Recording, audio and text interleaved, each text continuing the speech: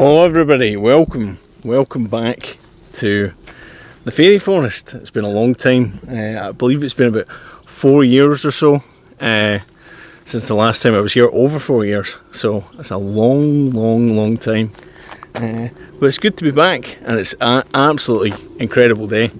It's been about 28 degrees maybe today, so like unbelievably lucky. Just going to give a minute or two on this. I'm trying out a different app, so I need to try and work out how the, there you go, nice wee bit of sun flare and stuff behind us there. Need to work out how the chat and everything works, but there, brilliant, it's working. Kevin, welcome. I'll just wander up and down here a wee bit. You can hear the lovely sound of cars and motorbikes down there, absolutely shattering the ambience. But I'll walk up and down here a wee bit and just wait till people start to fill in. How is everybody doing? Like I said, it's been great to do one of these again. We've been looking forward to getting back to doing some of the kind of outdoor streams for a while now, but hopefully everything's good. If anyone in the chat can let me know if things are groovy. The message is all popping up, so that's good. Does that? Right, okay, I need to have that open there. Apologies. Really, I should have tested this in advance, but that would imply a level of being organised that Ghastly Tales very rarely manages. Ooh, wee bit of sun there. I'll flip this round so you guys can see the... you don't always have to see my mug, but I'll slowly let people trickle in. I realise this isn't all good. Meat Juice, welcome. I realise this isn't obviously a perfect time for everyone, and people will trickle in gradually over time, but I'll start to walk down. You can see the wee bit that I'm camping at just now. It's a Mad Monkey, welcome, there you go. We've got this little gentleman here. The hope is later on that he will light up and allow me to find my way back, but I've relied on things like that before and it's not gone perfectly. There's these solar panels up here, and I don't know fully what's happening, right? But down here is a little box, and in it is car batteries, and I don't know what the fuck they're doing. Maybe some kind of sensors or something. But it's quite interesting. Earlier on, I just started hearing this random flute music. Have a look at this up here. When we get up here, it's another fantastic view just up here. We got the other side of this tree. Look at the neck of that. Pretty good view. Anyway, we'll bring you back down here. I started hearing this random flute music out in the middle of the field, and I must admit it kind of caught me very much off guard, to be honest. I kind of disembodied. Actually, I can hear it again. That's a lot closer this time than it was previously. Hold on. I just need to turn the microphone around and see if you guys can hear it better. Hold on.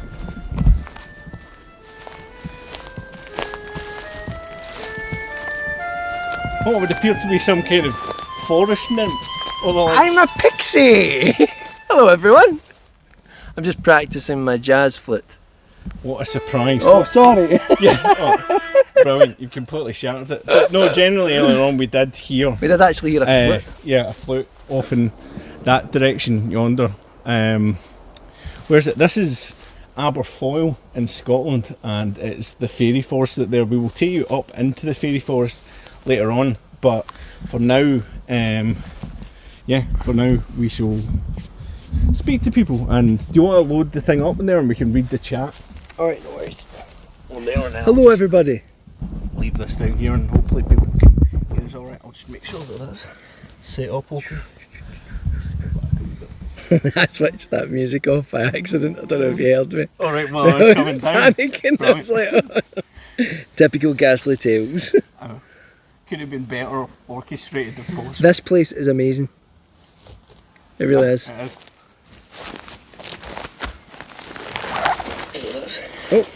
is. That's me. Right, hello Kevin, hello Meat Juice, hello the Mad Monkey, hello the Vixen, hello Spirit in the Sky. How are you all?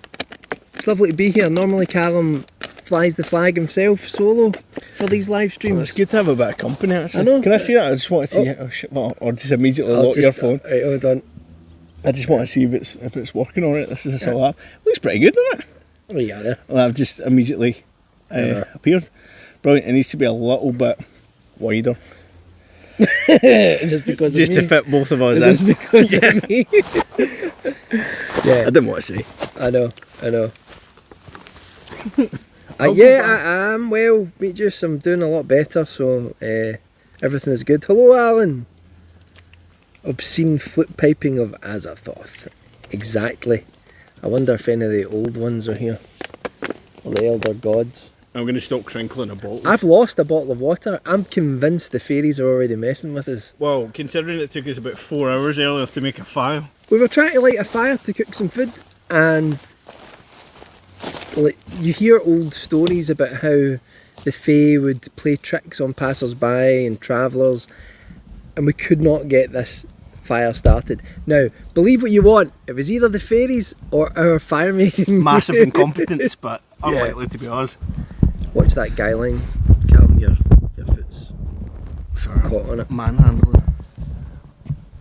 Talk amongst yourselves. I know, so I think we're going to go for a wee explore once it gets dark, which should be pretty soon. When did you say you thought it would? Probably in the next hour or so. Yeah, and the sun's already Sorry, pretty low in the sky. So this log is the most uncomfortable thing I've ever sat on. Right, well, Calm. sorry that Two I stars on couldn't find you TripAdvisor. like a leather couch. I know, I'm going to sit like that. Although I've probably just messed up everything if I sit Alright, like alright, yeah. that. Then you can sit up on it and sit above me and look down on me like you normally do. Hopefully I'm still sure. Yeah, so We'll just sit and watch ourselves. Talk amongst yourselves, guys. the Vixen says, I've seen Callum's fire making skills. It's not the fairies. No, honestly, like I did make a little bit of an arse of it, right, to start with, because I got this wood burning stove, this little, thank you, and honestly I've no idea how to work it. It comes in about like 5 different pieces. We'll work it and out. I've tried different combinations. And all of them And were all of them equal. were I wrong. think each All one of of them them got were wrong. worse. Yeah, and then eventually we're just like, right, we just need to make a campfire after trying for about an hour to get this thing going, and then But it what a took us about campfire. another hour, and then we made some burgers from Aberfoyle town. Yeah, we went into the Village butcher fair. shop just after we got off the bus, and chef's kiss. Yeah, it was good stuff. Shout out to, I don't even know the name I of it, don't know. Aberfoyle's Aberfoyle. Butcher It was- and Delicatessen. That's what it said, delicatessen and butchers. That's Oh, it. premium. That is a good mix. Premium. That is a good mix. But so I'm just, I don't know how it is where all of you are, but it's been sweltering here. It's been unbelievably hot. And neither of us are adept at dealing well with it. No, We're rotten. definitely not. One thing I will say is I've actually, so you can change the latency, like how quickly the comments show up compared to the video, so like how quickly you get the video. So there is a bit of a delay on the video, so if you make a comment it might be a little bit of time before we reply to it, partly because of how shite we are, but also I've just so that there's a little bit of a stream buffer, because in other bits inside the forest the internet connection isn't quite as good, so I don't want any buffering or anything, so there might be a little bit of delay in interaction, but it should mean that we get a better quality stream. So Yeah, I wonder where I've put that headlamp that you gave me. have you immediately lost I've it? immediately lost it. The fairies took it. That's going to be my excuse for everything tonight.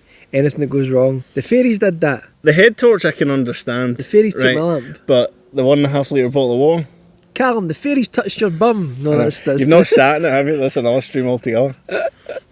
No, I don't know. I don't know. A few things have gone wonky. Although to be honest, when we used to do even live streams from like our houses and stuff like that, it'd be like, I know, and that It's didn't that. have any of the variables. I know, That's I it. know. I know.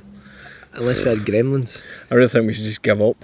But I think that. And we're completely Oh, ignored. sorry, I'm just ignoring the chat. The Mad Monkey says proper campfire burgers. Yeah, they were properly good.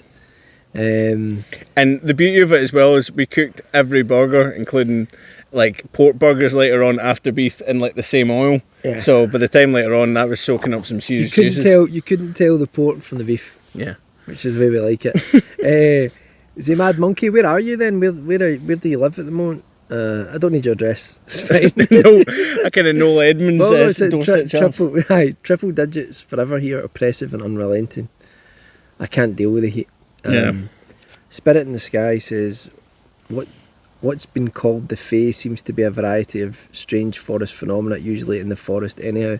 There's a lot of great folklore. One of my favourite pieces of folklore, and it's something that I have worked on for an episode of Talking Till Dawn, which is ghost lights. And ghost lights have been described for thousands of years, and I do wonder about those. They're often seen in the forest, and I do wonder about them though, because the way they're described even thousands of years ago is very, very similar to what people describe when they see UFOs. Right. And I do wonder if it's the same thing. They have to be quite small to be flying about the forest, though. Yeah, but there's accounts of like modern accounts of hunters being chased through the woods by like a glowing light. I'm not up for that. It was Callum with his headlamp. Yeah, you might see little tiny creatures flying about us just now. They are not fairies, they are midges. Arizona, USA. That's going to be hot. Too much for me. Be hot. I bet it's beautiful. I bet it's an amazing place. But I literally, it's like I said to someone the other day was saying to me like, "Oh, it's going to be 32 degrees. Like, brilliant. It's going to be fantastic." And I'm like, I will melt into a puddle of nothing at that temperature. We don't have the infrastructure for it here. There's no fans. I don't have the infrastructure. Yeah, full stop. I know. I've got a pretty impressive fan set up in my room. That's the only way I manage. Alan says 27 degrees in Glasgow today, intolerable. The thing is that people don't understand, Alan, is that when we say in Scotland, we'll say to someone, like, sometimes we'll say like 25 degrees, and we'll be posting on social media and be like, too hot, and everyone's like, oh, that's nothing. It's the humidity. People don't understand. It's not a dry even heat. now.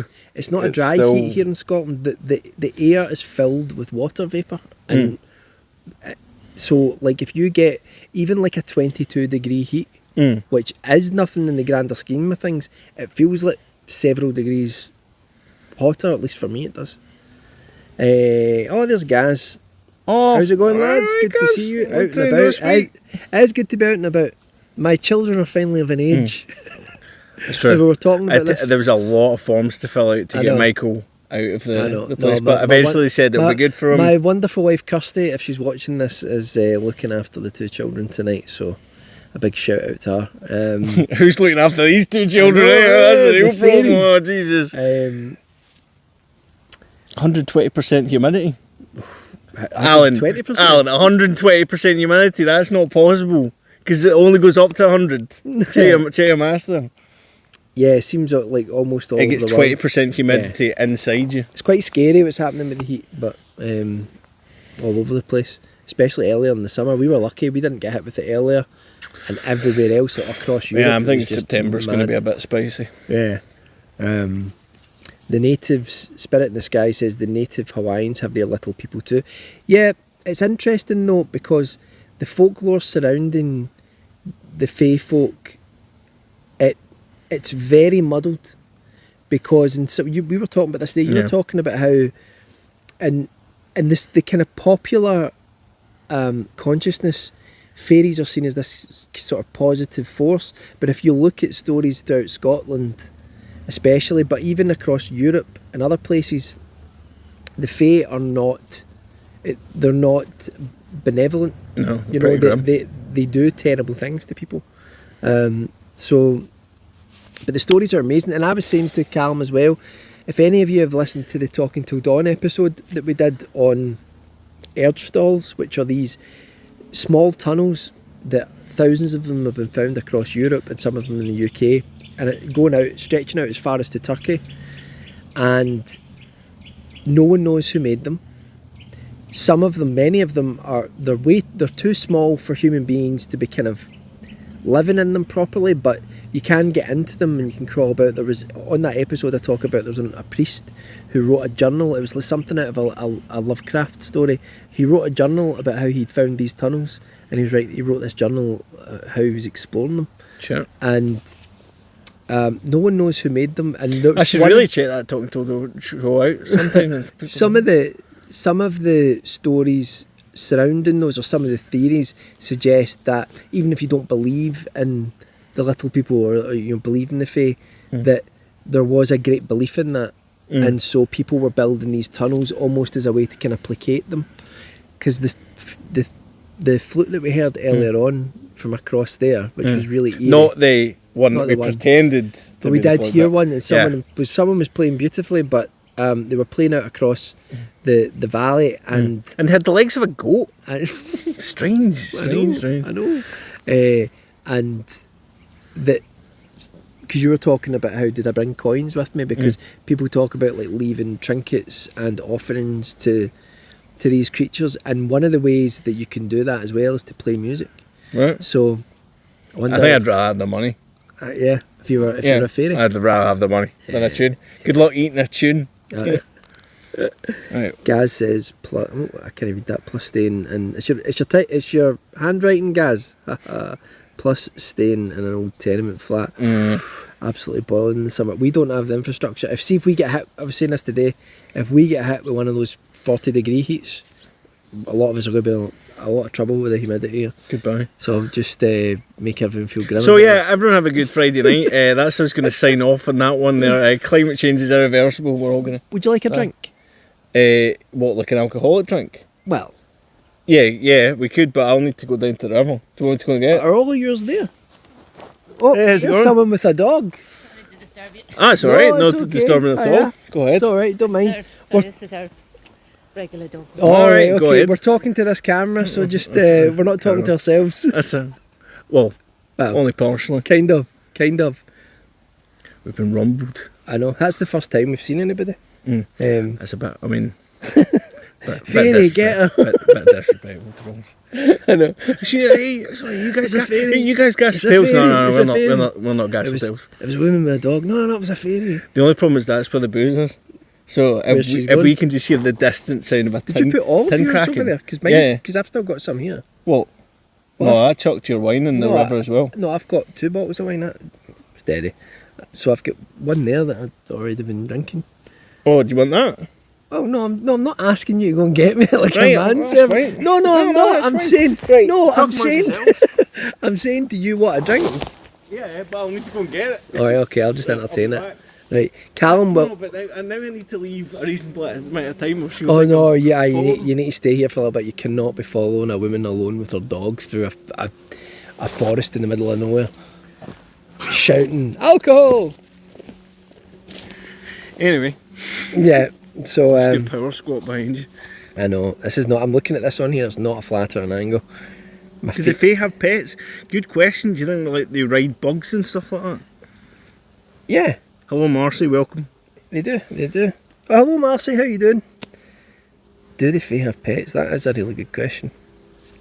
Maybe they do. Like Ant-Man. Like, he rides an ant, doesn't he, sometimes? That's not a good angle. That I'm gonna go right. I assume at this point they went the other direction. I think. I'm No, I think she went down. Which way did you go? Did you go up to the river, to down there? straight down. I think that's the way she went. Won't tell Cal. There you go, enjoy. Just remember, stick to the path. There's no path, there's a small trail.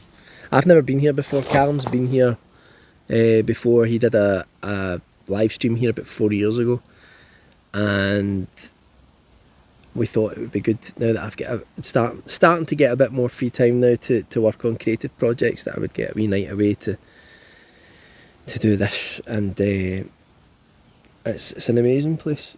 It's one of these things in a place like Scotland. In Scotland, you have the right to roam, so you basically can camp anywhere. If you're going to a place that's enclosed, if there's fences around it, then they say that it's good manners to ask the landowner.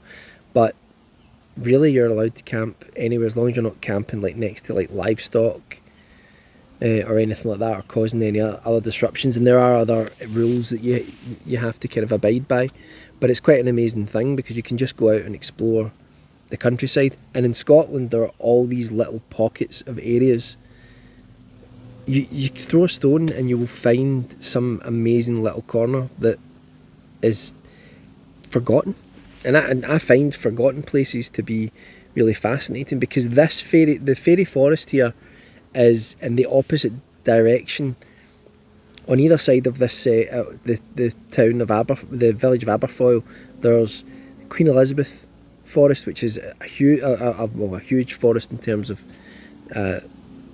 Scotland, but it's where people tend to go, and then you have this, and it's quite large, and there's some really cool things to see here, and yet people just don't really come here unless you're a woman walking her dog. So it's fascinating to be able to come to all these little places. Just look at the chat.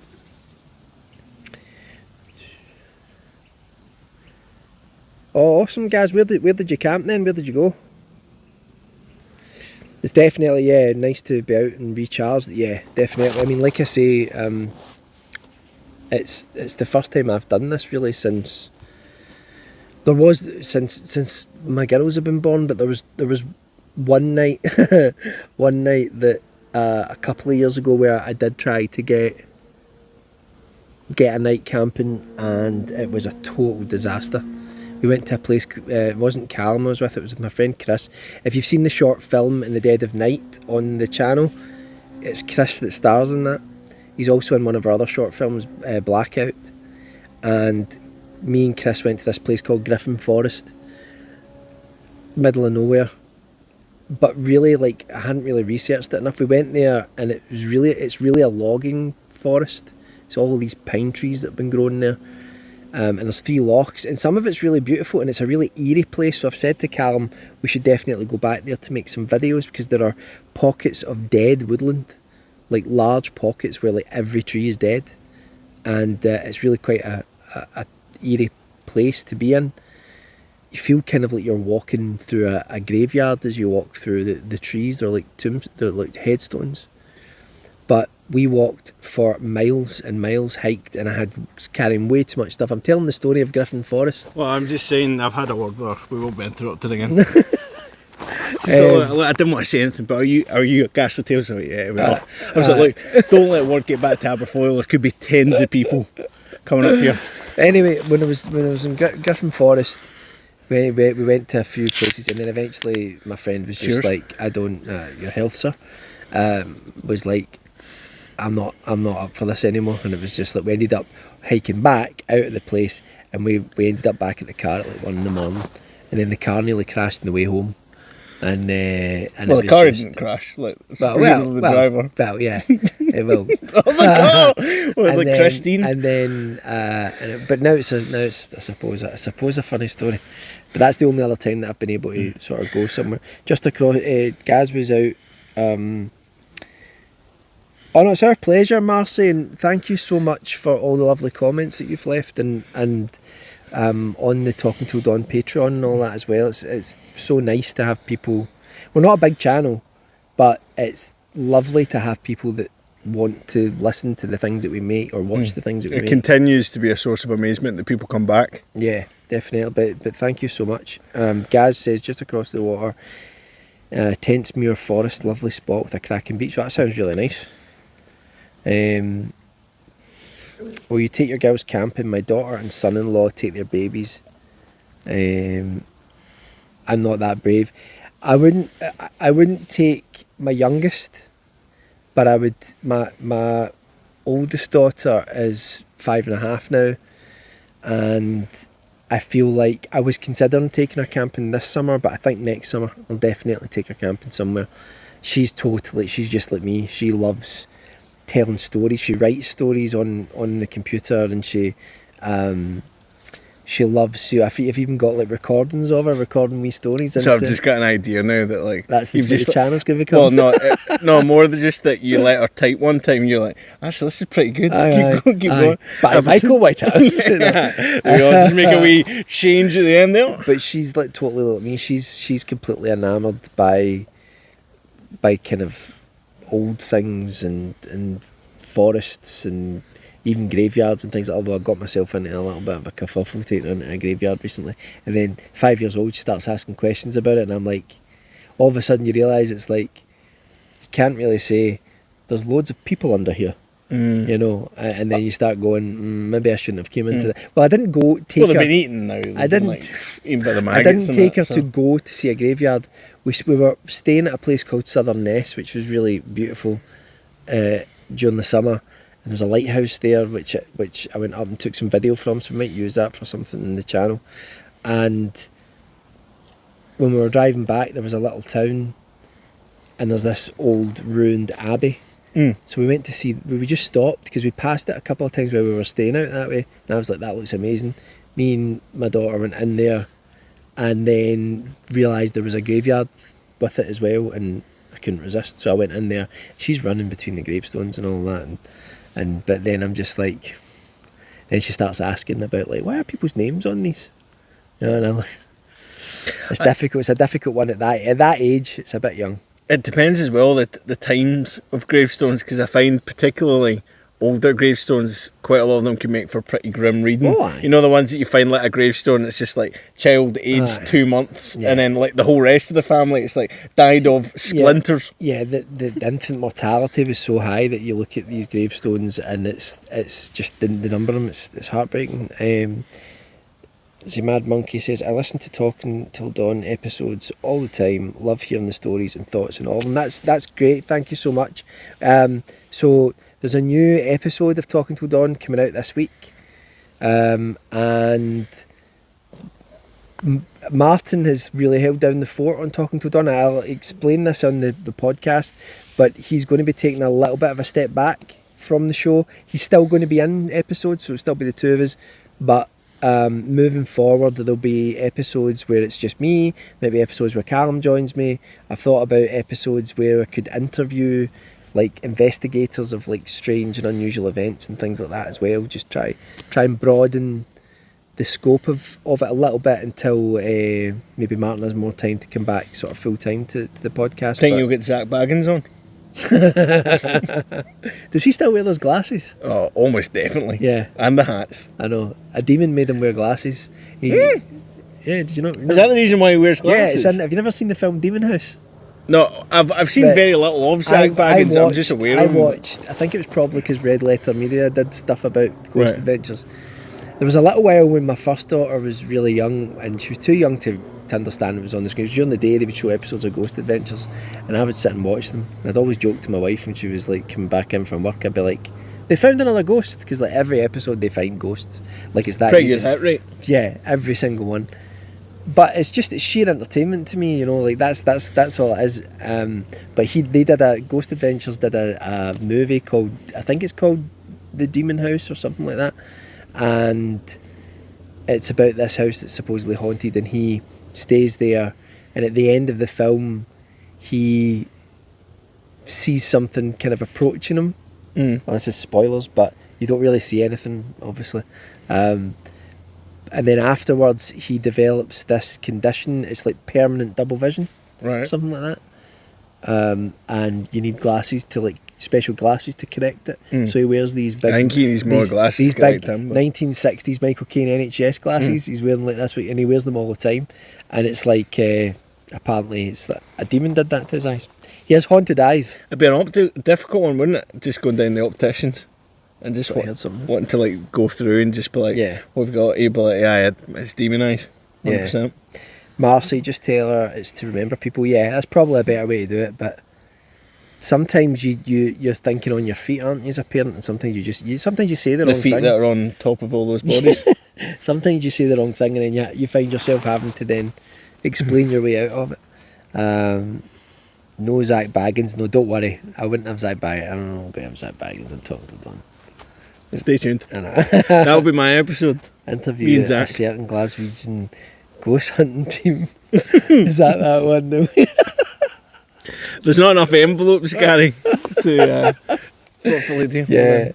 I don't know if they're still active. I did actually come across a group of people who I meant to tell you about this. I forgot to tell you about this. So it was through a mutual friend, and they were basically going on. They've got like this ghost hunter channel. I honestly can't remember it anymore, but it was like really low rent, and it was them and an American person that were doing it. It was a collaboration across continents, and basically like they were my friend was dobbing me in and was like, oh, Calm does all that kind of stuff, and I was just like, oh no, I don't really do that much stuff anymore, because they were like, oh no, here's our channel, and I had to sit and watch their videos, right, and it was like a 60-minute video they were trying to scrub through. They're like, oh, there's a really good bit in a minute, really good. There was no good bits. They were scrubbing constantly, like, and oh, isn't that spooky? I was like, that's really good. They're like, oh well, if you want to come out with us sometime, do it. And I was just like, I'm really busy. I didn't even I didn't even try and pretend to be like, yeah, but for doing that, I was just like, I'm busy. I think the problem with these sorts of things is that they're like, you know, like a lot. They've got that ghost app. Have you seen that ghost scanner app? God, right, yeah. The one that you go up and it's Yeah. like, and at that point, it's just like, Jesus. I think the problem with it is that, like, I've been fascinated by paranormal claims since I was a wee boy, and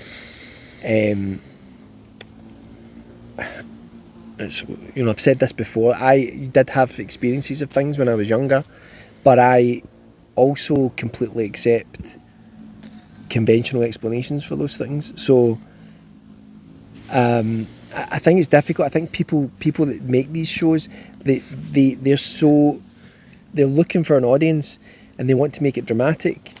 So, and they're putting money into each episode, whether it's YouTube or whether it's like a TV show.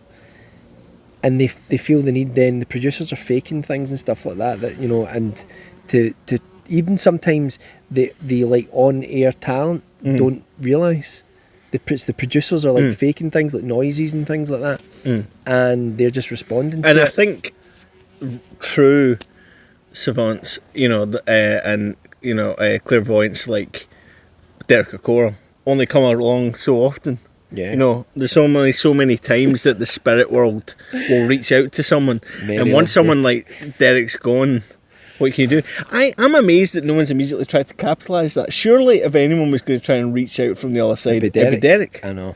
Derek Okora was the medium on Most Haunted, which, to be fair to Most Haunted, now I may be wrong about this, there was I think it was 1992, there was a one-off dramatic television show that we've watched before we talk about called Ghost Watch, and we've talked about it on the channel quite a bit. God rest Parky's soul. Michael Parkinson, that was a sore one. And it was like a live TV show of this haunted house, and it was a drama, so it was fiction, but a lot of people didn't realise it was fiction when they were watching it. And it's really frightening. It's really well done. Yes, it's aged, but it is really well done.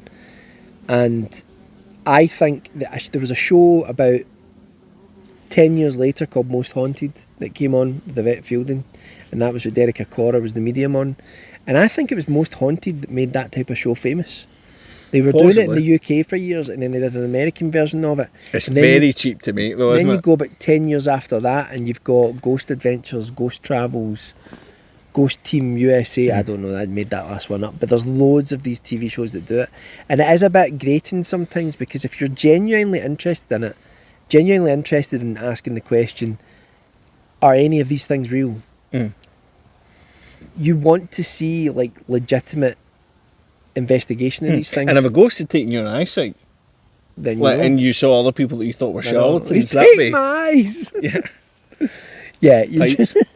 What's the chat saying? Spirit in the Sky says, some places in some forests, people sometimes go suddenly mysteriously missing. Sometimes they come back but can't explain where they were. Sometimes they're never found alive. Are you talking about Missing 411? There's a guy called David Paulides in America who... Was that one of the blue books? No, he does... Was there not a blue book case for people going missing for? Well, Fire in the Sky and stuff like that as well, isn't it? Well, David Paulides is like a retired police officer who started investigating disappearances. Are fucking horrible. Disappearances in national parks across America, and he started to realise that, number one, a lot of them weren't given the attention that they should have been given, because it's like, oh well, someone disappears in these vast areas. And number two, he started to realise that there were many really strange disappearances. The one that sticks in my mind is, so he's got a profile. He says, you know, I'm a ex-detective, so I build a profile, and he sees all of these different similarities between these different disappearances and murders and things like that in national parks. Now, whether you believe the profile's legit or not is another thing, but he says that one of the things that he notices in a lot of these cases is that search and rescue teams go to the areas. They go to the areas where the person was last seen. They are constantly sweeping the whole place, and this can go on for many days. Then suddenly, either the person is found alive and has, like you said, no memory of what happened, or they find the person dead, and they find the person dead where they were already searching. And one that really caught my mind was, there was, I mean, it's a tragic case. There was a young boy that disappeared somewhere in a national park, and I think it was like he was walking with his parents. His parents turned round on the trail and he was gone. And then they didn't find them again. And the search and rescue teams were going along this trail trying to find them, and this went on for days. And there was a tree that had fallen over across the trail that they'd have to climb over to go and do their search pattern and all that around the area. And then on one of the days, suddenly one of his shoes was on top of the fallen tree in the middle of the trail. And that's what he's talking about. He's talking about these really strange cases. Now, to me, if I'm looking at a conventional explanation of that sounds like someone who murdered the child or took the child and then was toying with people and went back there and put that shoe there. But I think David Paulides is leaning into this sort of paranormal, this old idea about there being creepy things in the woods that we don't understand, and that humanity has never understood. And that I think actually eventually Might go frighten a minute. the boy's remains... Not in these woods though. Yeah, these woods are fine. Any woods. I Hear think that noise? Yeah, I think that... I'm thinking, sorry, just to interrupt, should we try and catch a wee bit of the sunset before it goes? Yeah. So we head over that way. You can still talk. No, I will. People blame Sasquatch, UFOs, parallel dimensions, the Fae and more. Yeah, absolutely. And the thing is, it could just be that people are more likely to go missing in these areas, and that could just be it. But I think there's certainly cases. I covered a case that was... Is there a bit of that fence that we can dignified cross over? Probably not. It's barbed wire. That's a bit of laugh. Move the camera, Callum, as I try to get up. Oh, Jesus. I think my legs is gone now. Right. This bit here looks alright. I'm not getting over that. Tell you what, I'm going to go and get a drink. I'm going to go and catch the sun with the viewers. Right, will do. Does anyone know what tetanus is?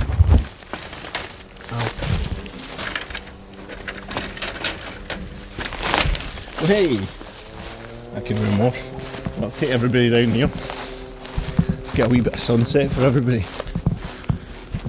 Try and keep that mic out of the way.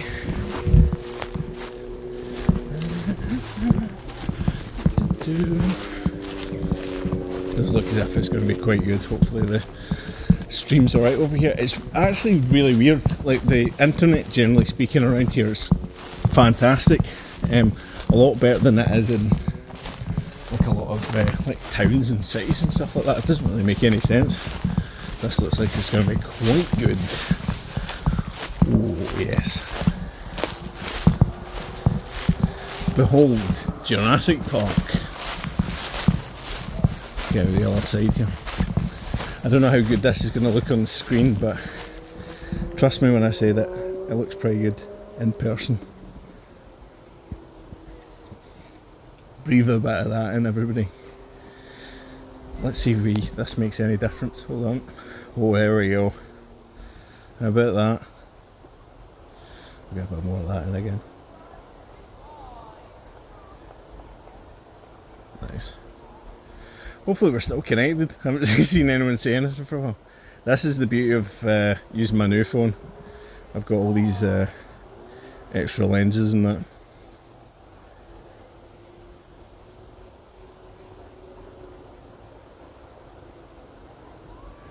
And it's kind of surrounded by these mountain ranges up over the other side as well. There's a lot of campsites far out, but the bit that we're at, there really isn't anyone else around. But let's go back a bit wider again. Sort of, I think I've just dunted the mic there. For some reason, it's no longer refocusing on the. There we go.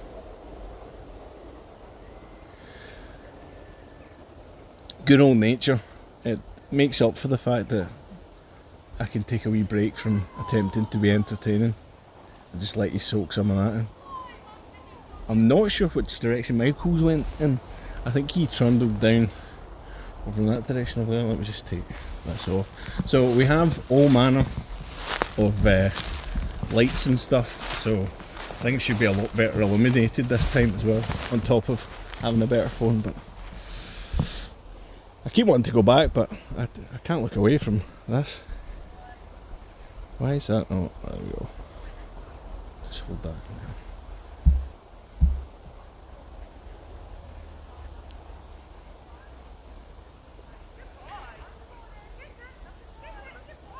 I think we're hearing the what do you call it?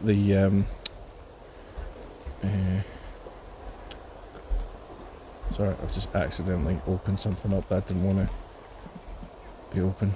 Joys of doing stuff on your phone. So there's a few people we haven't spoken to for a while. We're going to get back to doing these streams more regularly. This is something I've been wanting to get back to for a long time. It's pretty ridiculous actually that it's taken me 4 years to do another one, but stops them from getting too bad. Maybe we could do a wee shot here through the trees, that would be nice. For the branches just going to go, look. And 10 times. Look at that, oh, beautifully framed. Every frame a postcard. What's that hang? Is that like a spider's web or something? Looks like something. Right. You're more than welcome for the sharing of the view. Hopefully we can give you a few more. We're going to wait till it kind of starts to get a bit dark and then we'll saunter up to the... so it might be a bit better if I put it on the wide. It might be a little bit less disorientating to people. The stabilisation is actually quite good in this camera, so hopefully it's not going to be too shugly. Let's see if we can find Michael. I don't know if he's gone, presumably he's not gone all the way down to get a drink because he doesn't know where I put them, so if we find Michael face down in the river later on, we'll know he's made a valiant attempt. Oh, there he is. There he is there. I just realised I was going to shout help there and I thought, probably shouldn't shout that. Not unless you turned it into a Beatles cover. Should have brought my guitar. Do you want to take this and you can film me climbing over the fence for your own amusement? Good. Then hopefully this means that you'll fall. Which bit did I come over? It is. This bit. It is. The fence of death. Dramatic. Fall.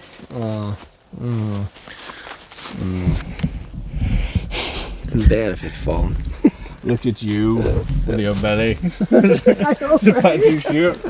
Alright, enough. Put a belly on. That's one of the, what do you call it? The James Corden That's thing. one of my favourite bits of footage of all time. Did you get the sunset? Oh, right, Oh, yeah. have you got the chat on that? We do. Got some pretty good sunset up there. So I've put some wee things up. Once we're later on in the evening, I'll bring some of these back down, but I've got some of these set up at the top in the hope that we'll actually be able to use them to find our way back. Pretty confident I know where I'm going, but I think it's... Oh fuck. What's that fucked? I think it's a bit early for this shenanigans, but... No, I just smacked the battery cover off of this. Ever the consummate professional. I just watched that. That was good. That was good. Imagine I was just like, right everyone, I'm just going to sit over there and I'm just going to watch the live stream for the rest of the evening. If you're looking for any, well, I'll go and get more stuff later, but it's just a straight shot down there to the booze. It sounds like there's people down by the river again. I can hear people in it with that dog, which is, I thought I had a good word with them, but I thought that was enough. Right, listen, we don't want to hear anything. I think we're going to go and have to send them a message. I think I might have scared a few people down there earlier on because I was just walking down that trail. Washing your drawers. Yeah. Well, time for my bath. And there was like there was like a family with a couple of dogs, and I think like I just came walking out the tree line like Sasquatch, and then I just went. And then more attempt, what do you call it? More entertaining if it had been like Satchmo. You know? Give him some horns. We've got a few of these pumpkin boys that we'll pop a light into later on. So how far did you hike the last time? Did you So basically when you go back up there and along, look at this, it's like first person. It's even better if I do this, look.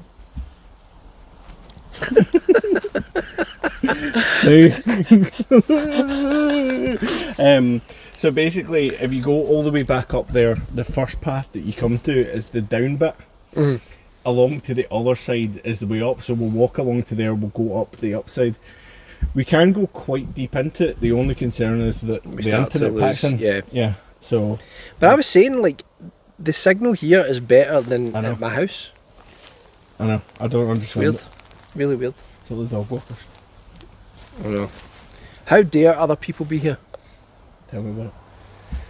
But the thing is, though, it's like this spot that Callum found. There's there's no evidence that anyone else has ever been like camping down here. What are you doing? It'll take a minute. I'll watch this, I'll see what you're doing. It'll come up on this in a minute, don't you worry. There's a little bit of a delay. I'm watching to see what's going on. Mike TV. Alright, fair enough. Okay. Callum gave me, this is how much Callum A cares about me and B underestimates my abilities in the wild. He gave me this bracelet that's got a compass on it. And a there whistle. You go. I know. It's got a whistle on it. And a knife, yeah. I know it's got a wee knife on it, but where's the whistle? The whistle's on the other side. Why don't you blow it for everyone on the stream? They'll love that. There's a whistle? Yeah, that's what the wee nub bit is. Hold on. Oh, that bit there? Yeah. I think you might need to take it off to adequately whistle. Right, I'm trying not to stab myself with that wee knife, right, okay. But people think... That's a naval whistle, by the way, so... Nice. This is where a whole bunch of forest rangers just descend from the tree. I know. I can't believe I found my Swiss Army knife after all this time. It just appeared this morning, as if the fairies knew. On top of a tree, next to a child's shoe. I mean, the question is whether we just start walking. We could. Do you want to start heading up? What does everyone in the chat think? Do you want us to leave the campsite now and start walking the trails, or will we wait until it's completely dark? We do have lights. You will be able to see things. Yeah.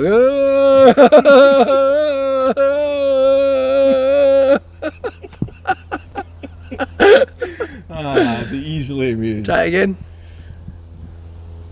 Well.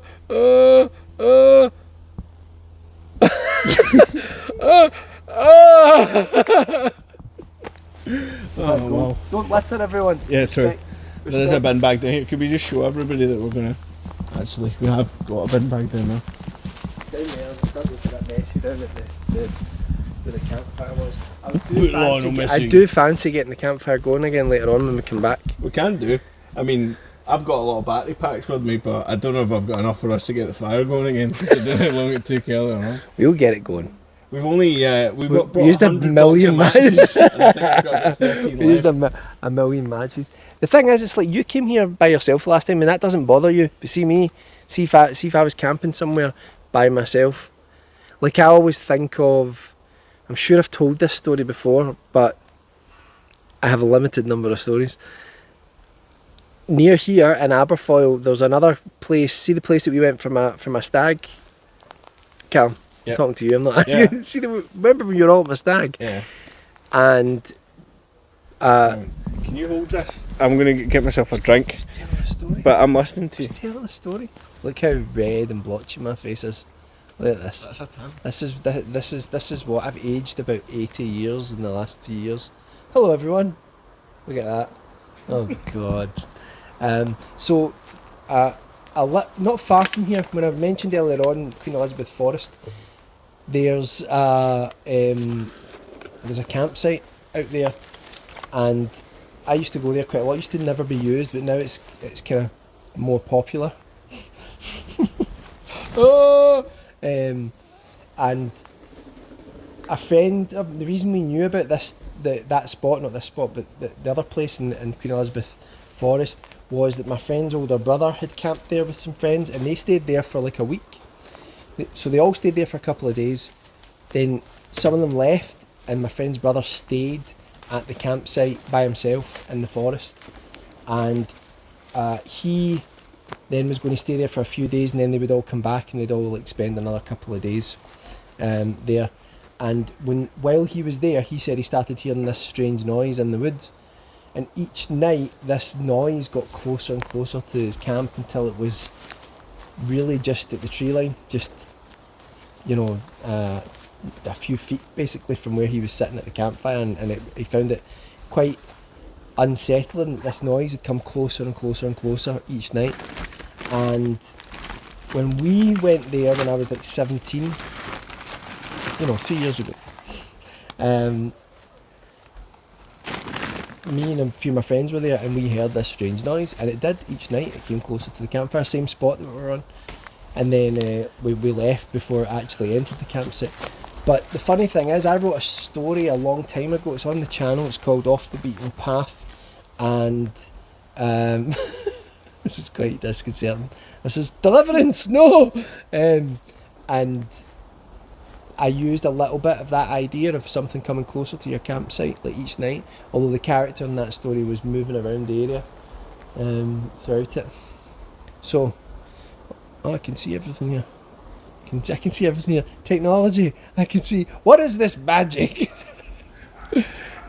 Fine with either. The getting lost was exciting last time. I remember that. I was in my house with my wife and we were watching Callum, and we were actually quite concerned for him. You got lost in the dark, may as well head out now. We will get lost in the dark, that's part of the fun, but this time there's two of us to get lost.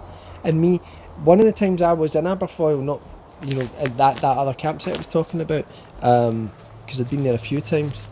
One time I fell in a river. I'd had a little bit too much to drink, I'm not proud of it.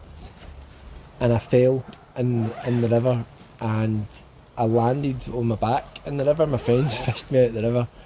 And the next morning we looked, and there was basically rocks everywhere, and there was just a gap between the rocks, and I had just managed to fall straight through the gap of rocks into the water. And if I'd been an inch either way, I'd have been in a bad way. There you go. Oh, I'm glad that you're in a good way, Yeah. Michael. Thank you. Oh, did you put that in my pocket? I did. You're like a magician. Like a magician. And now he's wearing my pants. No. Shite one. Right. What does the noise sound like? What noise? What did the noise sound like? All right, It sounded... Sorry, you were talking about Michael said. Initially I thought it sounded a little bit like a bird. So I thought, right, but then as it get closer, then you start thinking like foxes make strange noises. But it was an unusual noise, that's what I'll say. I mean, it sounded like an animal. It's like Batman in the 60s as he's talking. Dutch angles. And then, Robin, we will... Yeah, so it was a long time ago now. I'll tell you how long ago that was. That was... Oh my God, that was 25 years ago. Glug. Yeah, 25 years ago, my word. What's the consensus in the chat then? Generally speaking, I think people want to wait until it gets a bit darker. Yeah, right, we'll wait until it gets darker. What we could do though is we could start walking up that way and see if the stream holds out. Can I get one of the ties to lock my tent out? Lock my tent out. Actually, I need to find that headlamp. Oh yeah, the one that I gave you that you'd lost immediately. Yeah. Let's look in Michael's tent. No, on you go. Right, thank you. On you go, off and do something else. Thank you.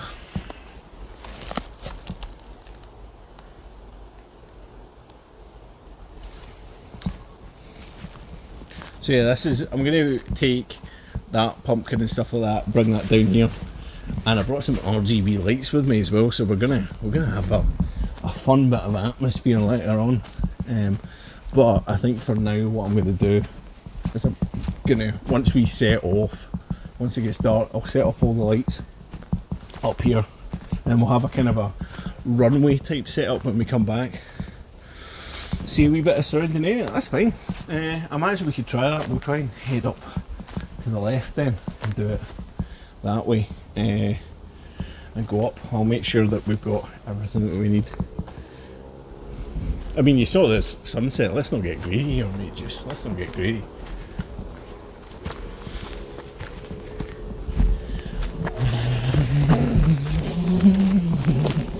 Bit of an Evil Dead situation. How you getting on, Michael? Resisting the urge to... I've not zoomed in your arse. Don't worry. You okay? I think he's got his head stuck in the zip. I want to show you it, but I'm also trying to let Michael have his dignity, which is difficult. The cable tied down amongst all this grass, and now I can't see it. The modern adventurer at work. Nope, that's a bit of grass. You don't have another one? Yes, I can get you another one.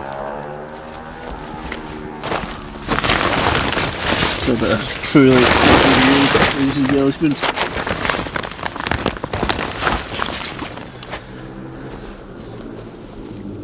So we will be relying on you.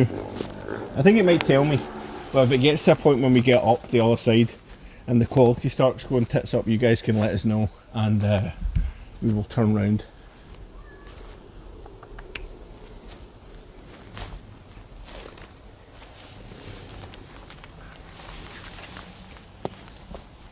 Are you taking... Have you got that wee black bag I gave you? Alright. To carry stuff? Honestly. Half a job. I have this little bag of supplies here in case I get lost. There's just enough to keep me alive.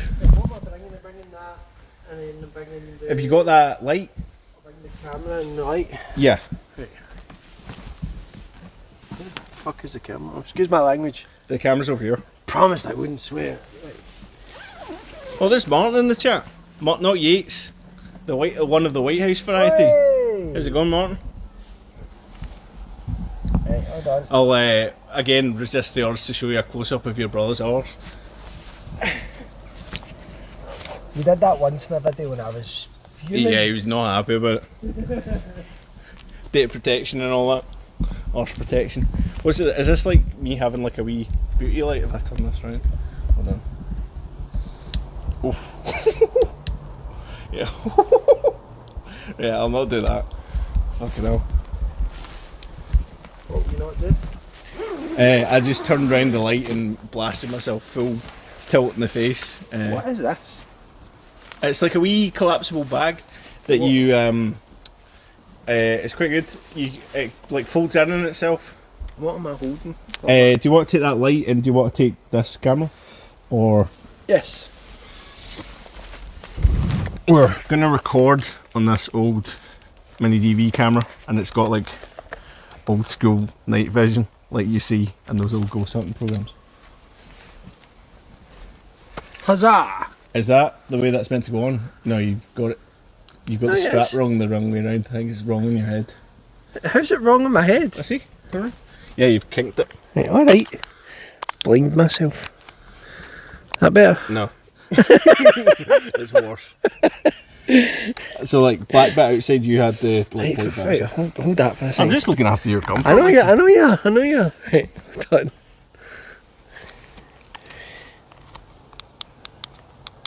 Excellent.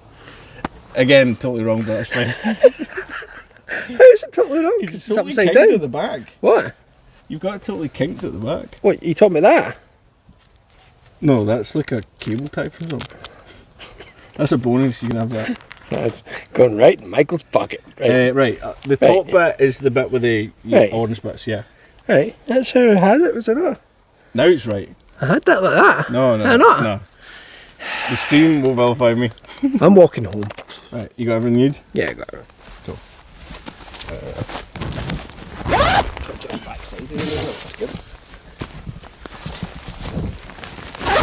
Alright, let's do it. Now we've not left out anything else that's of value, No, just just in case the fairies decide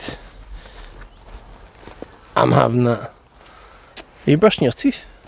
I've got a camel back. Oh, I should have taken water with me. No, never mind. It's in Worst there. case scenario, you can suckle from my teeth. My teeth of water. Mother's milk. Right. I think it's going to get dark, to be honest. It is looking that way. Yeah.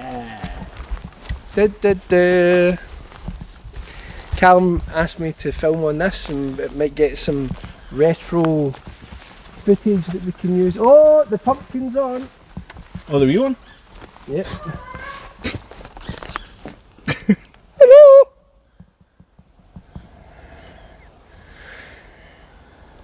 Sounds like Punch and Judy. It does, doesn't it?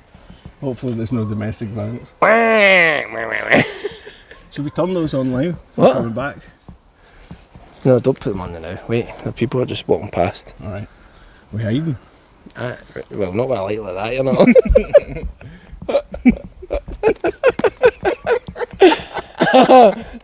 Hide!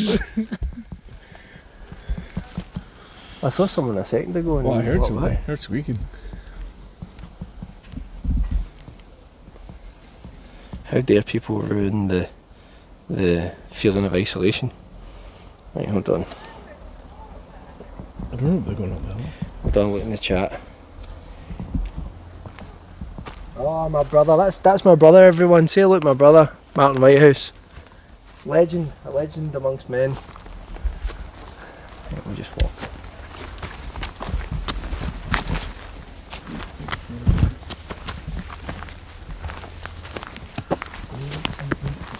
Stick these ones on there. What? Stick these ones How on. did this? Hiya.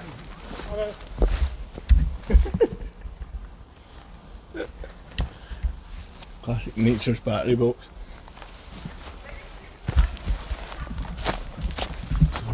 I don't know.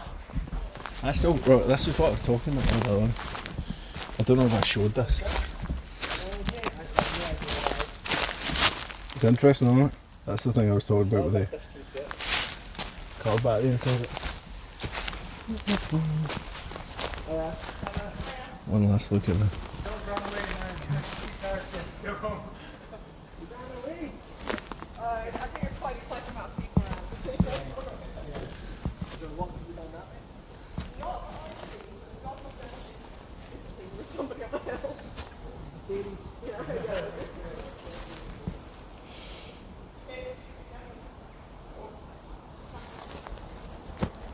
It's got something down here where Michael speaks to people. I don't want to speak to anybody.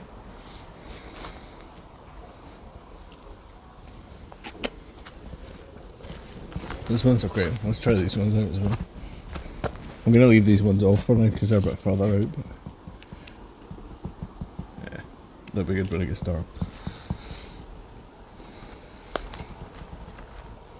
But yeah, I think it's quite difficult because I think for us we've got a lot of people that are, you know, particularly like in America and stuff like that. I think the majority of our viewer base is in America, and obviously like a lot of the time we do stuff is a time that's for us. So, and I realise it's not particularly ideal, and then there's obviously people like Vixen and stuff that are in Australia, so it's very difficult finding a time that's actually suitable for everyone, but we do try. I think they've taken Michael. I'll give it another few minutes and I'll get involved, but for now they're doing me a favour. God, too much chat, too friendly. He's too friendly. I should have never brought him. I would have just kind of gone up there and gone, alright, how's it going? That's it, gone past, but he's having a right good gab.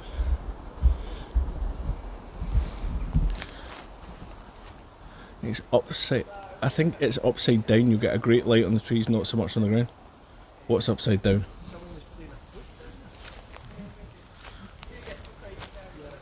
Right, okay, I'm going to turn this off. Nobody needs to see my face for this length of time. So we brought a ton of lights with us, so I think we should be absolutely fine. He's still talking.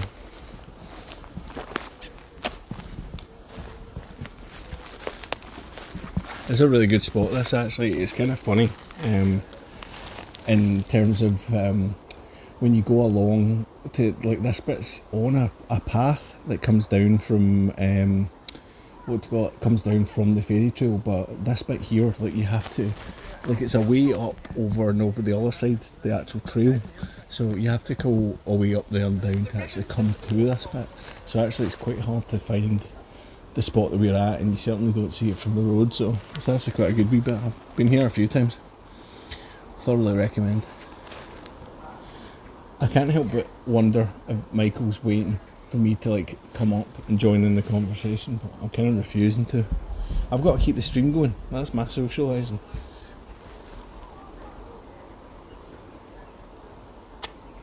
I think though, based on what I can hear in the background, Michael might be getting the inside scoop on the car battery solar panel scenario.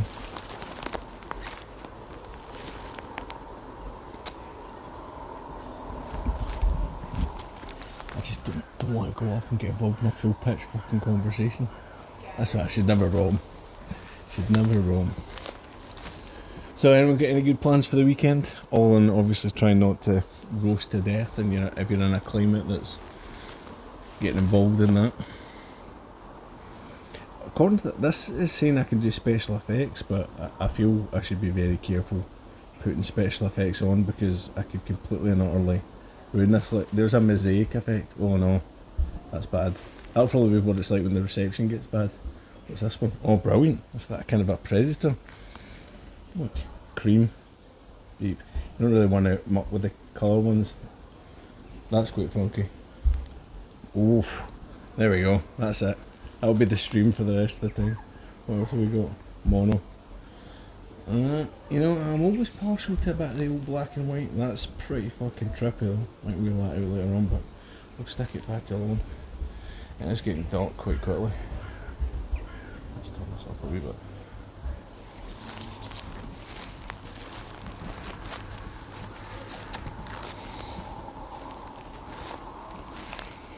Oh, I've given up trying to make sure that Michael's head straps up correctly.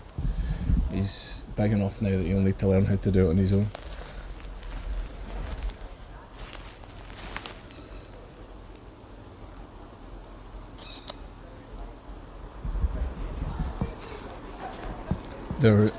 Once it gets to this time at night, kind of around about sunset and in the morning particularly, especially if you're near water, you get these things called midges, and they're kind of like mosquitoes but they're not, but there's shitloads of them and they basically just eat you alive. It's pretty horrendous. Cotto J, how's it going? I'm just has Michael finished chatting? No. I need to go and check in a minute that they don't just take Michael home with them. That's my only concern. I'll head up in an effort to be polite, I guess. Oh. Okay. Success.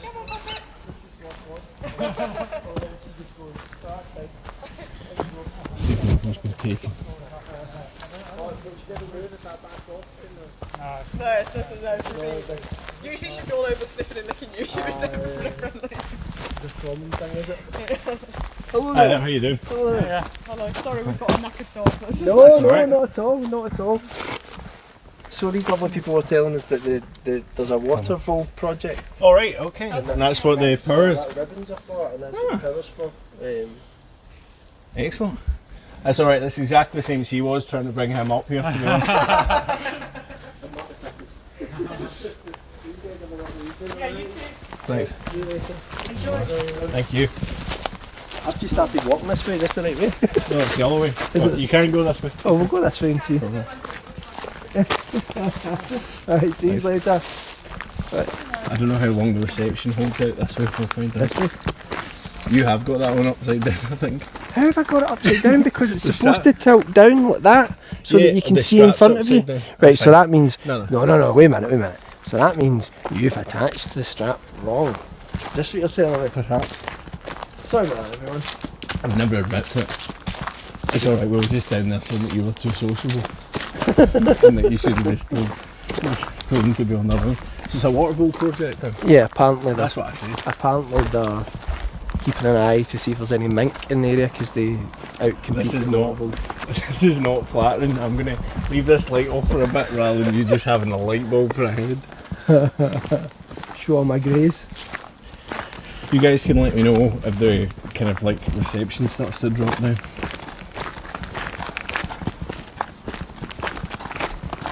But you think this is a circular trail? It is a circular trail. How long is it? That I don't know. But I think it gets to a point where you get far enough along here and then it's basically just like brush. Like I don't think they maintain it. The light's on. I don't do well in low light. So I think this might be the bit that I came up to earlier on. Alright.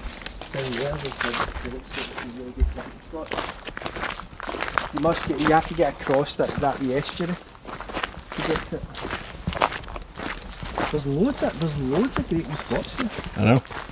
Because I asked them, I said, is there a lot of people this way? And they said, "Hey, live here." They never said like no. But there's a festival thing on tonight. Yeah, they were assuming that we were no goods. That's what there's a bike festival on. That's what all that. That's why you can hear. Oh, like motorbikes or pedal bikes. They all got cards in their spokes. I used to love doing that. I used to put like a crushed can in the back of my. I never stopped.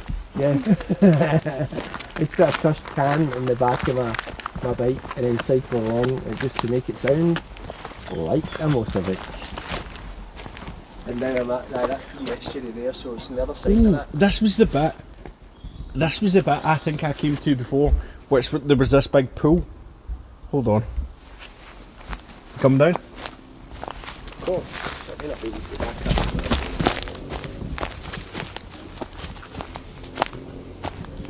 Or it was that connects to that wee kind of slip of the Forth earlier on. It's just like stagnant water.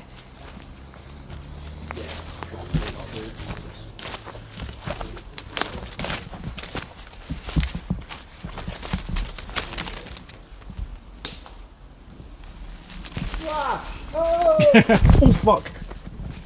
I nearly ended up a drink there actually myself. Is that over there? Is that just a fun or? I think so. So it's just like a little. Yeah, I remember coming to this last time. There's all these bits up here and all that. Looks like there's good camp spots up there. Certainly does. We'll go back up. Yeah, I'd be tempted to say start heading back over to the trail, but the biggest problem is I guess we'll probably just bump into those people again. Then They told me all the bits have been taken down from the Faerie tree. Taken down? Everything's been taken down. What? Yeah. On what possible ground? Because people during the pandemic were just putting up masks on the tree. What? Ugh. I know. And then they just decided. Surely Take people have everything come back and started up again. She said it will start up again. It's not started up yet. Oh fuck, well this is going to be a bit of an anticlimax. Here's a tree, everyone. It's You may have seen them before. still supposedly got a man's soul inside it, so that's still quite good, isn't it? I know. So I'd check on your phone that we're still connected.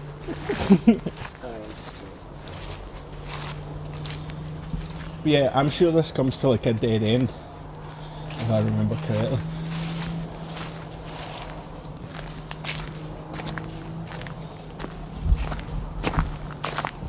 Is that a beam down there? Is that a fallen tree? It's a fallen tree, I think.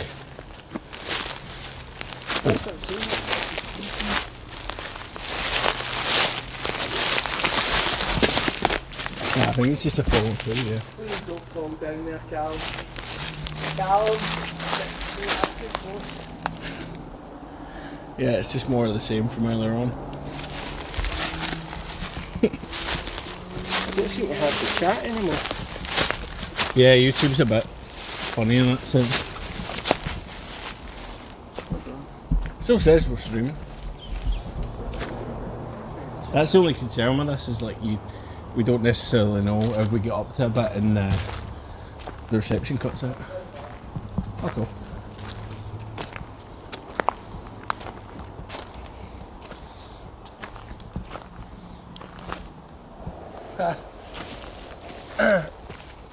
Cult of Jay says this is an Algernon Blackwood story in the making. I love Algernon Blackwood, and you're totally right. Nobody wrote about folk horror really. I mean, people didn't call it folk horror back then, but no one did it as well as Algernon Blackwood. The Wendigo always stuck with me, especially like when you're sitting at a campfire and there's a scene in that story where you get this group of men that are out hunting in the wilds of Canada, and they go to this supposedly forbidden area, and due to like native folklore, and one of their companions seems to be taken away by something, and then at some point he comes back and he walks out of the darkness, and the way Algernon Blackwood describes him is terrifying. It's like he walks almost like a marionette coming out of the darkness, as if he's being puppeted by something. And it's a great story. It's a strange story.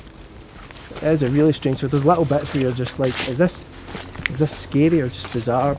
And then of course you've got the Willows, which some people say is the greatest weird tale ever written.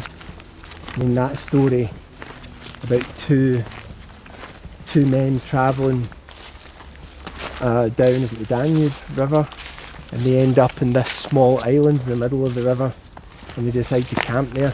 And at one point they see something in the water and they think it looks like a dead body. And then after that, strange things start happening on the island, and all the sort of bushes and the willow trees seem to start to take on a sort of malevolent form. And I think that story mostly captures the strange, the idea of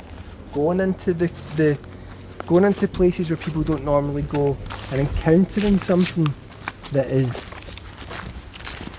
genuinely inhuman and that we can't understand. But Algernon Blackwood was great. One of my favourites is there's a story he wrote called Keeping His Promise, which is more a sort of tragic ghost story, and it's about a student in Edinburgh who gets this late night visitation from a friend, and I won't spoil it, but it is a ghost story, but it's eerie and frightening, but it's kind of sad as well. Wow, look at that. Also, is Algernon Blackwood not possibly one of the greatest names for an author? You would think his name was made up, but I don't think it was.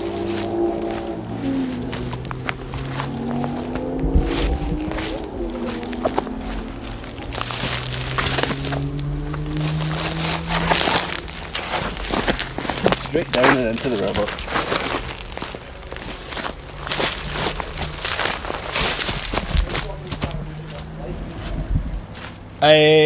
Probably in a bit, I guess, when it starts to get really dark. But we've made it down to the actual the fourth. Is this not the fourth, or? Well, this is a nice wee bit.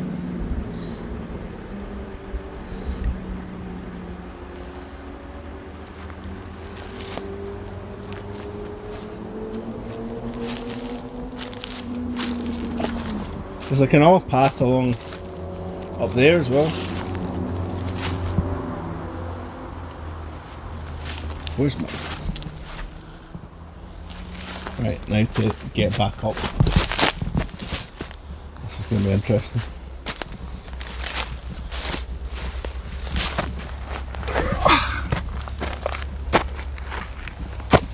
It was actually easier than it was getting back down it. Come on. All good? Honestly, I'm trying to post something on Twitter just to break the immersion.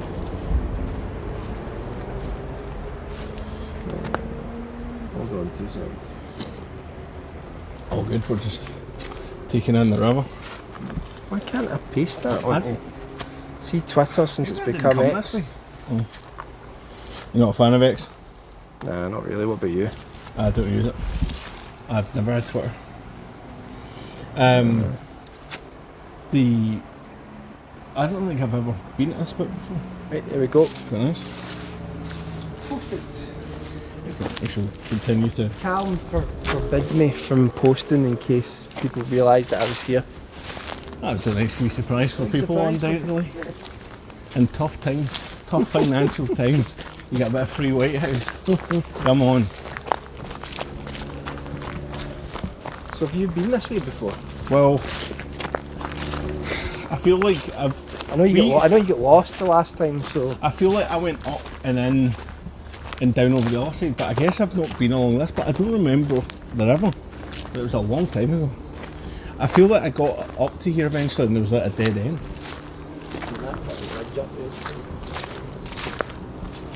Oh. There's a lot of deer, by the way. Well, it's funny because we've not seen any deer dropping. Any scat. Is that down there? Is that It's another wee like clearing down there. a bench or something? What's that? Oh, is that big clearing that I was talking about? Could be. Down the check. Investigate. Callum, you're Cable. trailing up the end. A fern? Wait, this might be the bit that I was...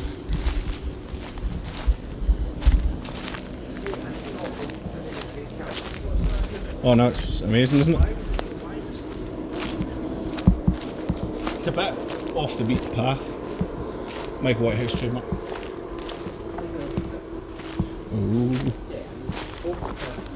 No, this... Alright, there's a whole fern attached to my thing, is what you're saying. No fishing drawn at this point, or it must be an electrical wire. Power cables. Overhead. See any? I don't see any now. Killjoys. There is a bit eventually you come to, but I have no idea. Left that there just to mess with us. Quite possible. There was a bit that Yates and I got to at one point, and it was really difficult to. I have no idea how we got there, but there was this big circular clearing with like log benches around it. I would probably advise not going too far off the beaten path. This is a lesson I learned prior. Yeah, That's true. I've not brought any snacks. That's what you're going to say. No, not yet, not immediately.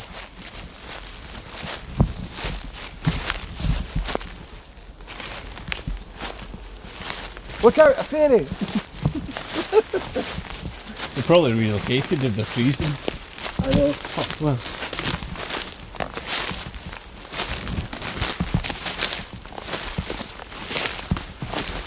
Feel like in Jurassic Park.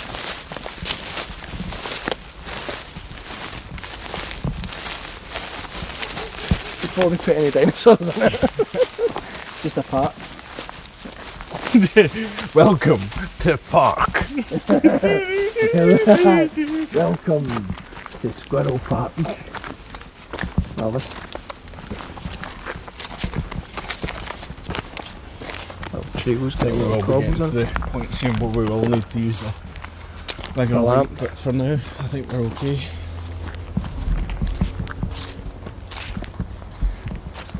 So as you're thinking to try and go all the way around, reconnect and then go up the path? I don't know what I'm thinking is, but that's what you take professionals for. Tell me my thinking. Can you hold this for a second? Certainly can. Well, ladies and gentlemen, Oh, welcome to Callum McPhail. cheers for that. So how's everyone doing in the chat? Is everyone alright? Yeah, I'm concerned whether the chat's disconnected on this as well, because I haven't seen anyone post anything for yonks. On the chat. Earlier on we had a flurry of activity. I have had some.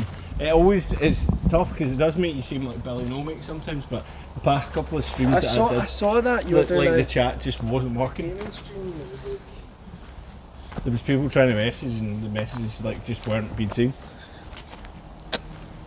Meat just says all's well. I trust Meat. trust me, Juice. I very much so, emphatically. I don't know. That was a couple of juicy bits of meat we had earlier on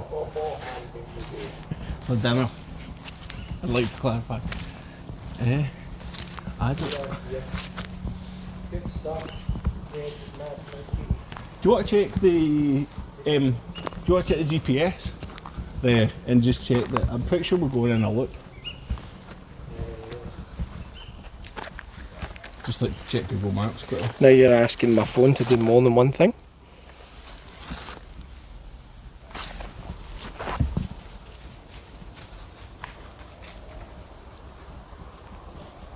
Sound suspiciously dear. I hope it was there.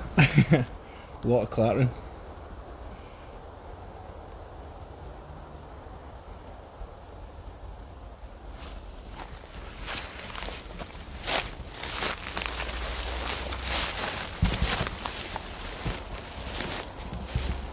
Is this light pretty bright? Yeah. Coughing. You alright? You just inhale it there. Water went down the wrong pipe.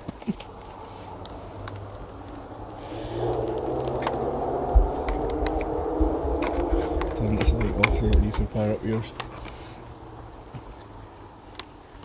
It's still here. So you push the one on the left. This one? Mm-hmm. And then twist it to the right to the max.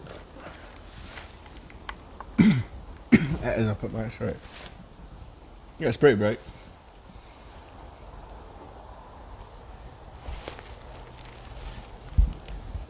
Was that a deer or a fairy? 2 flute notes for fairy. 1 flute note for a deer. Ah, it's a deer. You're tend to fate, mate, because if all of a sudden you did hear a flute, you would absolutely I would brick that, it. mate. I'd be way home. I'd be way home. That's it. There is some lunatic. I spoke to that couple I was speaking to. I said to them about the flute, and they said, "Oh, they said you get really strange people coming up here doing all sorts of stuff to do with the fairies." You mean other than us? Well, we're just here looking. You know, we're like those wildlife photographers. You know, we can't intervene. There's a fairy. This might be the bit you get to that counts a bit of a dead end. Well, they came from this direction. Wasn't the same dog as the other, was it? No. That wasn't the No, same. no, it was a different couple. It was a couple. Only one dog. Good lord. On the one dog.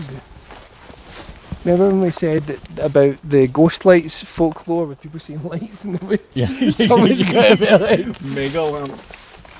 such a headlamp. Yeah, it's probably a little DP in it. Especially because as soon as you turn round, the camera's just completely white. I know. It's not digging your skin. Someone in the chat's like, I'm watching this in VR. Ah! Oh, it's so creepy in there. Look at that. Got all the moss hanging off of that tree.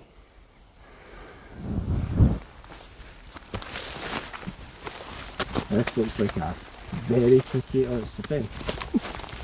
I was going to say, Who could have made such a thing? no, was it the fairies? Metal and wood intertwined. Clearly made by fairies. What manner of evil is this?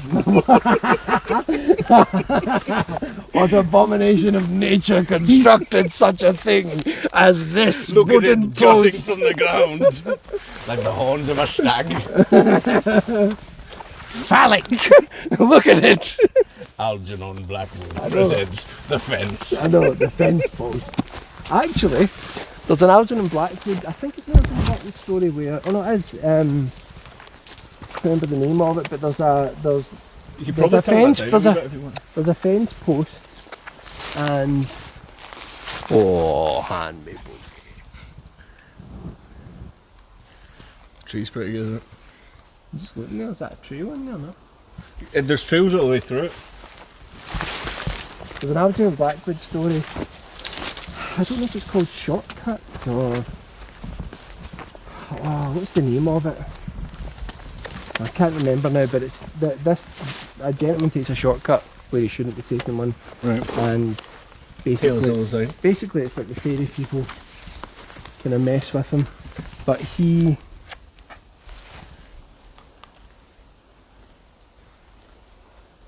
the protagonist in it passes a fence post and then realises it's actually a man that's standing there. Oh, right. Yeah. Classic. Classic Algernon. Up to his old japery.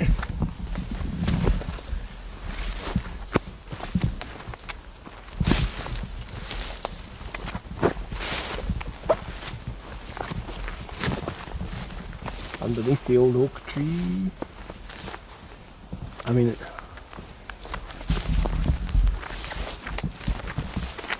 I just found earlier on while you were talking that there's a whole bunch of really naff video effects, but some of them were like Predator-esque vision. I was quite enjoying that actually, as a matter of fact. I can't believe you've come through this on your own, Cal. You're mental. Yeah. Not that I'm saying I'm going to be Oh, of any good. hang on. We get the first time that came up saying that the network wasn't stable.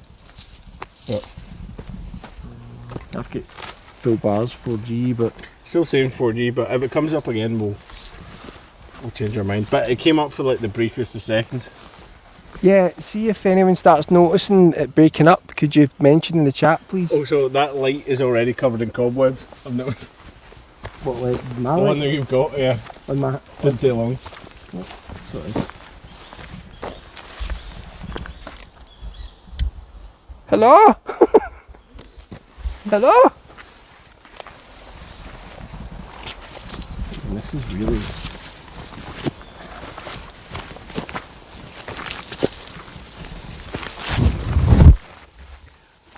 She meant when she said that you'll need to do a bit of bushwhacking. Is that what she meant? I believe so.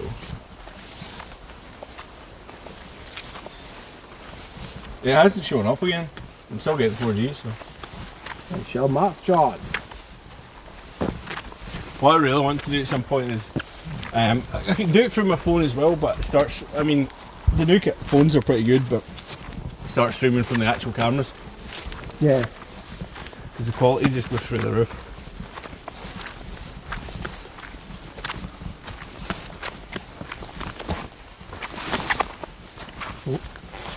Yeah, there's another crack inside there for sure.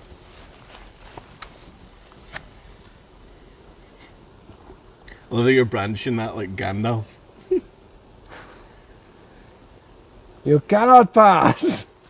Long Island Blues, how's it going? Oh. Hold on. That's not come up in mine. Oh no, it has. I'm now watching you walking on the screen while... Long Island Blues. Chaz, is that you? It's done, it says it's Dave. No. I'm sure that's his Twitter. His Twitter handle. Alright, Dave. Chaz and Dave reference. Oh, I heard that again.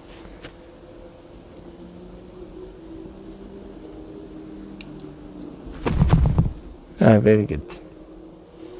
I easily scare. If you hear a shoot, Waiterhouses are easily startled, but they're back.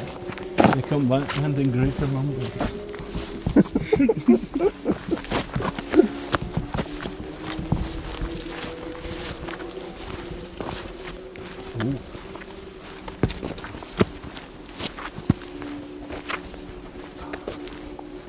all I can hear is the bike festival across the valley. Yeah. I mean, that is properly far away, by the way. It's just that it's...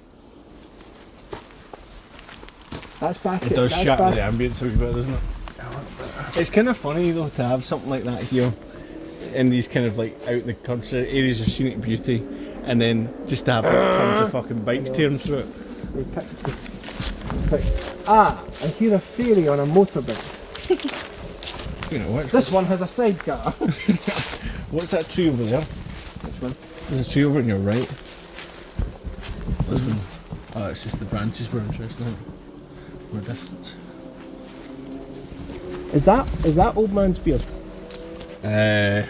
Pass. I've just I walked thought, through. but there's a tree. I don't know, but I've just walked through old man's boss. I just walked to a web. Ooh, now we're getting interesting. No way. Get me gander. So he said. Yeah, go for it. Off the beaten path there, off the beaten path. I did say stick to the path, didn't I? Aye, off the north.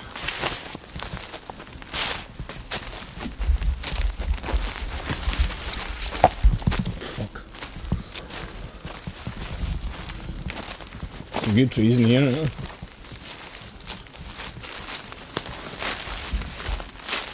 Man, we could do such a great horror film. We found some really, actually, one of the main reasons Mark and Like, I came here I'm- originally is we were looking for trees for a project. I'm honestly not joking, like, I think if this place is as quiet like this, I mean, obviously once a year there are bikes across the valley, but apart from that, if this place is as quiet as that, if we were to write a found footage film or something like that, Oh yeah. this would be. Mate, this might yet become a found footage film. Very true, it's happened before. It's a lot more interesting inside the woods, isn't it? Yeah. Do you know, if we trundle up that hill, the middle of it is the tree. But That hill? yeah. Mate, we're going to properly get lost. I'm game. How's everyone else in the chat? Are you game? Will we Yeah, of course so. will we go off the beaten path and just head track at the top of the hill there's the fairy tree? Should be, yeah. But we don't. Will we just try it? Why not? Right. Let's I mean, the thing is, we know there's reception, right? We're always going to be able to find out where we are. let's try it. Right, you go ahead, you've got the lamp. Now you're going to want to turn left and head upwards.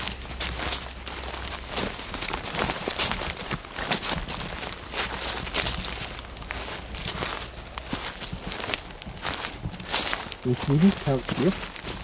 Yeah? So you're starting to get pretty far in. Like, one thing if you've got the bikes or something like that, but if you're carrying stuff, it's quite a distance to go. You can't bring cars all the way up here.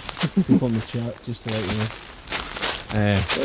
At the start of it, there's a big... If anyone hasn't, we've got a video where we go exploring the Blantyre Cliff, and we found a car in the middle, the middle of the woods. It's just been sent completely off. Probably. Up there to the right. Up here. Yeah.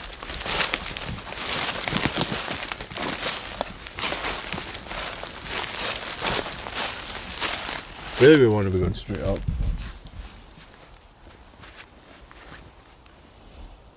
This doesn't show emojis, so it's just writing them out. So Vixen said glasses, purple, yellow, diamond.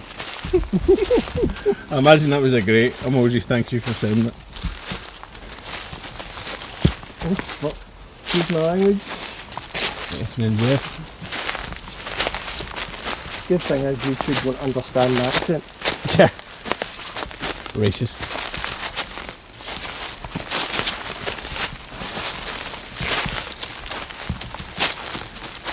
It's a good gradient.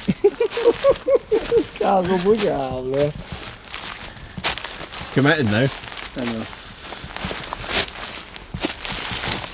I'm okay as long as I don't have like a massive backpack on. If I've got a backpack on. Vixen says she's got closed captions on and the stream's just fucking indecipherable. Oh.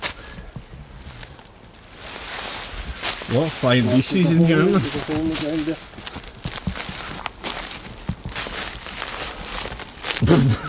I bet there's vertical, mate. What bit? I'm just kidding.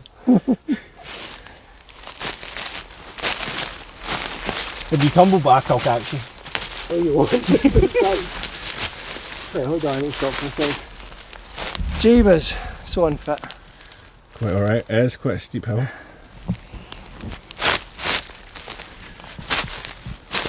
Ooh. Sorry. Guys, if you get a little bit motion sickness because you suddenly start going, oh, the place is just calm.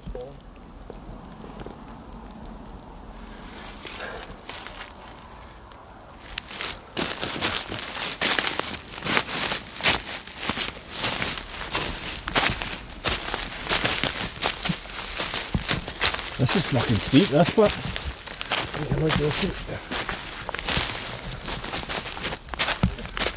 My shoelaces have come undone. Oh dear. The fairies! They've undone my shoelaces. Tied them together. Whoa.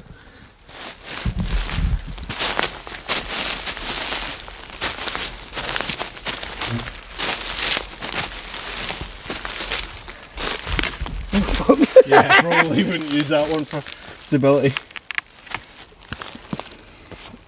It's supposed to yell timber, Michael. What about that one? Nah, that one's a bit more secure. We're nearly at the middle. I don't have no idea. Why is this camera vibrating? Is it on? I must have switched on now. That would explain it.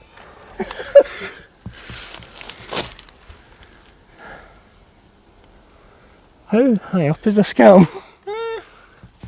Did you say 750 metres? No. That's from where it was from our bit. Alright. Oh, there's like a bird box.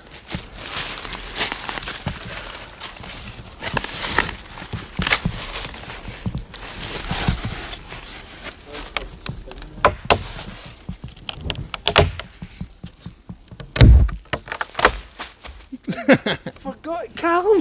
Sorry, I'm right here! It's not very good near you. It's not very heavy!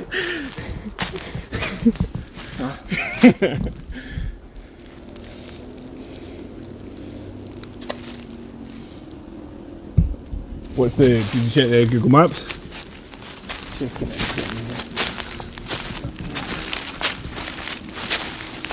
What's that hanging from that tree? What is that? Is this the starter? I don't honestly see for a second. Yeah, I thought that was something as well. Dagger handle or something like that. Did look a bit interesting for a second. Oh, so did those ones hanging over there. Hold on.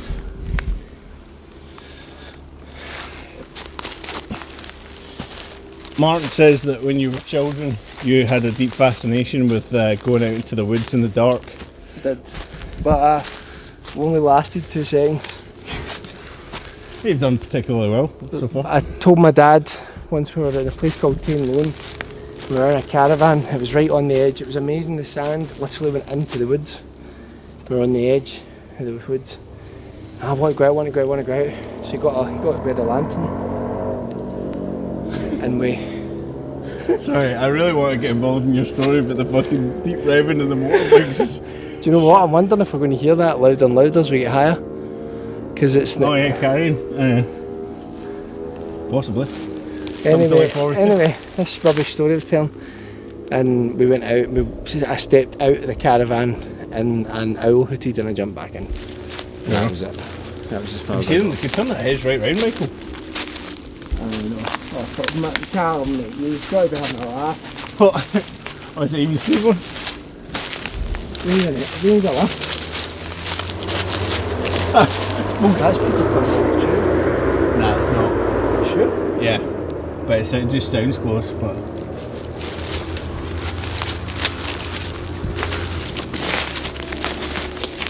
Mate.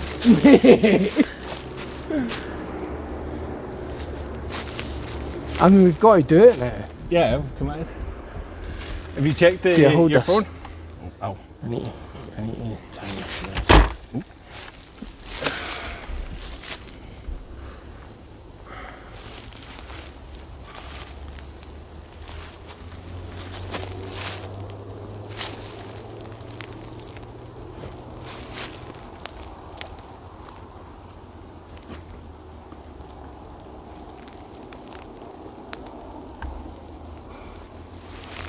Check my phone for the GPS. That would be good. Please don't forget the camera cord. No, I won't. I can see light breaking through the trees up the top. That's the sky. Yeah. We're not that high. It says we are here. Alright, so we're trundling up. About 100 metres, maybe 150 metres away. Yeah. Hold on, I'll tell you. Straight up. Tell you how far we are. Yeah, we're about 100 metres. Okay. And something just flew in my eye, Callum. Get it out! Something's crunching down the hill. Why does the chat keep disappearing? I have to keep starting it up again. Yeah, YouTube chat is pretty awful recently. I don't know why. It just is. Mate just said story checked out. Nothing has changed. That's very true, guys. Very true. Right, well, I wish I'd brought water. It's okay for you. You've Yeah, got that here's water, hydration. right? I'm not going to suck on your teat. Right? Well, sorry, Michael. If it becomes down to survival situation. Well, if it's survival, that's one thing.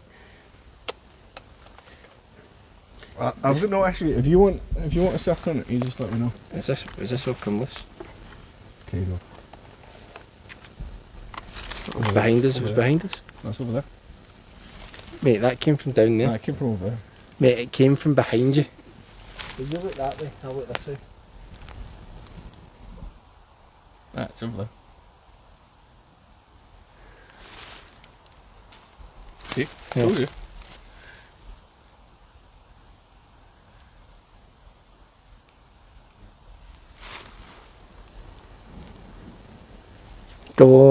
Don't look. I don't need.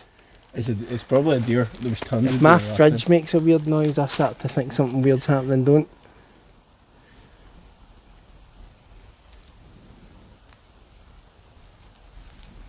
Shall we? That was a pretty fucking Wolfest noise, wasn't it?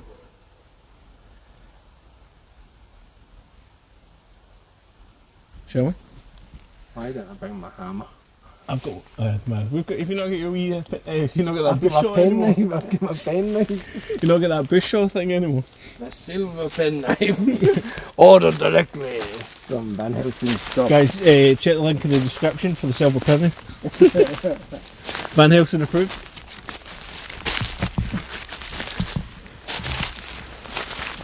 Remember when I said I injured my foot? This is good rehabilitation. Aye, is it, aye? Dr. McPhail says. Grind that foot into a stump. Mumbo jumbo.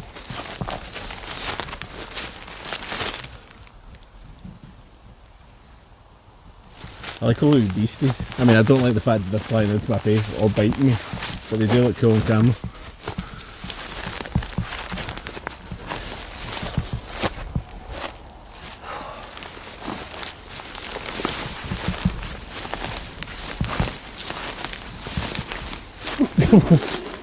Alright?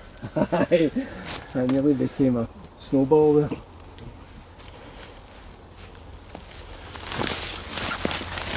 Should I be concerned about being in this in shorts? Did you go in the same muddy patch? Probably.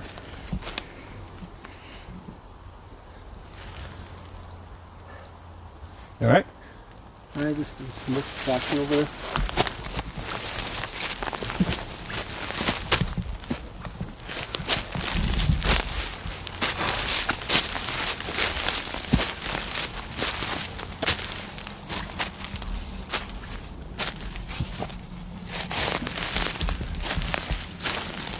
Oh, fuck.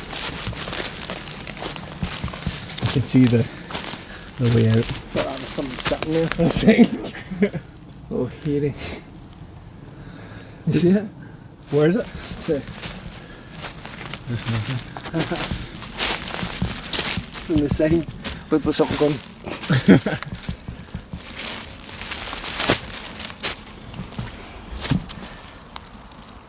A nice wee plateau for a second would be good. Yeah. They should have thought that when they built I it. know, I know.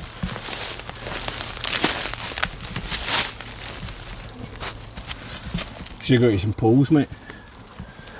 Seeing as we were basically traversing vertical. I do that lately. Sorry, probably shouldn't make a joke about that. Check that big pile of trees over there.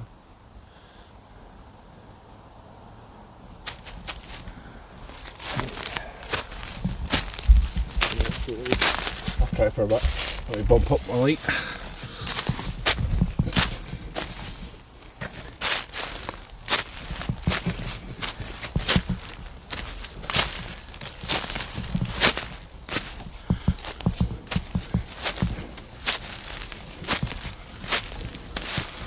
Pretty dense fir now. That's, oh, there's a way up here.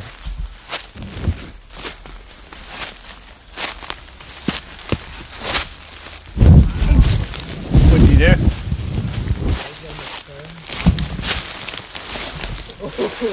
Careful, this bit here's a bit slippy.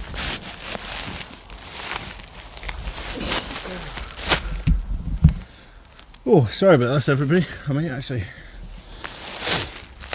imagine you've just been viewing ground for a while.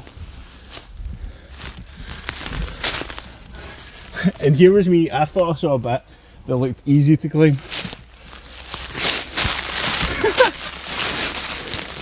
You can tell why other people just got the path in.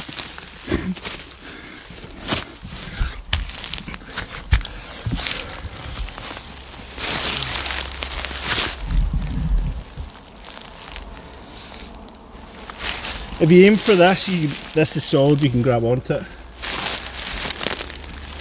about 10 feet away. I know.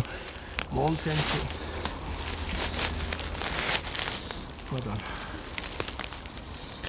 I'm just checking behind you just in case anything's coming. You could put that camcorder in that wee backpack. Aye, that's what I'm going to do.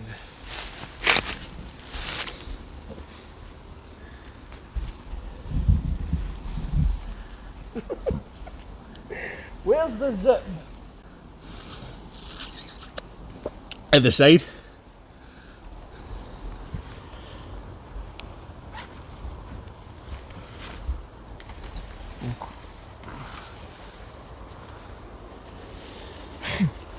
It's a fair point.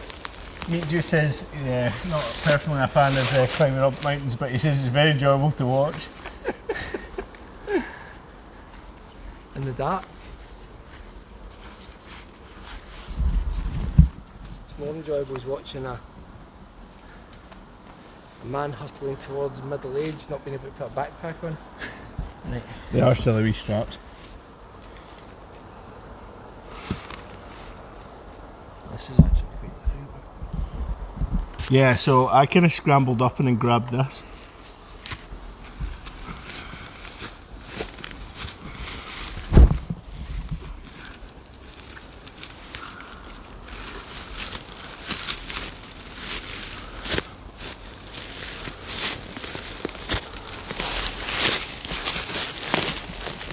Hello. Ew. I think it's just up there. Yeah. We're nearly there, ladies and gents. Jelly spoons. Are we sitting here for a second? No, I wouldn't. Cause yeah. Christ! Yeah, I tried to warn you about that. That's quite prickly. There is a berry on it on the other side, I think. I'm not eating it. Don't eat it. I know it's a blackberry, or a blackcurrant, but it's too low to the ground. PEP on it. Never get told that. Michael has just bagged it perfectly. The only piece of fruit on the hill. I'm used to doing that for my children. No! Let go of that. Ow. Right, next item on the agenda. So, Sally and Forth, right. Treat. Do you want me to reach back and grab you? Ow. Watch out for the sticks poking out the ground. I think it might be easier up over here. Don't know how many times I've said that now, but Thank God I wore my hiking boots. quite. What was your alternative? Because have you got your jeans on still? Fucking hell. The Glasgow man goes goes north. Armed in a pair of yeah, jeans and winkle pickers.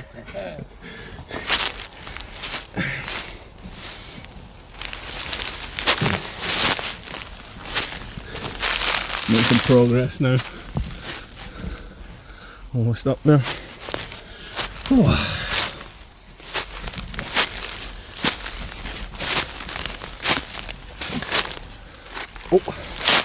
this actually looks like almost like trail. Probably because we're up the top.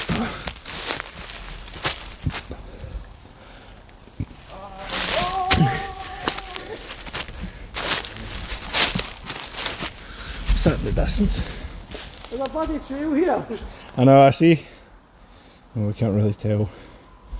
You win this round, Faerie. Hold on.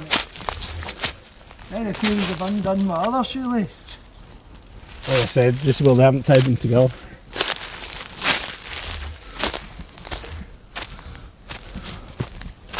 And now we have reached more flatbread. Nice big slug there for everybody at home.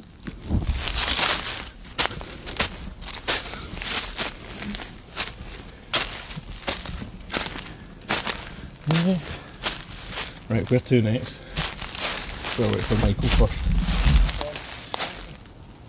So the way to stop this from taking away. You're more than alright, Stephen. How's it going? You find us not to be unexpected, but up the side of a a hill. We've gone off the beaten path. We're not lost per se, but we have strayed. Hey! And we are joined by Michael, which I don't know if you would have known. Is that Stephen? Original Stephen, indeed. How you doing, mate? Well, this is quite Silent Hill, this. I know. Get it while you still can.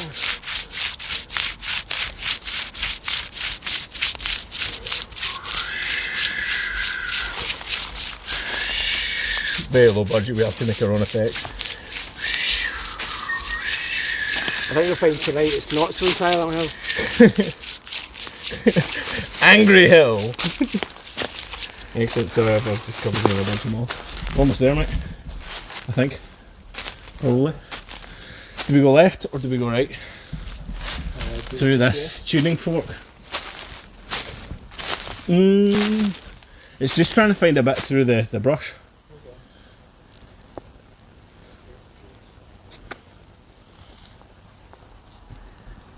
It's quite a funky tree, isn't it? Something just went crack. Okay. 50 metres from it. I think over that way. Alright. It's turned along. Oh! Good had you. That sort of something. I think we're going to come crashing out into... Oh, it's trying to find a bit that we can get past though. Oh, ow. I think we can get through here. Careful, there's a lot of jaggy. Ow! Holly. Okay. Ugh.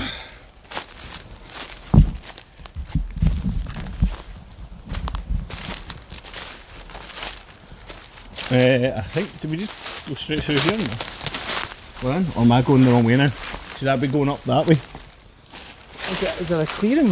There is in the middle of it, yeah. Oh, here we are. This is that. I didn't recognise it because they fucking stripped it. This is the Faerie. So, unfortunately, guys, they've taken all the stuff off of it. Check, it's still Yeah. pretty Oh, it's amazing. still got a lot of coins in it. Look at that.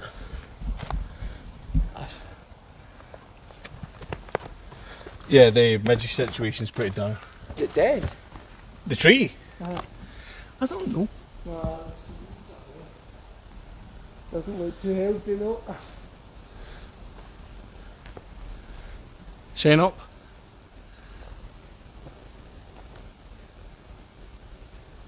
Oh. And as you can see, some people have left some offerings. Have they tried A to Lego start stuff again? spaceman, Oh, nice. a little picture of two unicorn things, a 20p piece. That will all be going in the Ghastly Tales coffers normally. So many coins. We haven't made an offering ourselves yet. but I have. we've made an offering of quality chat. Hold on. I think I've got change. Yeah, there's a bunch of tree stumps full of that. We have to go back down the path to get to those. I say I've got change. Hold on. I'm sure I have change. I'm getting attacked by. Hurry up, mate. What? Get that cheese rendered. I know.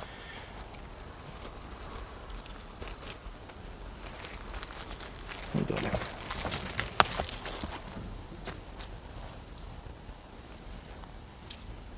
That's what I help people there.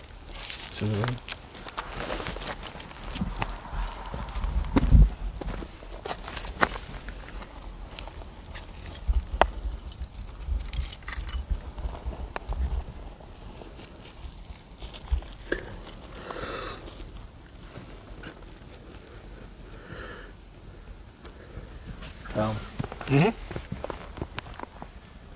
What?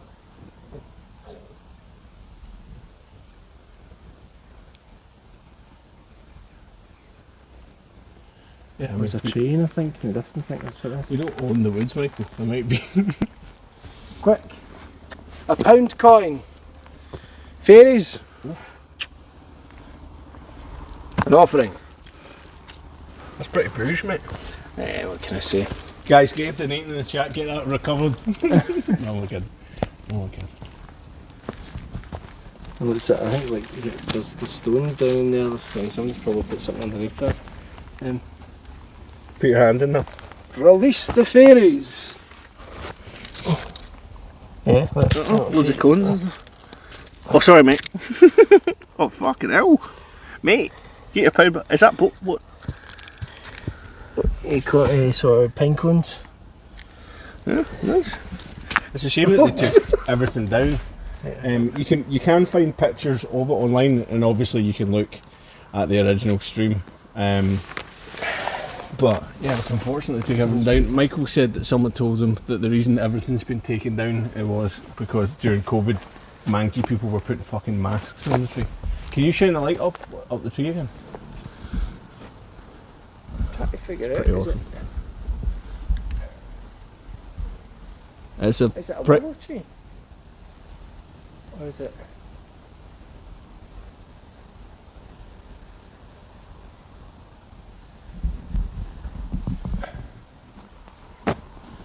No, it's not willow tree. This one's pretty. Just I trying to like figure out this what it tree is. as well. This one's fucking. So now we need to make it down one of the trails.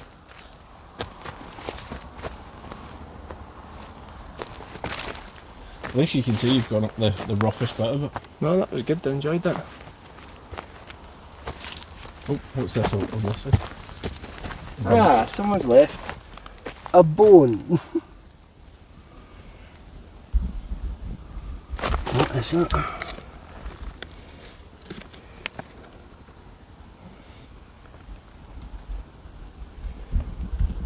It is a bone. They did say that people came up here and did some pretty weird things sometimes. Yeah, all of them are.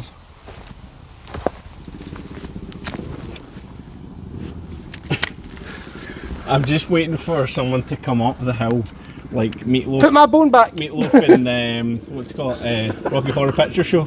You know, straight up the side of the path.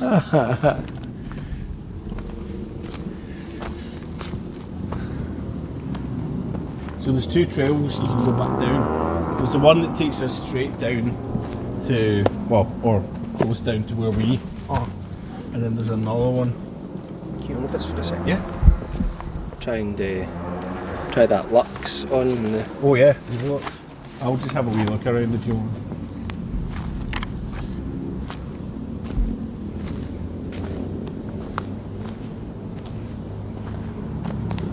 So hopefully they haven't cleaned up like the actual trail, because that would be pretty unfortunate.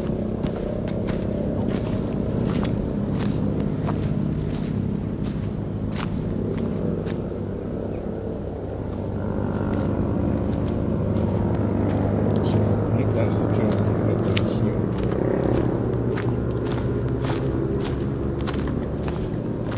Yeah, it is. That is really disappointing that they've had to clear all that up. So actually, ironically, it was just it was the tail end of 2019, it was about this time last year, tail end of August 2019, that that I came here last time, and they still had everything here, so I managed to get here pre-COVID. So yeah, there's a trail marker there, and then the other trail markers up over there, and they're actually worth going through all the different ones, because all the wee stumps and stuff like that are there. I'm trying to remember, there's one that's like someone's actually carved a face into a tree, which is pretty cool. What's this over here? What's a wee bag for the thingies? Hold on. Oh, there's a note on this one. Hold on. It says,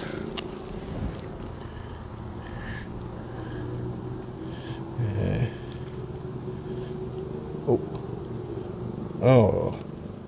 Ah, right, okay. Reading.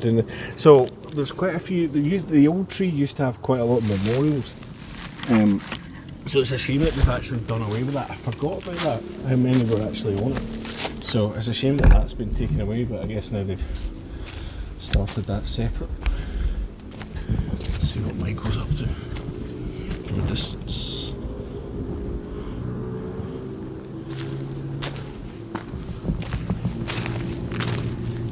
I shouldn't point the camera at the ground. Michael's filming us with his old school, or my old school camcorder. This is quite an honest look. I'm assuming this is Michael, yeah, it is.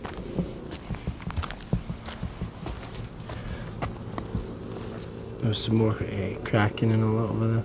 I've heard quite a bit of it. I was saying that it's a shame, I've just realised I saw like a wee memorial down there. But the tree used to be like full of memorials, and that's all gone now. Which is quite a shame. I don't know why people would hang masks on it, that's pretty manky. Someone would have done it for a laugh, and then Yeah. people thought it was really funny. Like, what's up there? Alright. What a tree that is. Certainly is, that, isn't it? Yeah.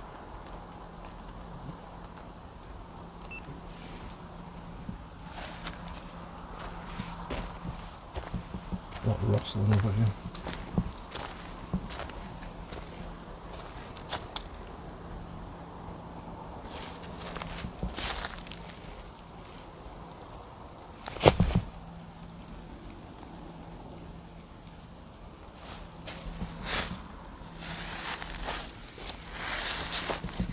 But yeah, pretty fantastic tree, if I do say so myself. Look at that.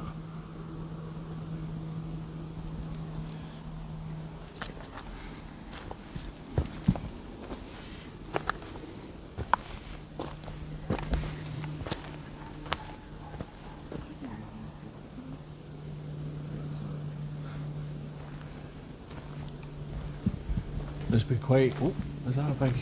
Something shining on top of that tree? Is that shining up there?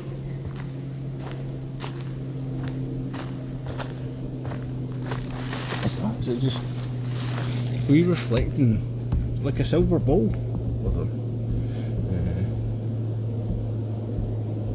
It's like a tinsel decoration. Bit of Christmas vibes there. Funky.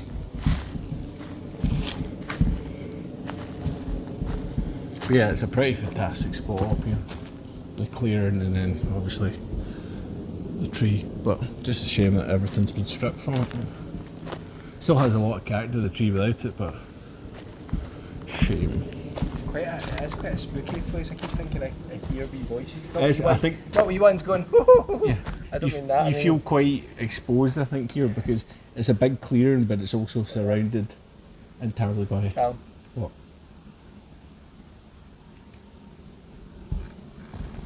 There is people over there. People? Listen.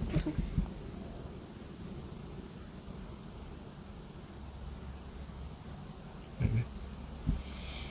Right, do you want to go down the trail? Or do you want to put the cap on before you put it away? Oh, they're not the cap on. Aye. Alright. Cool. Yeah, it's difficult to know sometimes because the noise can carry quite. Yeah. Okay, let's hit one of the trees. Do you want to go down? No, it's this way. There's two. Yeah. So there's two different ones. This one, the one on the left is the one that you come up, and then the one on the right is the one that you go down, and that takes us down pretty close to where we are. Yeah, I found the Faerie. Oh, nice. Well spotted. Oh fuck, that's too bright. Too much light. Still too much light. Nice. Oh, thank you. Thank you very much. Okay, so left or right, mate? So like I said, right takes us down to near where we were. Left takes us down right to the start.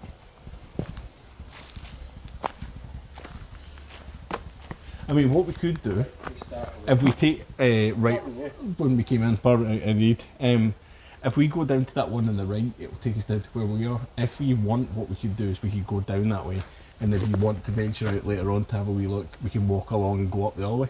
Right, what's that? All right. Yeah, right. It's down here. There's way more. No. Look, I'll show you. That's the other one, and then the other one's over here. So there's one there. See the post?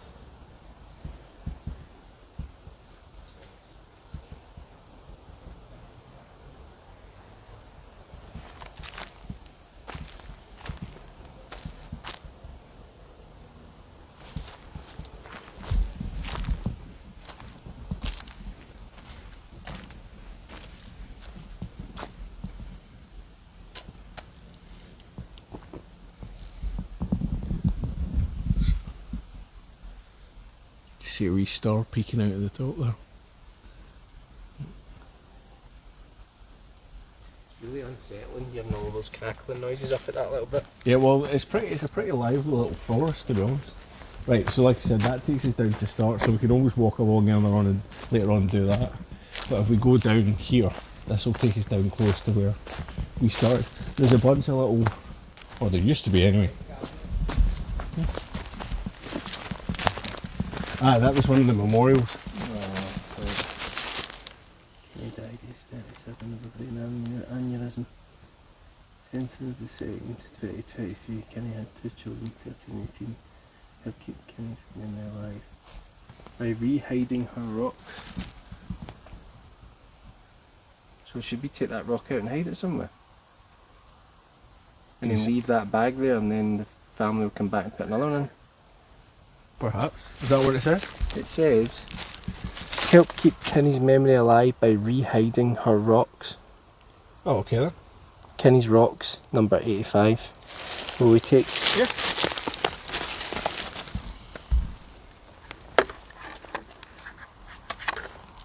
We'll find somewhere suitably appropriate to go.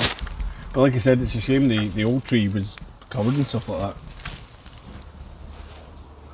Well, here's for poor Kenny and your kids. What was it? A brain aneurysm of 37? Yeah. That's hellish. Yeah. Little sunshine in there. Under Let's see the rock. Kenny's rocks, number 85.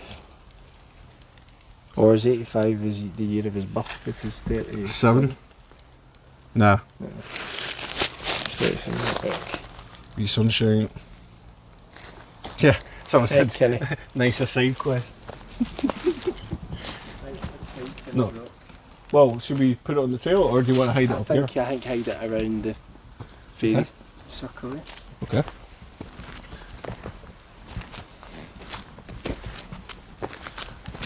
I don't know what the reward for this is, Stephen, other than karma. Look after our forest. Please stick to the path. More than just fairies live here. Oh. Whoops. Oh dear. Right, Kenny. God bless. Excellent. Mission complete. Sorry. That's tragic, really. It is dark. But again, like I said, like the tree was a fantastic memorial for so many people. For all of that to have been taken away, it's a shame. And some of it, there were some really tragic stories of it.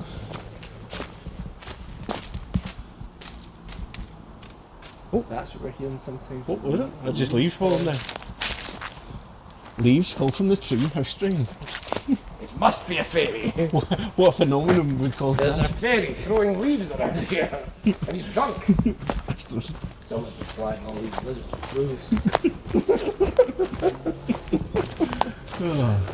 Right, keep an eye out because usually on these trails up and down they've got stuff at the sides. Trees!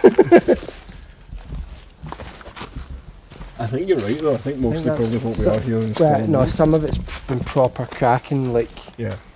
the cracking. No, okay. Look, something's moving around. I'm convinced I heard people. I know you're saying. I know there's one's louder, but I'm sure I heard. The noise carries a bit weird because I mean earlier on you thought the motorbikes were meatloafing their way up there.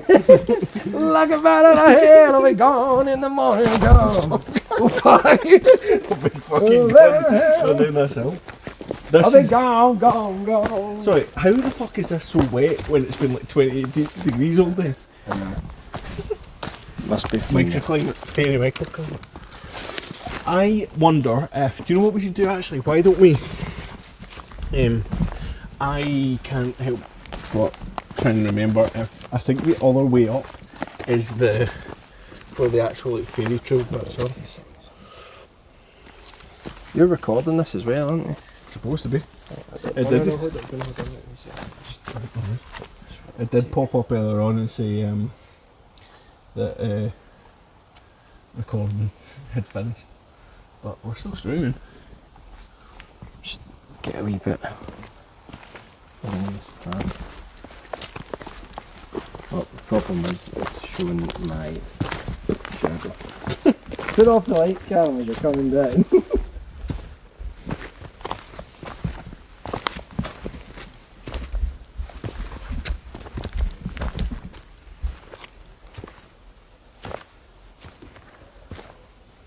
Anyone seen it in the chat? Stephen's asking if we've seen any bears. Surprisingly few so far. No Rangers supporters so far. Or also isn't that big hairy gay guys as well? Well, yeah. You need to clarify, Stephen, what you were looking for. Yeah, interesting. Aha! Leaves! There's an ungodly amount of disgusting insects in here. I was going to say the number of black beetles that I've seen. Thing is, the biggest issue is when you walk around in the pitch black with a torch on, they all just gravitate towards you. It's not because of their animal magnetism then. You're not. I'm not going to indulge in that. Static. Walking along on the Faerie path, walking along. Time's gonna fall and take me out like a 10 pin. On a bowling alley. You should do something about them. So, I'm sure there was, maybe there is down towards the bottom, but I'm sure there was stuff like wee fairy bits down here. But could be wrong. The meanies have came out and just taken everything away. I guess so. Maybe that's what they're talking about. I'm trying to remember, there's a bit where there's like a face that's been carved in a tree. Because Yates and I came here a time before, and that's how I knew about this place.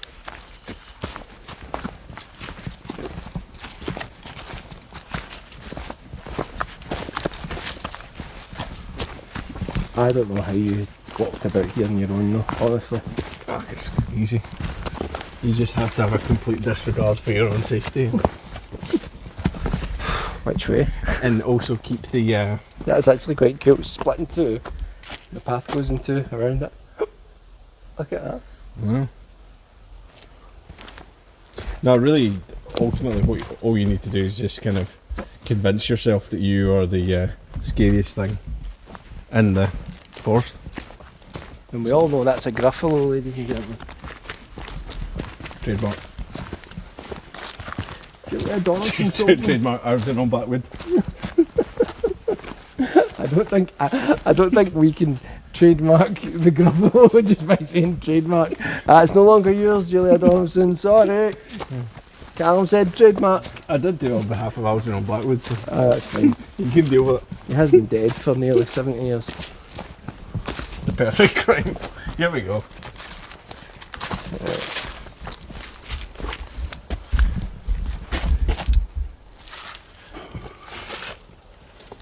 You're tempted. Hello? You're tempted, fate. Hello?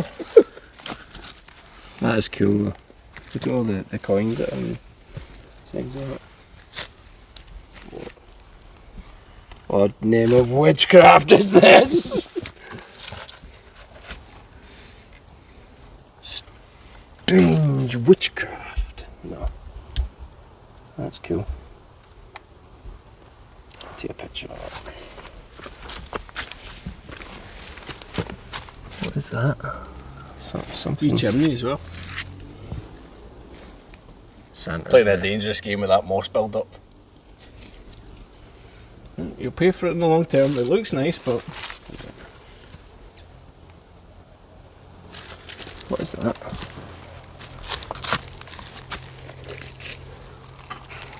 Your fucking tiny little hands like fuck off.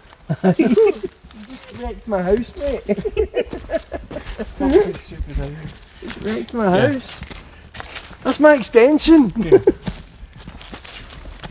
Margaret, you just wrecked this conservatory. I know, they're just there was a couple of lads up walking about at the ferry trail. I was like, did you get a name by any chance? I think one of them was called Algernon Blackwood. Another one said his name is Julia Donaldson. Algernon Blackwood and Julia Donaldson were walking through the fairy forest. Could have been the Gruffalo in fairness. He goes by many names. Part of me's just doing it now for dramatic effect, of course. Bobbing along.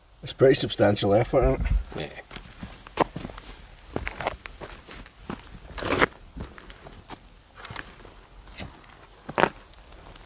Pretty awesome. Well, I've walked myself to the point where I've had enough of you, Cal.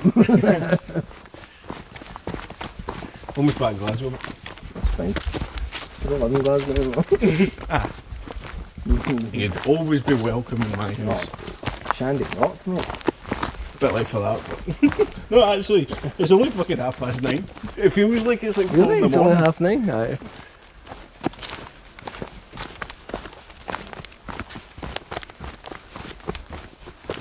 Given how little exercise I've had recently, I'm actually surprised how I think you've done commendably. I've quitted myself so far. I think actually, to be honest, when you're running around after 2 young kids, you do, like, you check the number of steps you've done for the day, and it's like, just, even if you've not gone for a walk, it's like you've done like 5,000 steps. Even if towards the end of it you're on your hands and knees. Aye.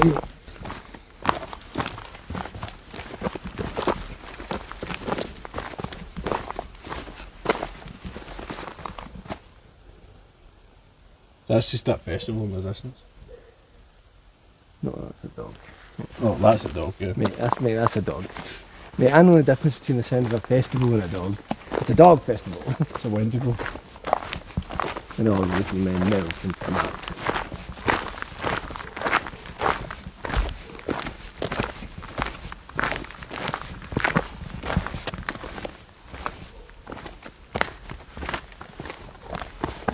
I mean, you do think before we had modern technology, we were able to kind of significantly reduce the sphere of the world in which our paranormal suggestions can live. You think just walking through woods like this, Oh yeah. you would, it would be quite reasonable to think that there are. Well, most people just freak Strange themselves out, things. really, don't they? Yeah, Because things just spiral. this is down onto the path. It should be. Now, presumably this should be down us at... Alright, so it's two different. Aye, right, so we need to turn right, go that way. You sure? Yeah, to go to our bit, yeah. Yeah, I think so. Yeah. Are you sure? Yes. Ish. Well, it was nice knowing you, everyone. I remember the last time you were here and you were like, oh yes, it's fine. Yeah, I'm pretty sure it's just along here. We should see the wee light at some point.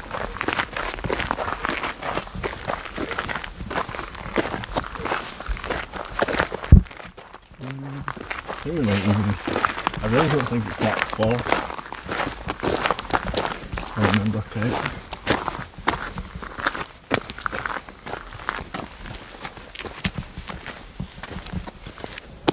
Black beetles everywhere.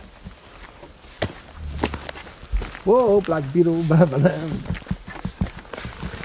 Black beetle on the path, bam, bam. That thing's That gone beetle down. got bad. That thing's gone down. Bam, bam. Whoa, black beetle, bam, bam. Is this us up around here? I've walked through some bit of cobweb. Must be poaching the spider. Oh yeah. Big time. I'm glad you like making me feel better. Lost. See, I can say that to things like you can, but I have other friends who I was walking along here and I said, oh, look at the way you've got all those, look at those logs are lying, they look like, you know, as if someone's been sitting on. Mike, it's a tree that fell down. That boy's head is full of dreams. I'll get them out of room. I don't think I'll ever stop dreaming. Good. I think it's high low lightly as well. Not that the psychiatric disorder is rampant as yours.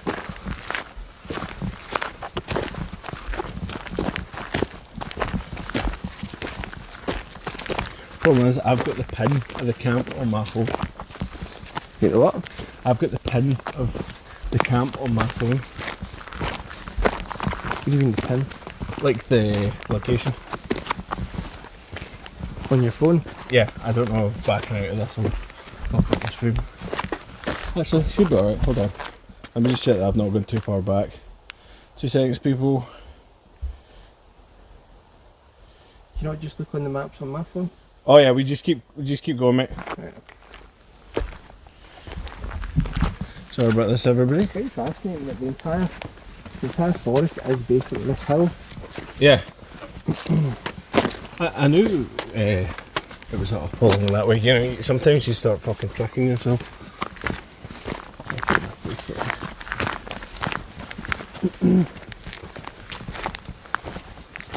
You just be up here in the left and not too distant. Get a campfire going and ask the fairies to show themselves. Yeah. Is that asking for trouble? Probably.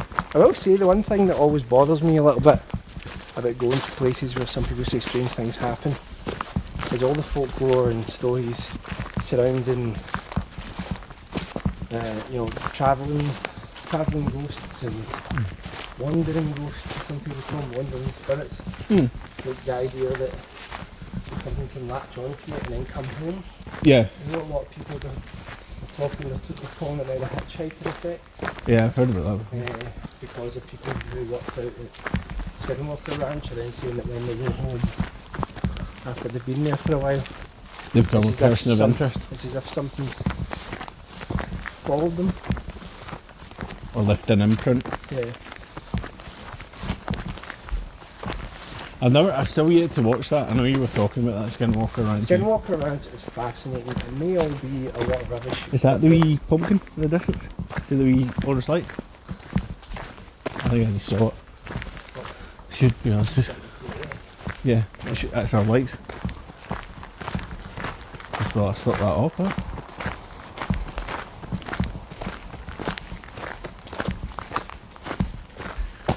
Aye, you can see it through the trees. I just led people directly to our camp. Hey, look, there's a wee pumpkin as well. It's actually working.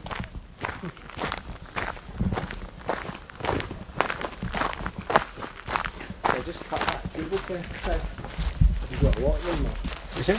Oh yeah. Right, here we are back at Ghastly HQ.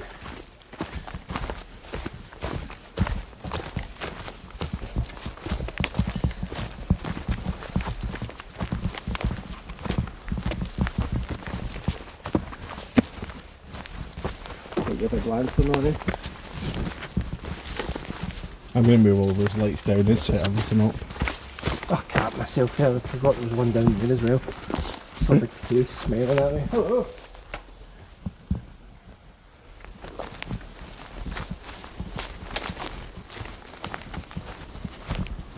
I'll set this up here. I might take, I'm just going to set up all the lights and stuff around, so we might be like 5 minutes, if that's alright with everybody, and we'll be back.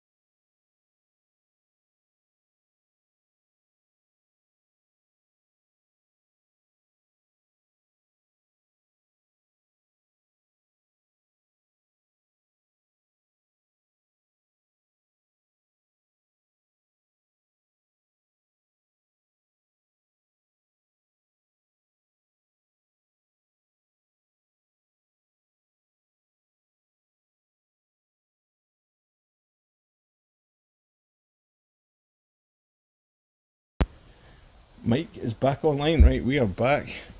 Just mucking about here with the... mostly for my own amusement. Get these wee... nice selection of Halloween-esque lights. Obviously I went to Poundland just before we kicked off, but obviously some of these are actual video lights and not Poundland, but got some vibes going on. Who's still with us? Apologies for that absence. I'll see if I turn this round, I should be able to selfie white and then put that up a bit. Not a very flattering angle, I know. And then I'll turn this round like that. And you'll be able to see it.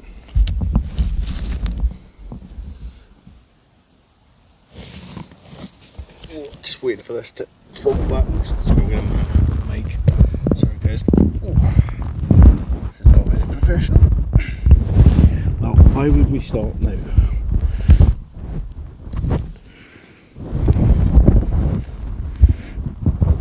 That's right in front of me. Right, 2 seconds, I'm going to mute this because...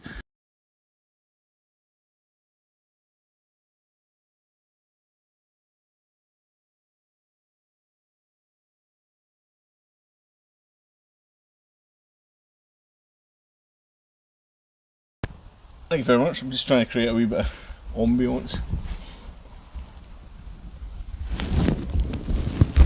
Let's change battery in a bit. So hopefully you guys enjoyed that joint. I'm really sorry that they've removed all the stuff from the actual tree now. That's a real shame, because if you look in the previous stream or Google any of the photos, so it's Doon Hill. If you a lot of photos of what it used to be like, and it was really cool.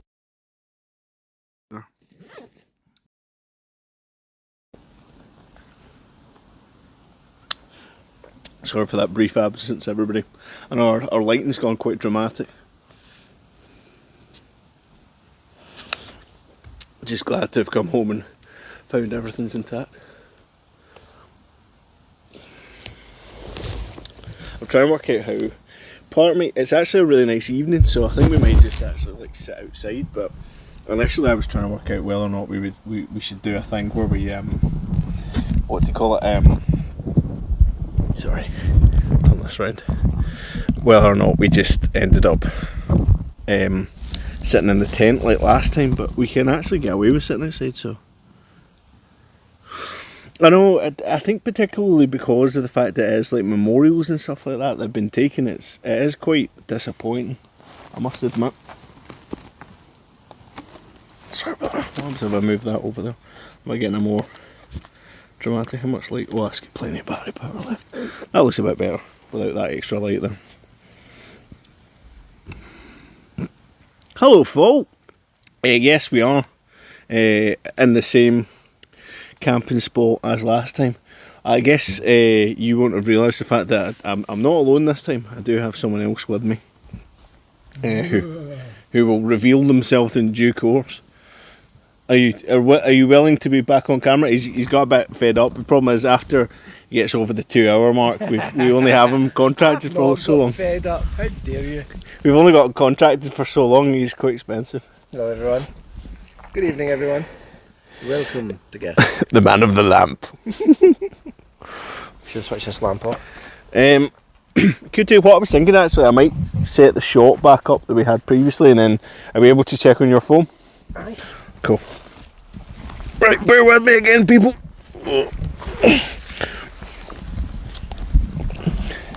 Or do you want to sit on this side over here? Good.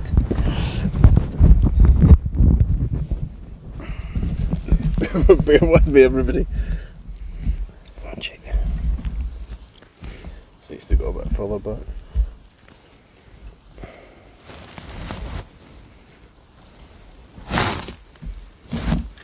I don't know about you, but I think I'm going to get myself involved in some crisps very soon.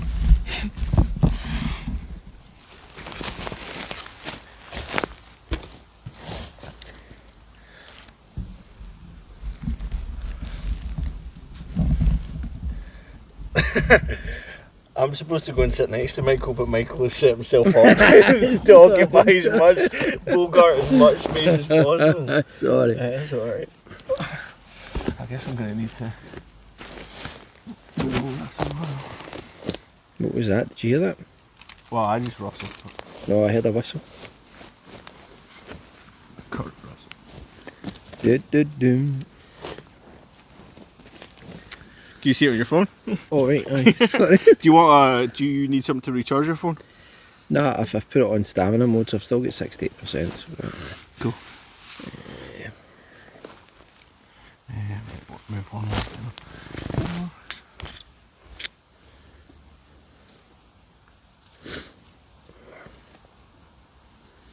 boom, boom, boom. Hello, Fault. How you doing, my friend?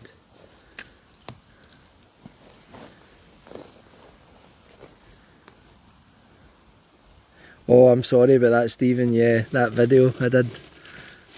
Poor Fault as well. I did that video. Some people thought it was real until they realised at the end it wasn't. But do you know what I made? I literally made that up, all of that up, just as I went along. It worked out well. I was a little bit conflicted about doing. Could you move along a tiny bit to the left? I was a little bit conflicted about doing the video where it was like this, only it ended up being left. Sorry. To my left. Yeah. It ended up being like a little found footage thing, and because I thought, well, when we're doing stuff like this, people are always going to expect something terrible to happen to us. Hold on. Tell you in a second.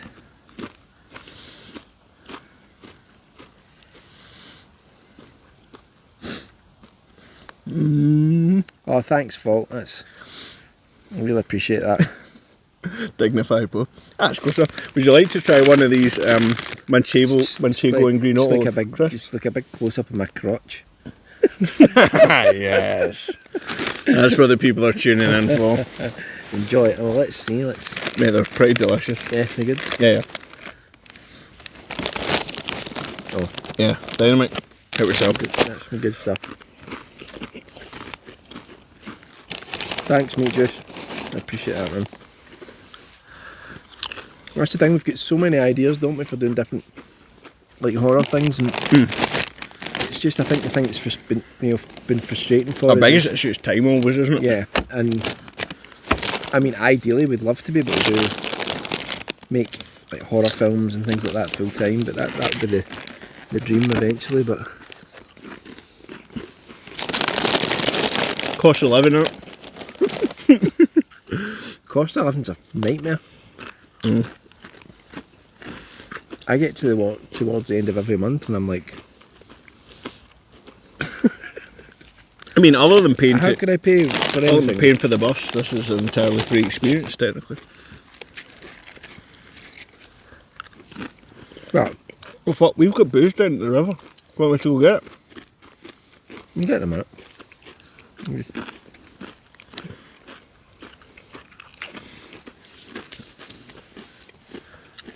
That means leaving me by myself. Ah. No, that's fine, mate. I'll be quick. Is that an owl? I think so. Or something very good at mimicking it? Aye, someone going, woo-hoo-hoo. Cheers, bro.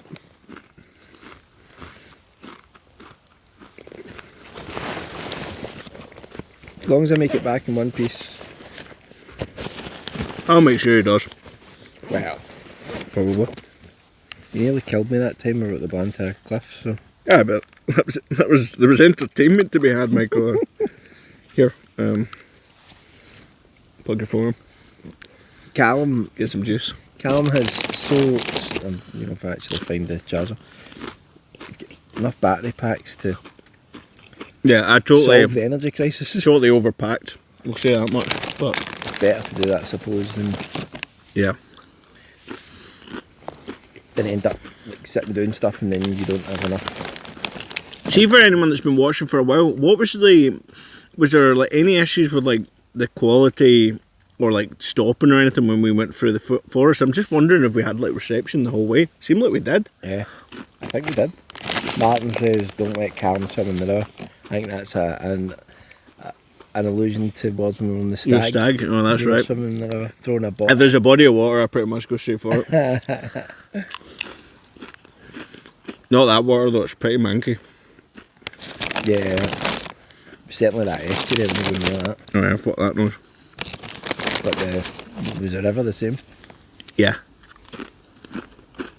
Just not moving, and well, barely moving, but it's just, I don't know.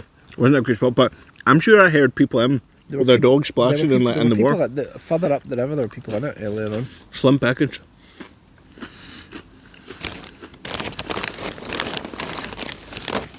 But yeah, hopefully, like, I'd really like to get back to doing more of the streams and stuff. It's just finding the time for both of us, Yeah, I think. which has become our catchphrase, I guess. Yeah, I think the thing that, like, we build up a little bit of steam on the channel. It is. I mean, I think it is frustrating that. I mean, it's lovely having all of the subscribers that we do and all you guys that tune in for this sort of stuff and comment. It's amazing, and we're so grateful for that.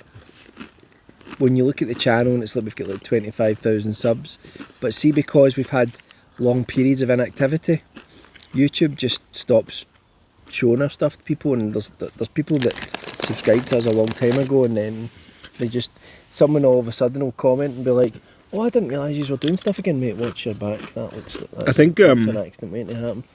What log? Oh, thanks. Supposedly at the end of the year they're going to delete a whole load of channels.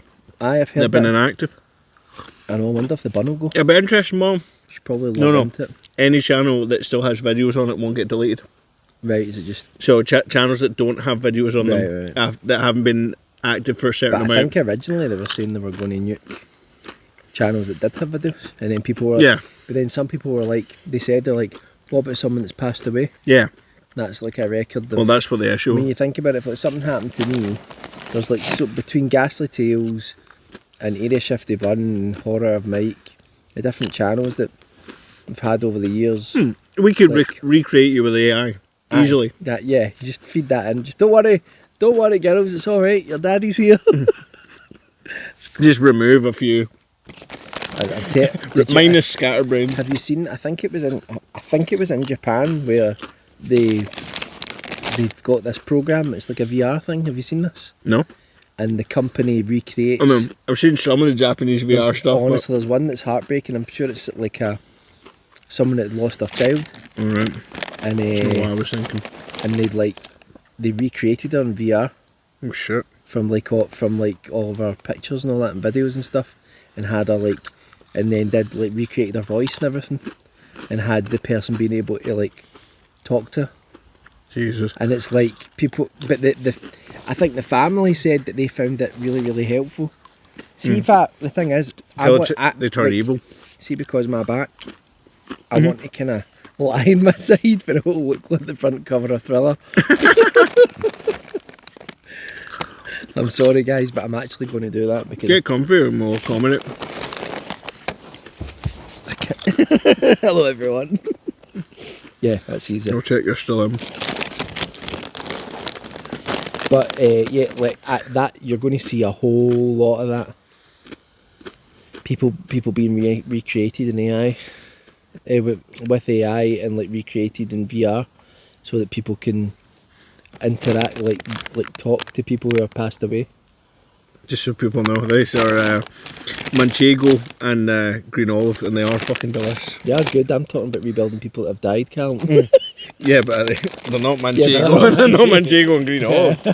Jesus, man. Get real.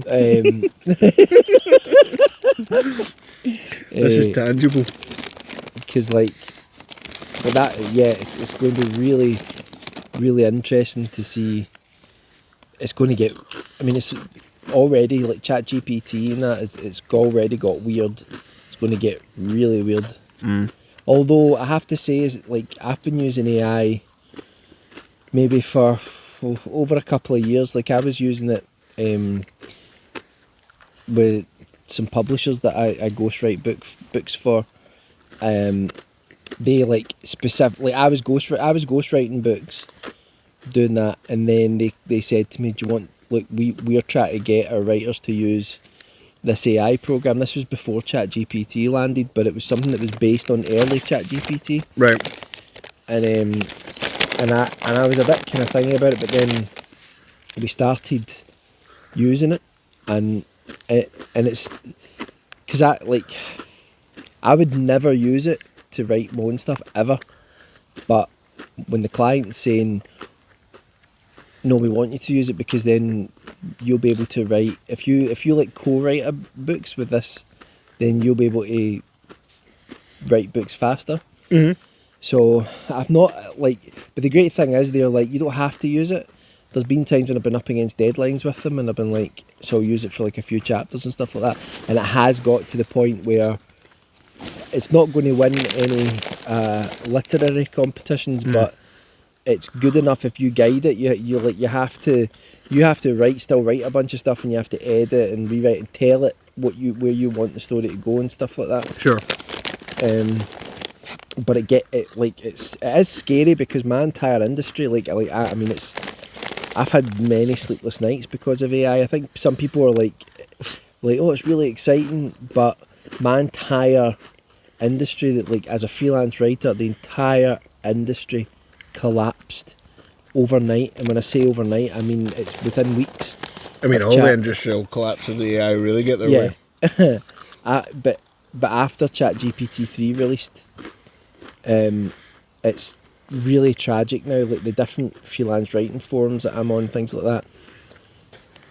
Like so many people that have had careers for like 20 years, all of a sudden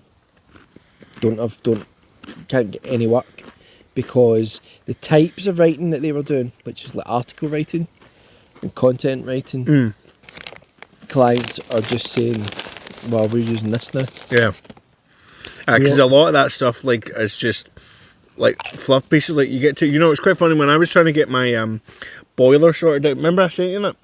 You try to use ChatGPT to fix your boiler? No, I was, I wish I fucking could, but I was going around various companies for different boiler quotes, and one of the companies had used a copyright service to write their website, but they'd left all the details of the copyright service, and like this was written by such and such, all inside the letterhead. It was terrible.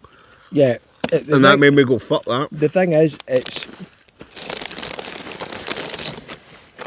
still at a stage where you still need a writer.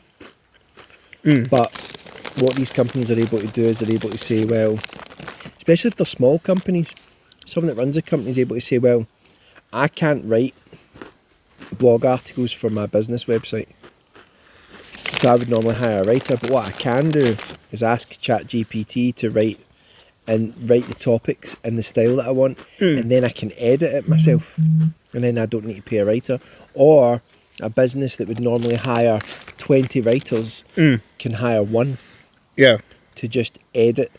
But the problem is right now is that you're still better just writing an article from scratch, because to actually like edit ChatGPT so that it doesn't sound boring and bland actually ends up taking more time sometimes than just writing articles from scratch. I'm lucky because I managed to move into ghostwriting fiction for a living. But well, that's it. If you still got that creative element, then. But it's only a matter of time. It's only a matter of time before anyone can say, give me a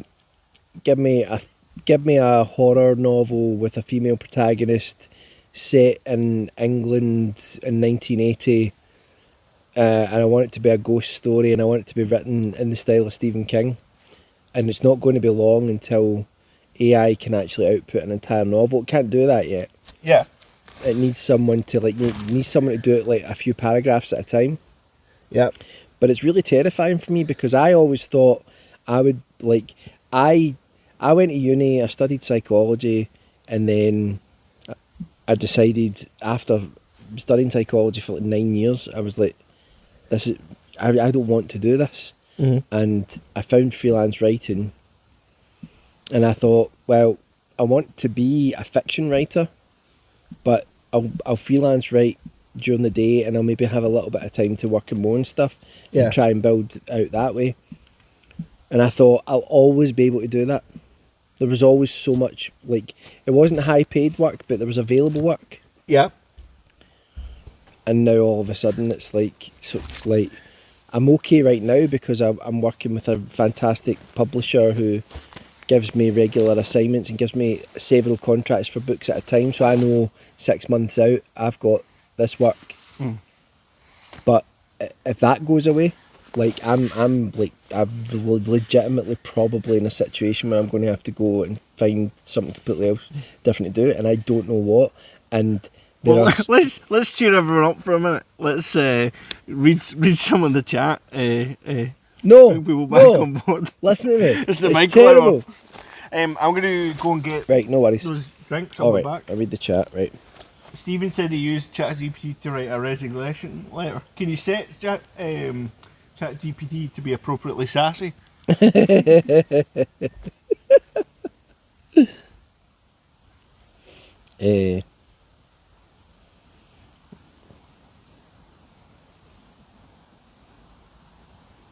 Yeah, you do. I mean, that's the thing, Stephen. You do. You feel like some people are saying it's like the death of art to use AI.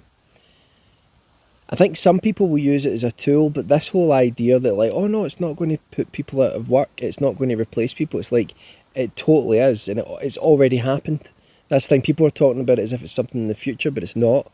For writers, it's already happened. There are a lot of writers who don't realise that they're already an endangered species suddenly.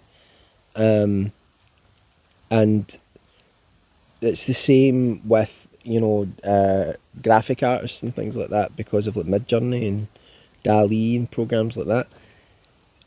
The flip side of it is that AI can't write anything new. It's not creative like a human being. It can't do anything new or innovative.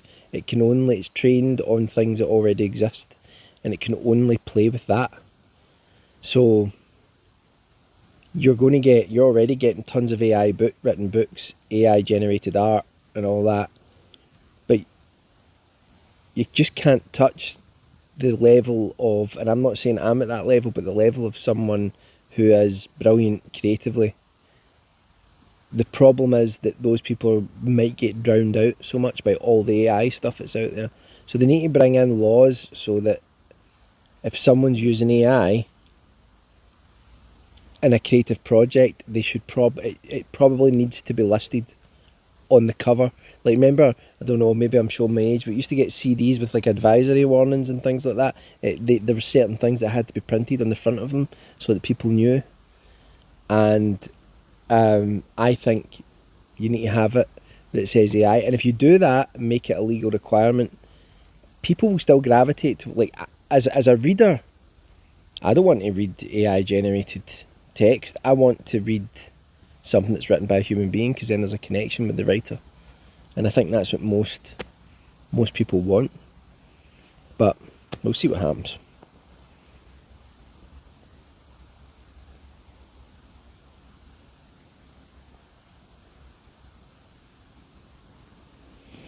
The more you publish, the more it learns, though. It's tough. Well, ChatGPT is only trained on the internet up until 2021. It's not actually allowed to, like, learn from the internet as it's evolving. And the reason they've done that, I think, is because it's got huge problems with the accuracy. Like, there's a subreddit that I'm on for, like, I love, like, oh, the light's just gone out. Oh, that's spooky. There's a subreddit I'm on for, like, I love, like, typewriters and things like that. And there was someone who I recently got a thermal typewriter. I'm going to do a video about it. I don't know if I'll do it on a different channel or if I'll do it on Ghastly Tales, but someone used ChatGPT to find out what sort of charger you needed, what sort of, like, a power adapter you needed for this specific thermal typewriter they bought, because there's not a lot of documentation on it. And like gave them all the wrong information, so they probably wrecked the machine. You know, so it's completely inaccurate sometimes, and I think at some point it's going to make a huge mistake. It's going to affect people badly.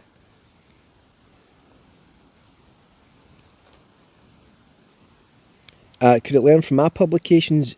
Take Chat GPT and say, write me a horror story in the style of Michael Whitehouse. I did that. It'll be bad, but it'll do it.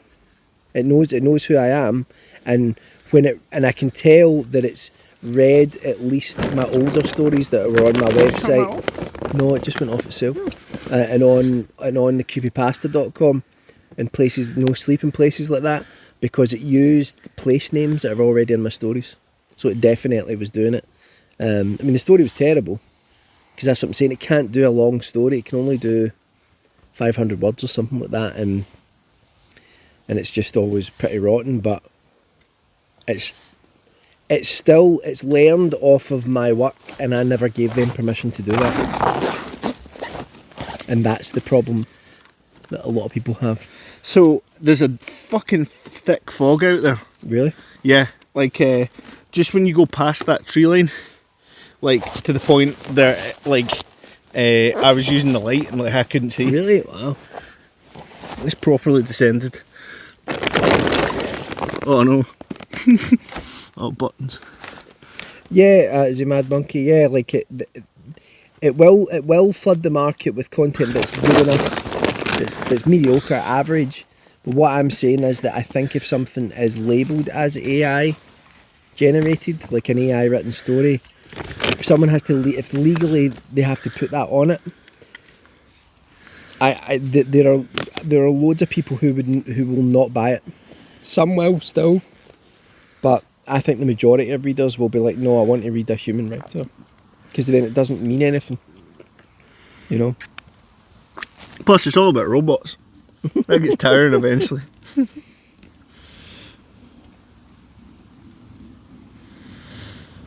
But yeah, no, I sent you a story. Did I send you? I sent you a story before. I'm sure that because I asked it to do that. So, Fault's just had a reference to the fog. Do you know, Fault?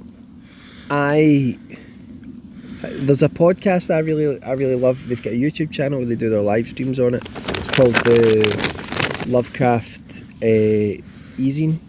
Lovecraft Podcast Easing, or the Lovecraft Easing, I think. You know, I listen to it all the time. You think I would know the name of it. There's a guy called Mike Davis that runs it, and it's really great. They have amazing writers on it, and they should have a much bigger audience. Really worth listening to. You get great conversations. They're just all about horror. And Mike Davis that runs it, I think, loves The Fog, and he tries to talk about it a lot. And there's other guys that are on it who are just like, nah, it's not very good. It's all right. And my heart breaks because The Fog it's my favourite John Carpenter film. I'm not saying it's his best. You know, The Thing is amazing. Big Trouble in Little China, amazing. There's so many amazing movies that he's done. Award. But The Fog is my favourite. It's the one I go back to the most. And there's definitely nostalgia about that for me, but there's something about that movie that really gets me. Oh yeah. Well, speaking of which, there's just fog out there. I brought you a Pinot Grigio. Thank you very much, mate. The fruits. The fruits of California, Jamie. I say it's Argentinian. My brother's like, hey, there's no fog bank out there. Hey, there's a fog bank out there. Yeah. Me and my brother used to, we would quote, yeah, we'll quote, like The Fog and other movies like that all the time. But that movie, my dad bought a copy of The Fog from the Barras. Right. And it was like I think, Martin, we need to find that, because I think it's in the cupboard in Mum's house. But like, it's like, it's got that famous cover of, like, you know, Jamie Lee Curtis at the door. Oh yeah. And yeah. the funny thing is, that's used It's not hand drawn, is it? That's used as a promotional material for The Fog. And Jamie Lee Curtis isn't. It's an ensemble film. She's not the star. Yeah. But they wanted to push that because she'd obviously starred in Halloween. But she, like, like, yeah, my dad bought that from the Barras, and it says, because it was the Barras, it says on it, like, the Barras is like this marketplace in Glasgow. You used to go there and it was always knocked off stuff. Can I tell you, there's still a guy selling pirate dodgy DVDs. Really? I couldn't believe it. He's got a table set up all with fake DVDs, and I just think to myself, who's buying them now? Aye. Like, who's still watching DVD, let alone buying pirate DVDs? Especially when you can go on a website now and get them for free. The version of The Fog said on it, like, VHS rental. Right. So it obviously, like, it was meant to be, it said for renting or rental copy, not for sale. On it. Fuck's sake. But we had that, so we watched it. We watched that movie all the time. It's one of my favourites. It is a cracker. Cheese, incredible. It also looks like if any of those branches fell off In the middle of the night, yeah. before it. I think I'd be more fucked than you. Yeah, you would be. I've You definitely selflessly put my tent up and that. Although in saying that, the tree that's like right over my tent doesn't look too clever either. Does it? It's got leaves. Let's try and be optimistic, mate. It's sort of We won't be crushed to death in the night. It apparently happens. People like camp and I can in imagine. woodland, and then a tree just falls on them. Stranger things have happened at sea. Less unlikely to get hit by a tree there. That's just now going to be in my mind. Brilliant. I'm not going to sleep tonight. I'm going to stay here.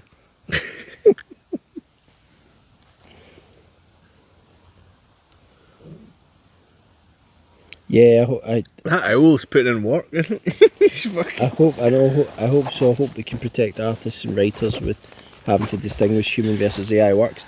We're going to have to, because we're going to, like, artists are not going to be able to make a living, and there's one school of thought where people think that artists shouldn't make a living because it's not a hard enough job. You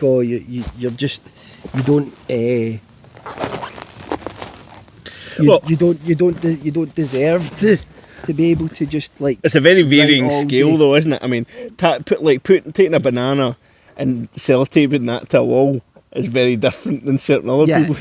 No, that is true, but at the same time, it's like, well, how can you, like, any art form, like, it needs people that spend a lot of time on it, and yeah, you can do that if you work doing a different job, and there are plenty of incredible writers who had a day job, but I still think, like, I mean, honestly, like, if I would, like, because of my job, I can write a ridiculous amount of words in a day, and if I was just able to work as a fiction writer, I would write, honestly, I think I would probably write a novel every couple of months to 3 months maybe, and, like, but then Stephen King gets criticised for that, doesn't he, because he puts out so many books. Yeah, so they're not all of them brilliant. Though, I mean, you just need one Stephen King and you'd do alright, wouldn't you? Yeah. Just which one would you pick? If you could have written any Stephen King book, Salem's Lot.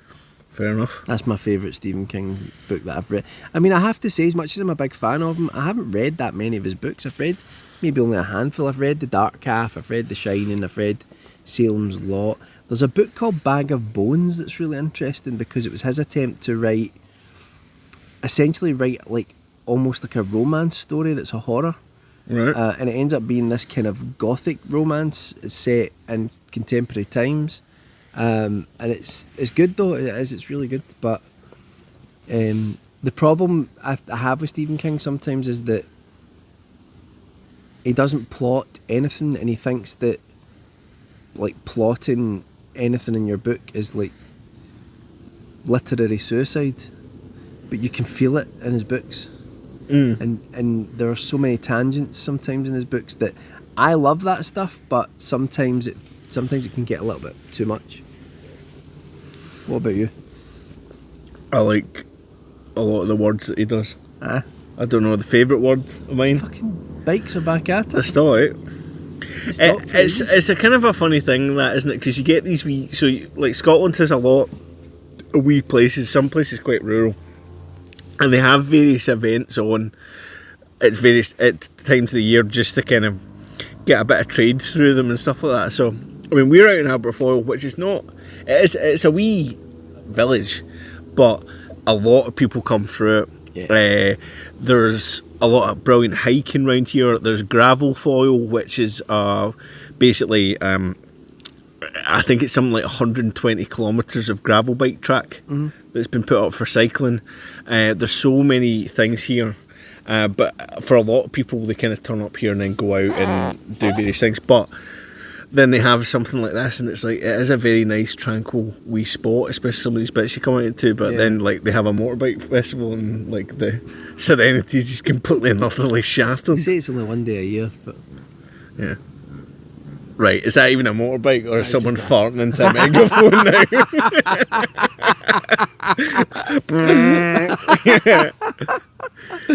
yeah. Turn the bikes off, lad. Aye, alright, no worries. That's We'll what do I was saying something to else. that couple up there with the dog. I was like, does it bother you that when they said that's just once a year, it's fine. And then the guy was saying there's like a dance festival as well they do where they're like playing like rapid house music and all that. And like, and I said, I was like, yeah, I remember being up here once and hearing. The last time I was the here, music. I definitely heard, like, there was, I don't remember if it was in the stream or whether it was different, but like in the early hours of the morning, there was guys going full tilt in the field. My brother's asking if I have the copy of Thriller. I might do. I don't know. It's definitely not been thrown out. I think there's a big box of VHSs at our house, either in Uddingston or up at Mum's, and the Thriller. I got the Thriller VHS tape when I was like, I don't know what age I must have been. I was really young. I remember going. I remember where I got it. It was in Arbroath. I was on holiday, Right. and I visited this really distant relative who was really, really old. My mum, and she had a video player, and I sat there with a copy of Thriller, like, can I watch it? Can I watch it? And my mum's like, no, you know, like this woman who was in her 90s going like, you know, when he's like changing into the werewolf and all that. It's even better if it had been the Indian version of it. Gully man. Gully man. Another one for the barras. Yeah, it's amazing. Like Bollywood sensibilities or something else. Oh, beautiful. It's amazing to me though that, like, because I was reading about it, it's like, well, no, like Bollywood's like, people think that's all of Indian cinema, and it's like, no, it's not. It's just that Bollywood is a specific type It's a monster, of though. film, yeah. But there are there are like other forms. But that's the other side of the river. Yeah. Sure, Sound carries quite. you've said this to me 20 times. in Well, this we've yet live to be like robbed and rogered within the length of our lives, so I think we should be alright. I shall protect your virtue, Michael. Let people be happy and work for pleasure. That's right, absolutely. But unless you like mincing humans or something like that, I mean, actually true. mincing them. Yeah. But like, I think it's just, I don't know what's going to happen. Yeah, I know I'm jumping between a novel every couple of months. That is nice. I can barely scrabble a short story in 2 months. My day job is overwhelming at times. Fall, I'd love to read, if you read one of your short stories. Now, Is this? Are you going to then tell me that you've actually already sent me one? Because I do actually remember a couple of people from the channel sending me stuff, and I don't know if I got back to them. and it suspiciously ended up with Michael Whitehouse's name attached. The Mad Monkey says, I do not want to meet the dude in the woods who is farting into a megaphone. Neither do I. I'm going to get that book. Cal's just going to start reading quietly to himself. Good night, everyone.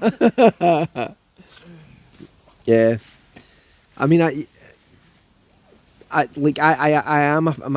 mean, you guys probably don't think that because of the amount of times I go AWOL from the channel and posting my stories online and stuff like that as well.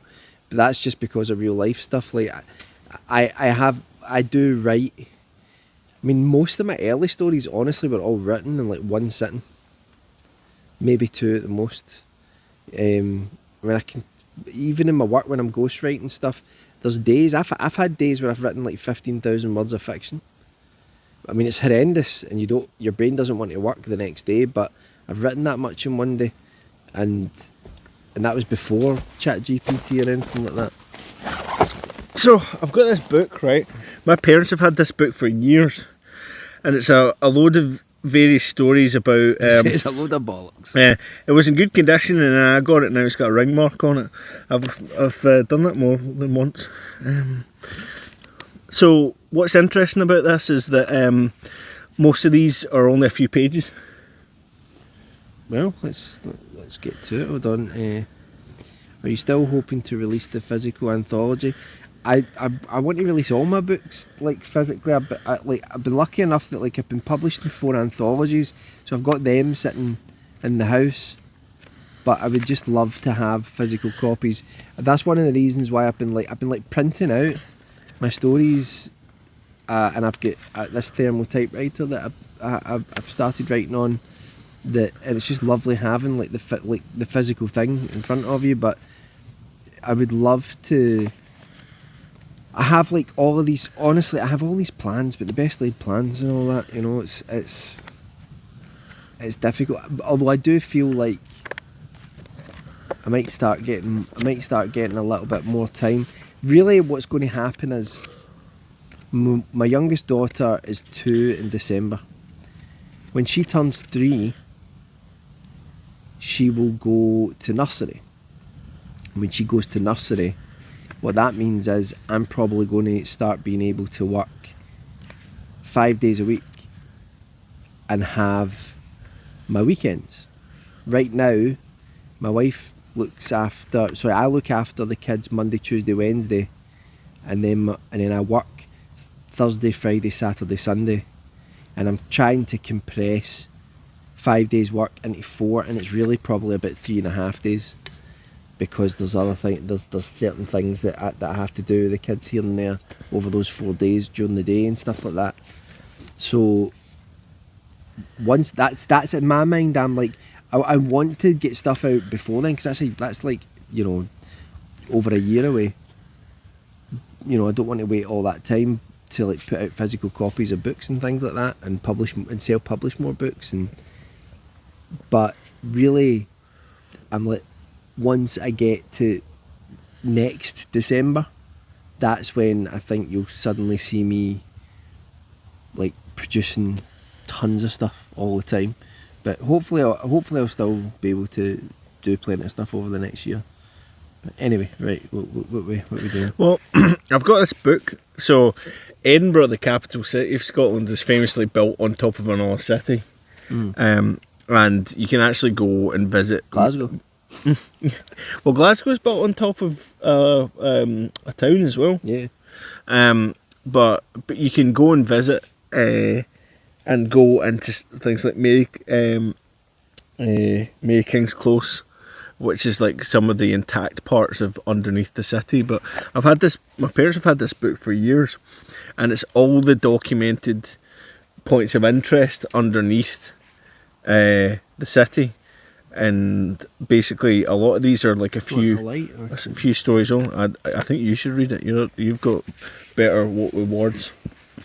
You got better with words. Let's see. So there's one at random. So, the Mackenzie Poltergeist. The Mackenzie Poltergeist is a less than pleasant addition to underground city lore. There have been a number of theories as to just what this supernatural creature might be. Most believe it is the ghost of Bloody Mackenzie, a judge in the pay of King Charles I, and the ruthless persecutor of a religious group known as Covenanters. Yeah, Covenanters, yeah. His house was right opposite the site of the South Bridge. Others claim it is the ghost responsible for the many fires that have plagued the central section of the Royal Mile. A more scientific theory suggests that Mackenzie is a particularly lively poltergeist. Scientific theory.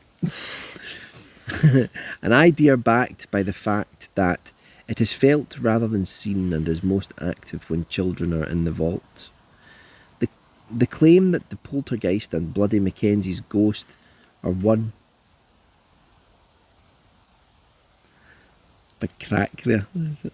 The claim that the poltergeist and Bloody Mackenzie's ghost are one and the same entity is born out of similar sightings, which are even more disturbing and prolific. In Greyfriars Churchyard, further up the Royal Mile, Greyfriars Churchyard just happens to be the burial place of Bloody Mackenzie and the Covenanters he executed. Whatever its true identity, any visitors who have encountered the poltergeist in its underground lair have no doubts about its character. It is evil. The poltergeist's presence... The ghost just fucking opened the can. I'm just trying to do my own sound effects. I have limited resources. The poltergeist's presence was heralded by the strange phenomenon known as cold spots. In June 1995... Playing. Sky. Sky Beast! Sky Beast! In June 1995, two Australian visitors to the vaults, Susan Harvey and Susan Douglas, experienced the first cold spots in the underground chambers. Standing in a vault doorway, the girls suddenly felt abnormally chilled. As they tried to move further into the vault, one of the girls, overcome by a powerful nausea, staggered and almost fell. The other put out an arm to steady her friend, then let out a scream and backed hurriedly into the vault. Nothing sinister was actually visibly... nothing... I keep thinking I'm seeing... Do you know what it is? It's a light through that bush on the other side of the valley. I'm like that. Something's twinkling at me. Where was it? Nothing sinister was actually visible, but one or two braver visitors stretched their arms into the doorway to feel what the girl had touched. Though the vault itself and the passage outside were temperate, the air in that one space was so cold it was painful on their flesh. This occurrence set a pattern. In December 1995, a Polish student named Maja... Good luck. A Polish student named Maja Zeresiewski was standing in a vault corner and began shivering and then fainted. On the wall behind the girl, a patch of stonework 3 feet long was cold as ice. Again, the temperature on the rest of the wall was normal. In March 1996, a Canadian named Jodie Stone complained that the air around her was suddenly freezing cold. A few seconds later, she fell unconscious to the ground. 1 month later, Maggie Baker, visiting from the USA, had an identical experience. The very same month, it was the turn of Betsy Denton, a nurse from New York. It was becoming apparent that whatever these cold spots might be, they had one rather sinister aspect in common: they only affected women. These events prompted an investigation of the vaults by the Association for the Scientific Study of Anomalous Phenomena, a nationwide group of psychic investigators. Mary loves Dick. Unfortunately, they reached no solid conclusions. Oh, shocker. Meanwhile, the cold spots had taken on an even more frightening form. In June 1996, a staff party visited the underground city as part of an office night out. Since they were going for a meal afterwards, the entire party was smartly dressed and took great care to stay away from the dusty vault walls. The event had been organised by the office manager, Anne Cooper, an efficient, organised and calm young woman. Keep some noises over on that street, mate. This is twigs. I know. Someone walking on twigs. She too was dressed smartly in an expensive grey designer suit. The party tottered daintily into one of the smaller vaults, and the guide began to talk. Anne Cooper stood at the back. As the group listened attentively, engrossed in the story, leaning closer to hear the history of the vaults, there came a loud sobbing from behind them. They turned to find Anne Cooper kneeling on the vault floor, crying miserably and clutching her head. The poor woman had to be helped from the chamber in front of her astonished staff and taken to a waiting ambulance. When she had recovered enough to talk, she told onlookers what had happened, that she had suddenly become freezing cold and something had grabbed at the back of her head and begun forcing it down. There had been nobody behind her or even near her in the vault. What Anne Cooper did not know was that a middle-aged woman had complained of the same sensation in the same vault only 3 days before. At the time the woman was asked why she hadn't spoken up. "I didn't want to bother anybody," she timidly replied. Several times visitors have reported icy fingers touching their hair, and in September 1996, a 10-year-old boy was carried unconscious from the vaults after complaining that something cold was holding onto his head. Though they are made of stone, the chambers below the South Bridge are surprisingly warm even in winter. This makes cold spots all the more puzzling, but pretty easy to find. There is one vault that is generally colder than the rest, and an astonishing 2/3 of paranormal occurrences reported have happened in this chilly, inhospitable chamber. It has become known appropriately enough as the Haunted Vault. The Haunted Vault has an astonishing history. At first glance, it is like any of the other hidden chambers, bigger than some, smaller than others, unremarkable in every way. It was sealed up around 1824 and, like the vaults on either side, was relatively undisturbed over the next 170 years. But this chamber is not the same as the other vaults. The first evidence of this deadly difference came to light during a brief period when certain vaults were used as band practice rooms. Bridge vaults were the ideal spot for this enterprise, since their hidden location insulated sound perfectly, and the sound of rock bands practicing is a noise nobody should be subjected to. Ho ho ho! Cables were run along the connecting passageways to provide electricity, and the bands moved into the chambers with their equipment. One of these chambers just happened to be the Haunted Vault. Bands uniformly hated this vault and regularly asked to be transferred to another location. Ultimately, this request was granted for. Within a few months, Ultimately, this request was granted, for within a few months, the vault had become so damp that it could not be used. This dampness spread to other chambers until all the wiring had to be removed and the whole section abandoned. The vaults then dried up again. In 1994, a tour company began entering under the South Bridge as part of their historical walks. How long is this, Calum? You're at page 140, there's another 100 to go. I think I've picked the longest story. We can pause. What, No, I don't mind. Wait, is that the end of it? That's the end of it. Right, so how many more pages is that? 1, 2, 3, 4, 5. Right, let's pause and let's see what the chat have got to say. Bullshit! So, interestingly enough, the vault, those particular vaults are directly below the Banshee Labyrinth, Right. which is a popular pub and club and film screening venue in Edinburgh. And there's a brilliant moment. Zach Baggins went there, and he went there just before like midnight as they were shutting down the bar. And he's like, "Listen to that upstairs! You can hear it. You can hear the scraping." It was just them clearing the bar upstairs. Did someone not point that out after the? Was it during it or was it after it? I don't know. Someone said like Classic Zach. Let's see.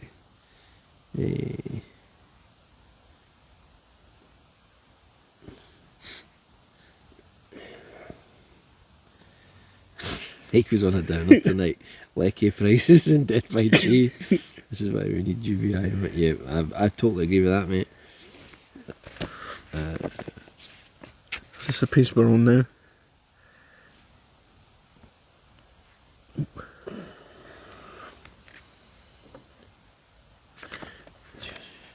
Right, I'm just going to take a little break. I'll be over. That's alright, I'll continue to read. I'll be over in a couple of minutes.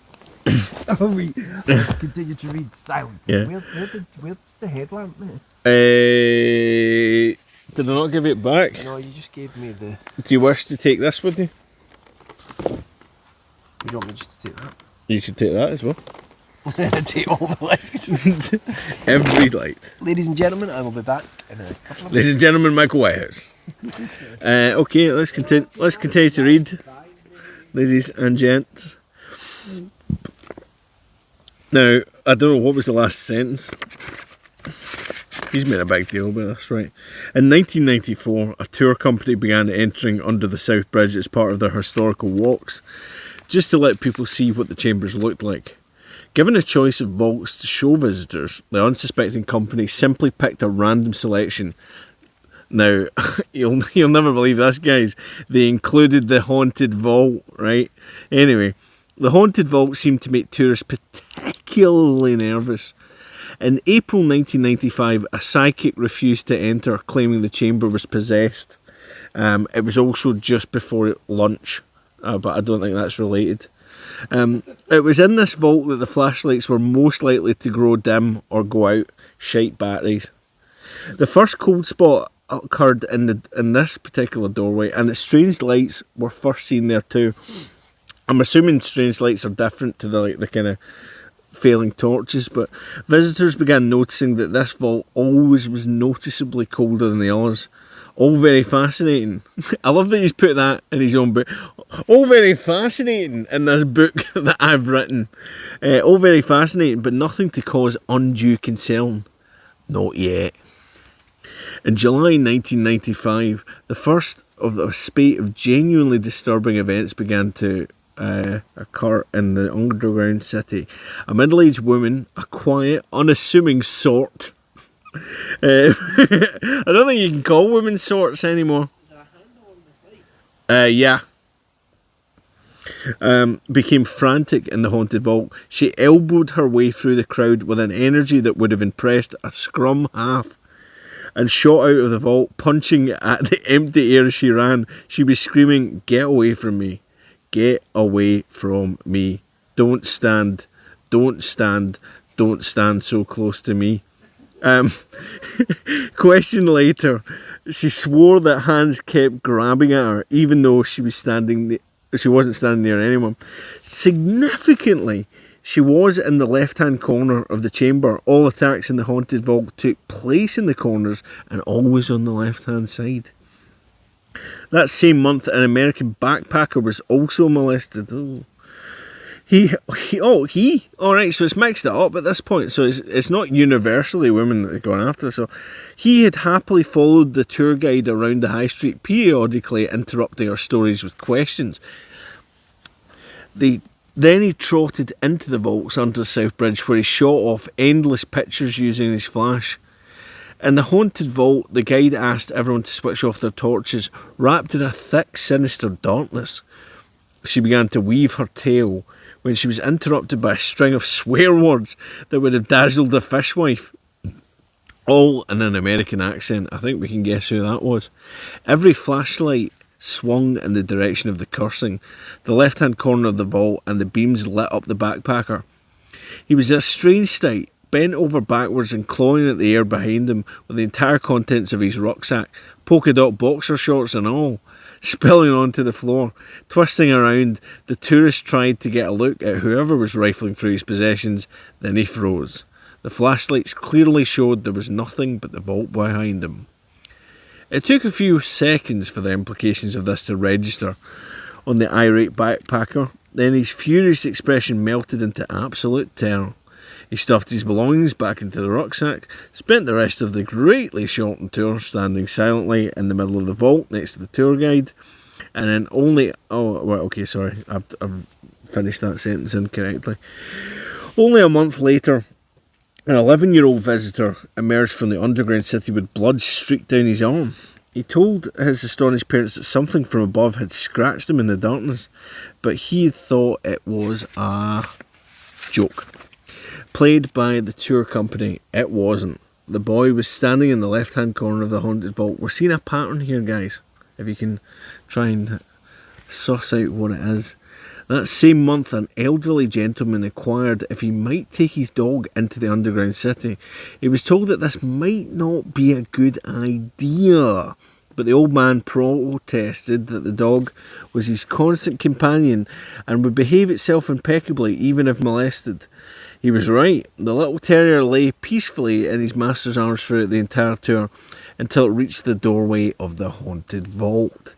As the gentleman tried to carry the dog inside, it began to howl and tried desperately to squirm out of his grip. Whenever the owner stepped away from the vault, the dog would relax. If he moved towards the dog would begin a soul-shredding howl. Puzzled and visibly upset, the man had to take the terrified canine outside. After that, pets were banned from tours of the underground city, and Rolf Harris repossessed his dog. After that, two men,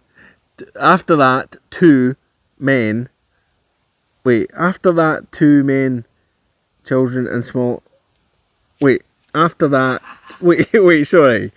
After that, too, like TWO, men, children, and small furry animals were left mostly unmolested. Sorry, I shouldn't laugh. This did not mean that the haunted vault had suddenly become safe. There were still reports of cold spots, visitors collapsing, and tour parties jostled or hit. But now the attacks were directed only at women. Marion Duffy was visiting Edinburgh for the first time with her husband and their 6-year-old daughter, Claire. Marion had heard of the underground city and very much wanted to see the vaults, but she wasn't sure if Claire would be too frightened. On the last day of the young mother's trip, her husband opted to go to the pub, and her daughter assured her with all confidence of youth that she would be perfectly not afraid to visit the vaults. Claire was as good as her word. She sauntered through the gloomy candlelit tunnel as if she hadn't a care in the world. Marion was filled with pride at her little girl's bravery, especially since she was terrified herself. The haunted vault proved a bit more daunting. Quick beer break there. The guide, however, was getting into the swing of things. It started a Kaylee, and wasn't about to tone it down. To make the tale even more atmospheric, she told the parties to switch their flashlights out. They did so, and the vault was plunged into impenetrable darkness. Marion heard Claire gasp, and a tiny hand grabbed her own. She smiled affectionately. Together they listened to the story, mother and daughter, hand in hand in the darkness. And when the tale had ended, the tour guide asked the party to switch on their flashlights again, to everyone's great relief. But in the last seconds of darkness, Claire suddenly squeezed Marion's hand. It was a grip like iron. It was a grip stronger than any 6-year-old could possibly imagine. It was... That's where the story ends. No. Marion cried out in pain, and the vice-like grip tightened even more. Then the lights were on, and the startled tour party were looking at each other to see who'd called out. Marion glared down at her daughter. Claire wasn't there. Her child was standing looking puzzled at least 15 feet away. Okay, when the lights went out, Claire had reached for Marion's hands and thought she'd found it. However, the hand she'd taken led her slowly through the darkness. When the flashlights came on again, the hand was immediately withdrawn, and the little girl found herself standing completely alone in the left-hand corner of the vault. How many more pages have we got here? Alright, there's another 20 pages. In April 1996, a party of around 30 were standing in the haunted vault listening to the guide. Because the group was large, it had filled the entire chamber, and some visitors ended up pushed against the walls. People had moved randomly onto the nearest unoccupied spaces, and 4 women, complete strangers to each other, shouted loudly, "Bagsy not the left corner," found them standing themselves in close proximity. Though they did not know it, they couldn't have picked a worse spot to stop. Can anyone guess where they were standing? That's right, they were standing in the left-hand corner of the chamber. Halfway through the guide's story, all 4 women suddenly fell on the vault floor amid a flurry of screams and offensive expletives. When questioned, each woman gave exactly the same explanation for their sudden nosedive. They'd been punched viciously in the back through a solid wall. Fucking hell, some punch. After this, the tour guides came up with a brilliant, if long overdue, idea for protecting visitors. It appeared that the Mackenzie poltergeist, if it really was he, only attacked on the left-hand side of the haunted vault, and he only attacked women. So if all female visitors stood on the right-hand side of the haunted vault and the men stood on the left-hand side, everybody would be safe. It worked. As soon as this standing arrangement was put into practice, all attacks on female visitors stopped. The poltergeist started attacking the tour guides instead. Brilliant. In a 4-month period, there was 3 separate incidents of female tour guides being knocked over or hit while they were in the haunted vault. This definitely was not in their contract, so they were promptly went back to letting tour parties stand wherever they liked. Sightings in the haunted vault have grown more and more infrequent as time had passed, and it's all but normal now. This has coincided with an upsurge of similar happenings in the Greyfriars churchyard. The explanation seemed to be a simple one. Poltergeists, unlike other ghosts, can move around. They are not confined to one haunted spot. In fact, they often haunt people rather than places. This ties back to what we were talking about earlier on. It's all come full circle, and I knew it would. Tour parties now in Greyfriars churchyard at night, and some of the guides are the same ones who led the tours in the vaults. The Mackenzie poltergeist seems to have gone with them. On the other hand, if Bloody Mackenzie is just an ordinary ghost, he has an even better reason for changing sites. It is no longer just the area where his house stood the visitors invading. No thanks. They are disturbing the very place where his body lies.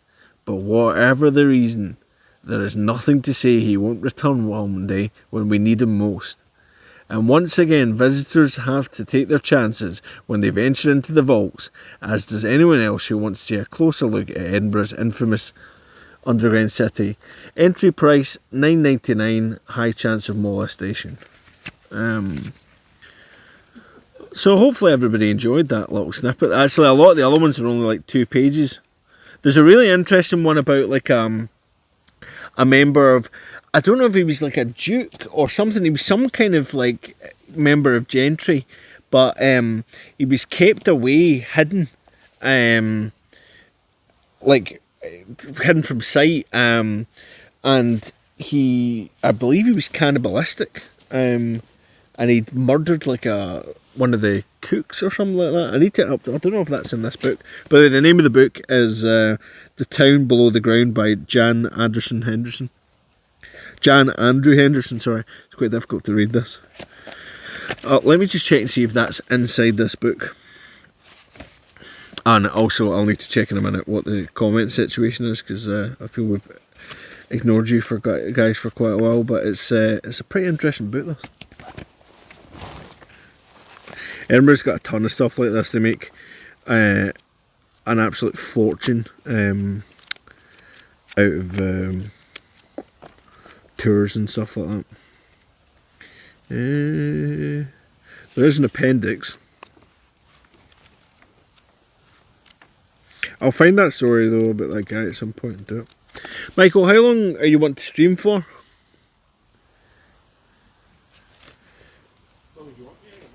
Well, it's 11 o'clock, so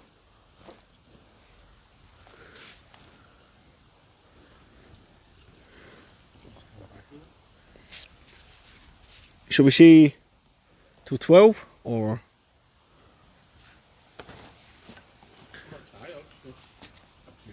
It's up to you, just in case you wished for some time to relax without having to be needlessly entertaining all the time. Ow, my fucking legs have gone to sleep. Alright, you need to check the chat because I've not checked in some time.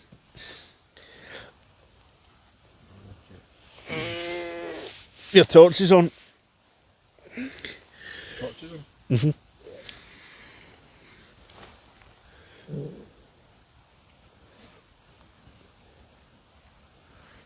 I still think it would be funny if you'd ordered a delivery. I know, we were talking about it earlier on about the idea of like, because there's a big fence as you go down there, and people can't bring up cars. But I was wanting to check to see if we could get a delivery order to, and the guy would have to come up on his bike.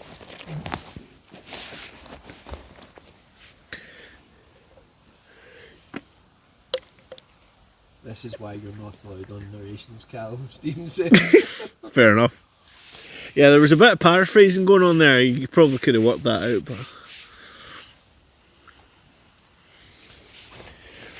my legs are going. I know. Dead. I need to sit up in this. I think next time we'll Bring some chairs. I mean, the only thing, it's like more gear to carry in it. Tis. That's the problem. Look here. Allow me now to assume the position. By all means. Right now, the chat needs to entertain us for the next hour. Tell us stories. Yeah.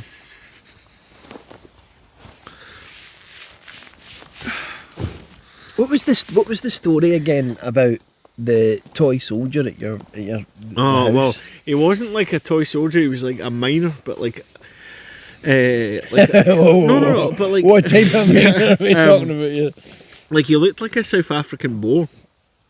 Right, explain. Explain to the chat. So, like, basically, we've talked about this so many times.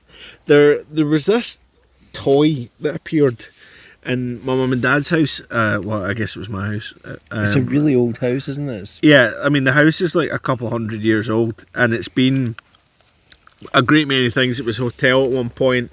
It was the station master's house because it's right next to a railway line.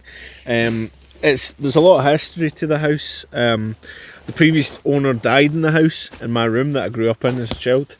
And they said that to him in the first night. Callum, someone died in here. Good night. Light off. I picked the room, knowing full well that was the case. Anyway, Does not surprise me. I think it was like 5.5. So, but anyway, so this toy started to appear, and I would like put it up on the shelf, and no one else saw it. I'd mentioned it to other people, and it would every single time I came back, it was in a different spot. Why have all of Stephen's messages been deleted? We never did that. Was hidden by Ghastly. Did you just do that by accident? How would I do that? Let's see it. How would I do Stephen, if I've done something on my phone to you, I'm very sorry, mate. Unhide user on this channel. Michael. What did I do? You deleted all of Stephen's Smith. You had him on the channel and deleted all. Oh my god. Stephen, mate, I'm really so sorry. Are you sure I did that? Oh, yeah. Apparently, he's unhidden now. Stephen, are you still there, mate? I don't know what's happened. He's a mod as well. He should be immune. So how am I even able to do that? But pure White Houseism. How did I do that? You must have like accidentally hit Stephen, he's still there, mate. it. He's deleting you actually. Yeah. All of a sudden he's just going, oh! He's just been deleted from existence. Susan's just gone round his house. Fuck's sake. Stephen, he's still there. Does that mean that's deleted every single message he's written? Oh my god. I'm so sorry, Stephen. Stephen, I'm so sorry, mate. How did I do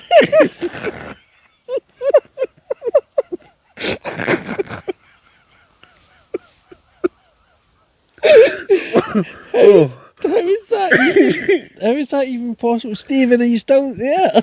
Unless like Martin's at home and Martin's just logged onto the computer and go, I'm gonna razz these guys. It's like I've done that and then all of a sudden we've lost a couple of people watching us. Stephen's probably because they're leaving out of fear. They're gonna just get taken down. How did that happen? No, but what would you normally have to press to do that? Hold it down and then go to hide user. You didn't put him in a timeout as well, did you? Fuck. Oh, he's removed him as moderator as well. Shit. No. Yeah. How? Yeah, because I guess it's part of. No, but how? There's no way I did that, Cam. I just put my phone down there. He says I had to let the dog out. What happened? Stephen, I'm so sorry, mate. We're trying to figure out what happened. Somehow, all your messages. Oh, you got banned? You got banned? Jesus, mate, I'm so sorry. All your messages got deleted from the chat. He accidentally hid you from the channel and then unmodded you. You only had the phone for 2 seconds. There's no way that did that. Something else has I happened. think what's happened is you maybe accidentally hit the hide thing. Was it the and fairies? I think it was. Honestly, mate, I'm so sorry, but it's like deleted all your messages in the chat. Oh, Is there an sorry. undo? No. You can still view the deleted one. That's just those leaves falling in. You keep saying that. That's when you hear. That's when you hear. I'm no. I'm no a leaf. Yeah, just be careful. Yeah, report him. We've done everything else. Oh, sorry about that, mate. It wasn't me. Sure, Jan. That Jan that wrote the book. Sorry about that, mate. Sorry, I don't know what's happened. There's been a few wee things that have gone wonky tonight. That campfire thing was unreal. Yeah, like we were at I've that, never that like literally dry kindling and straw and carved and like all the things that should burn, and it was just immediately going out, and there was no wind or anything. that was really weird. I mean, honestly, I think we were there for about 2 hours trying to make a fire. That's mental. Sorry about that. The fairies didn't like your tribute. Probably. Fault.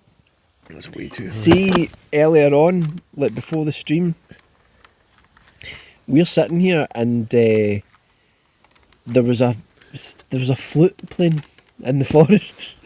Someone playing a flute. It was really weird. Yep. And like, yeah, it's been really. But then, like I say, that couple that I was talking to up there, that the woman said, she says there's people that come up here and they've got really weird ideas about the fairies, and they actually come here and they do like weird things in the forest. Mm. You wonder that. You wonder if there's people that have like really take it seriously and. Well, I'd imagine. I do wonder what those people think about the fact that the trees, what do you call it, like being taken to bits. Well, they kept. Well, I'm not. That light's I gone thought out. that like that light. Aye, it does a wee flash before it goes out. I thought that was. I thought that. Now the light.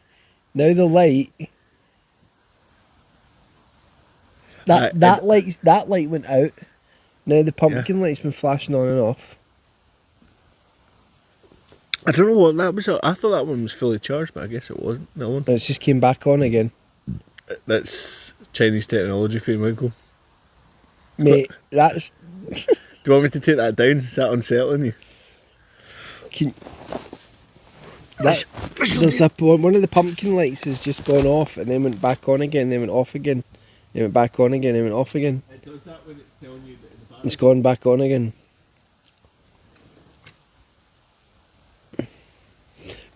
Callum, leave your rationality at the door. It's the fairies. Yeah, it was like fault. I don't know if you've seen. I've mentioned it before. There's a found footage film called Leaving DC, and I'm a really big fan of it. I think it's great. It was just one guy that pretty much made it himself, and you can get it on Amazon Prime, I think, Prime Video. It's really, really good, and there's like this kind of, at one point there's like a kind of flute playing in the forest, and I was just like, as soon as I heard that earlier on, I was like, and whoever it was properly going to town on it. Oh, it was good. Aye, like they were good. It was Lizzo.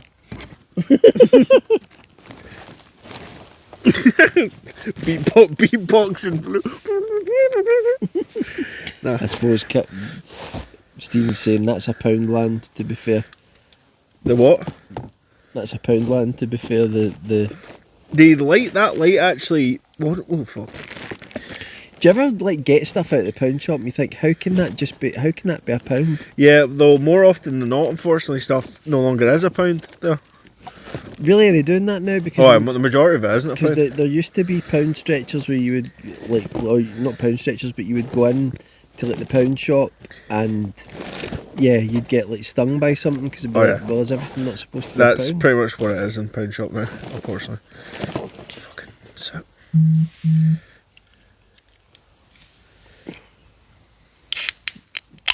It's weird as well. There's like been some amount of insects, but I don't really feel that I've been getting eaten. I have. Have you? So they've obviously left you alone. Here, try that. No, I'm alright. It's in turn. Right, I'll tell you why I won't. You off it? No, I'll tell you why I won't, right? My dad was a social worker and he used to run these trips for like underprivileged kids, and like a lot of the kids were like kids that were in care and had like been abused and been like and he would take they would take them on like trips, and my dad used to sometimes take me with those kids. Mm-hmm. And I always remember being in the back of this van. They were driving this van along. We might even have been near here. Remember I said we saw the Endrick? Yeah. And the Endrick River was where we used to go and fish as part of these groups. And I still cringe when I think about it. Oh, it's so horrible. I know you're going to think this is like a nothing thing, but it really affected me when I was a kid. Okay. There was a bottle of like Tizer, like a Right. glass bottle of Tizer, like juice.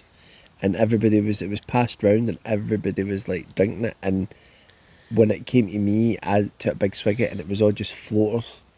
It was as if somebody had grogged in it. Mm. And I always remember it. See, ever since then it's like my wife thinks it's weird because she's like, you won't like share like a bottle of juice with me or something. I'm just like, nope. I'm like, with nobody ever since that happened, just really like. Fair enough. What if it was like a life or death situation? Have you ever watched Yellow Brick Road? No, if not, watch that, mate. I was going to say it sounds familiar, but obviously Yellow Brick Road. But yeah, like that. So there's nothing against you. It's just like, even see if I have like a bottle, if I buy a bottle of water. Mm. And my youngest, like, she's just, if I'm eating anything, she wants to eat it. If I'm drinking anything, she wants to drink it. And, like, if I have a bottle of water and she ends up, like, taking it and sipping it, it's just like, right, no, darling, that's your bottle of water now, that's fine. You know, like, which is ridiculous, but... Well, you know, we've all got our cross to bear. If I'd given you the first drink at the can, would you have drank it then? Yeah. Right, okay. Selfish of me. But that just always stayed with me. Tell you another one that stayed with me from those trips. I always remember this. We were travelling back from somewhere in the middle of nowhere in one of these minivans with like, I must have been about 6 or 7 kids. And there was me. I don't know if my brother was there at the time. Always remember, like, a few of us said we needed to pee, so we're in the middle of nowhere. So they stopped the minivan. They said, right, go into that field over there by those trees and do it, and come back. And there was this old cottage. Like, if you go around Scotland, there's loads of these old cottages, like just like in the middle of like fields and things that are just like all crumbling. They're just old stone cottages that have just been left, old farmsteads and things like that that have just been abandoned for who knows how long. And we went over to that to pee, and I remember there was like the door of it was like partly broken, and like there was something that looked, at least in my mind and in the mind of the other children, and those kids were older than me, they were teenagers and I was really young. I was like maybe about 7 or something like that. But there was like what looked like a claw mark that is like came right down the door like that, and I just it scared. As soon as we saw that, we all started running. Yeah, We were all like, nope. And I was always the one thing that I was always terrified of werewolves when I was a kid. Folks telling the story. Alright. 1840, the entire population of Faerie, New Hampshire, walked up a winding mountain trail, leaving everything behind. 2008, the first official expedition into the wilderness attempts to solve the mystery of the lost city of Faerie. That sounds familiar. That wasn't in like a. That wasn't in like. Oh no, you said like Faerie, New Hampshire. I was going to say I know there's one in South America somewhere, where like an entire village disappeared.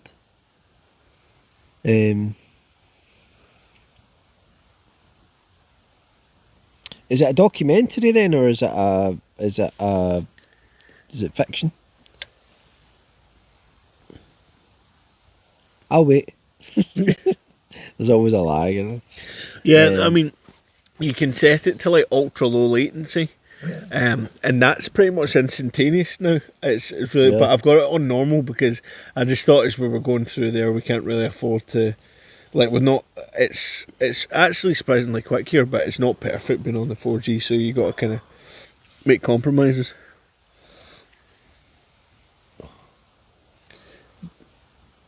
Bullet says Yellowback Road annoyed me. Fiction. Yeah, I need to check that out then. It might be inspired by that case. I'm sure. I'd need to Google it, but I'm sure there's been a couple of like famous incidents. There's one that they know pretty much was made up, which is there's a famous one from Canada, and there was supposedly this village where either everybody there was like an explorer who said that like either everyone had vanished or everyone had, like, when he went in there, everyone had been like butchered. And it was reported in newspapers all around the world. But it's like the town it never existed, as far as they can tell. So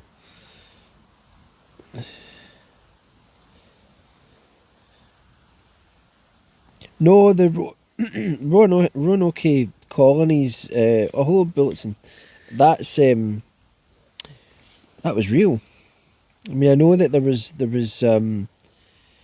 they found I can't remember the entire story behind that, but I know that it was early an early colony, wasn't it? In America, was it?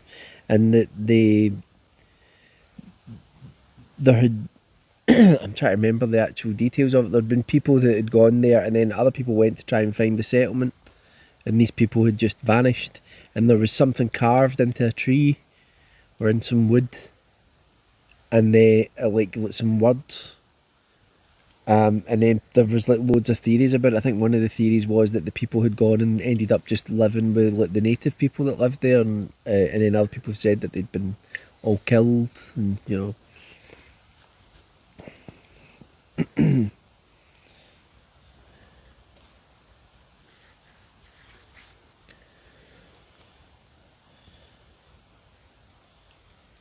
Yeah, the first natural born American Virginia Dare disappeared. I've definitely read about it. We might even have talked about it on something before. You generally not getting eaten alive just now. No? Do you want the mosquito net? Yeah, I've got one, the one you gave me, but it's not going to cover my full body. Yeah, that's the one thing. I mean, it was weird because we didn't pick up like midget repellent, but I have to say I never find midget repellent works. Yeah. I know a lot of the soldiers swear by the moisturiser. There's a moisturiser that you can get it's not for like being insect repellent. But there's a moisturiser in soldier circles. They claim like this is the stuff that you use. Can't remember what it is. Both me and my dad get eaten alive. There's something particular about us. No, but I normally do, but I'm not, which means there's something about me that they're not really they're not really wanting to. It's the stench. There wasn't Mr. Agent Smith. It's funny, you look there was like some sort of, I don't want to say it was a dragonfly, but it was some sort of something similar a second ago there in the light over there. And it's funny, you look at that and you're like, you could see how somebody could think, you know, in the past they could have thought that was like a fairy, yeah. you know, like. There's been a lot of big things like that around here. Aye. So many insects about though. Yeah. I think the fact that we're pointing massive lights at ourselves is not helping that. I'm just glad, like, I don't know, it's weird, it's like people say that when they go camping in like places like, you know, in North America or even in parts of Europe where there's loads of bears, like, and people go and they don't really think about it because, you know, it happens every now and then, but it's very rare that there's like a bear that will eat people. And but I don't. If there was bears in Scotland, I genuinely don't think I could just be at ease sitting. My uncle he moved out to Canada. Avon moisturiser. That's the one. That's it. Something like that. Sold by your dad. But basically, my uncle moved out there. Coatone. That's right. Was that what it was written on it?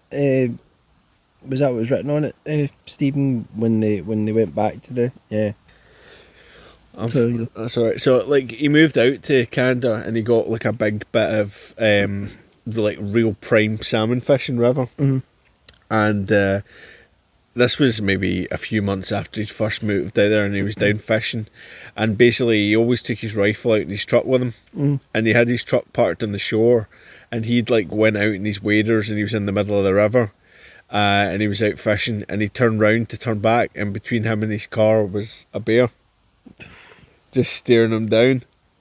And he couldn't do anything because he couldn't go back to get his rifle or do anything like that. So he just kind of stood there, and the bear kind of looked at him for a while, and then kind of went away. And I remember him kind of saying, generally speaking, when there's enough salmon and stuff there, they really don't give a fuck about people.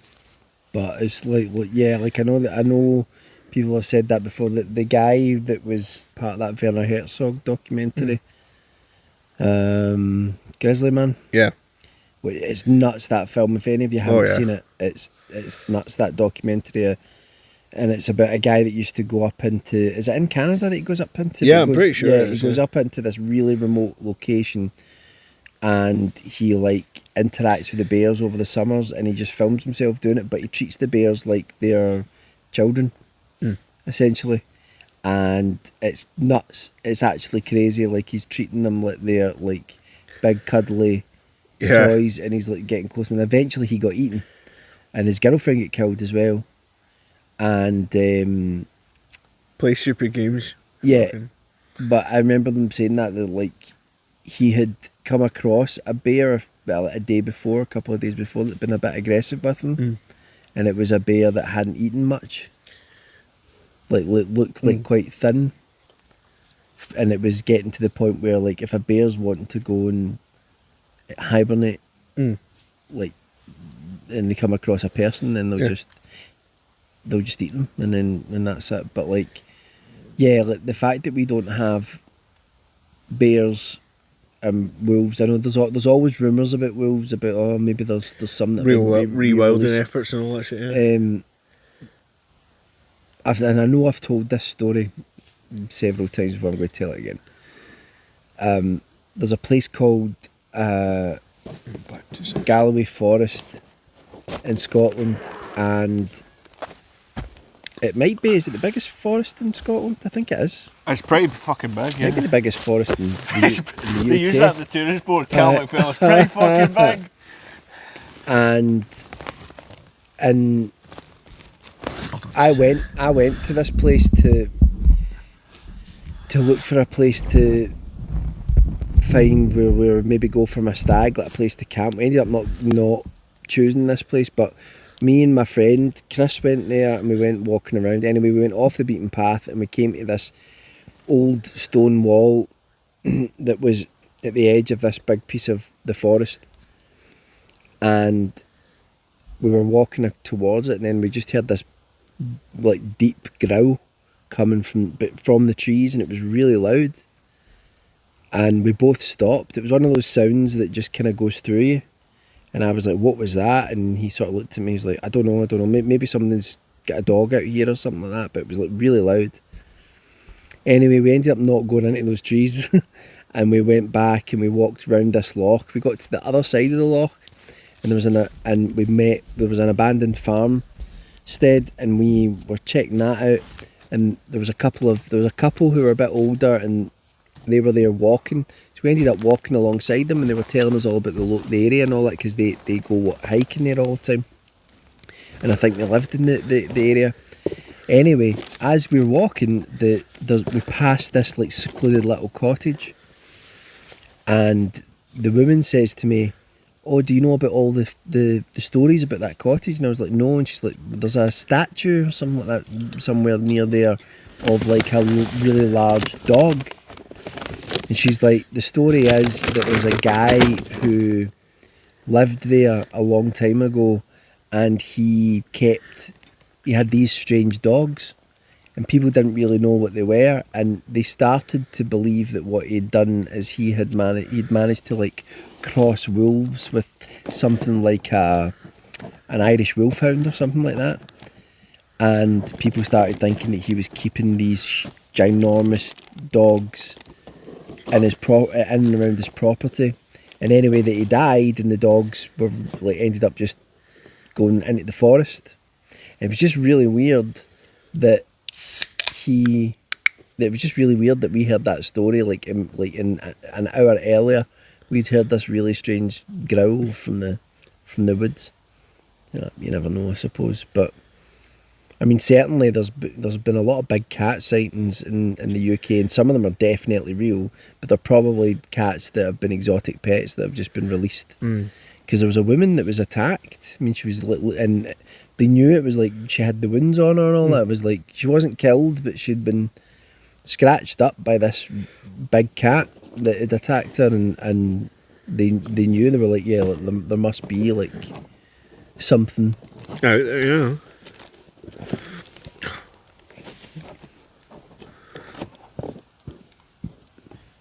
You know the bear survival saying, black attack, brown stay down, it's polar, it's over. Yeah, the one I've heard is... It changes though, doesn't it, depending on you. If it's black, fight back. If it's brown, lie down. If it's white, good night. If it's That's brown, flush it down. Is that the unpleasant thing about bears is that... Who's that dog? Do you know I was going to say that? Yeah, they just hold you down and they just bite wherever they want. And they'll just... Who was the remember the BBC cameraman that was inside the cage, the polar cage? Yeah, that's nuts. fucking grueling bit of footage. That yeah, he's inside it, and it's all like like a giant reinforced glass, yeah. And he's inside it, and the polar bear's like right up trying to get into him, trying to work out, looking for a weakness. Yeah, that's you got to be really confident in engineering of that. Oh yeah. Yeah, that's. I know I've heard something. I don't know if it's true. I've heard stories like if you don't have a gun and you see a polar bear, you're already dead. Yeah. But I don't know. Even then, but you've got to get something that you hope was it in Finland where a couple of people were camping and a polar bear just went right into the tent and just ate the two people inside, basically while they were sleeping. Packed lunch. Yeah, and have you seen because very, very, it's really rare, but very, very occasionally I think brown bear, like grizzly bears, like mate with polar bears. Right. Like I think it happens like really, and they're like. Where's the crossover with that climate? They're even bigger. Well, I mean, if you think about it, like there's into Russia, I guess. The brown bears, like, well, right up into Canada and all that. If you're talking about up into like. I'd imagine. I mean, I don't know, but I'd imagine there's like polar bears all around like Greenland and everything. I would have thought. It's always wild to me that does Denmark still own Greenland? Is that a silly thing to ask? But no, it's not a silly thing to ask. Like, I think either they do or Greenland's now like a kind of self-governed, but like a principality of Denmark or something. I'm sure there's some. Do you know the thing that always gets me when you come out to see when you live in a city, and it's like I spent a good part of my life living in the countryside, but it's when you go back and you actually go out to not the wilderness, but you go out a bit, yeah, and you realise how fucking black it actually is, how dark it is, yeah. Because like we're used to being around street lamps or a bit of even light pollution. Is enough in areas just to give a bit of it, but like when you properly go out there and it's not around, it's like obviously we've got lights going on us right now, we're not helping it, but all around is just pitch black. Oh fuck! I've done something again. Oh fuck! Yeah, right. And it's Stephen you went for again.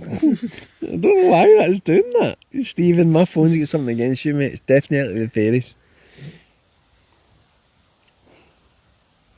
Yeah, Stephen, I think there's some, like, there's that, what was the name of the bear that Joe Rogan always talks about, because he's like, this thing was around, like, at the last ice age. It's like the short-snouted bear or something like that. and it's like twice the size of a polar bear.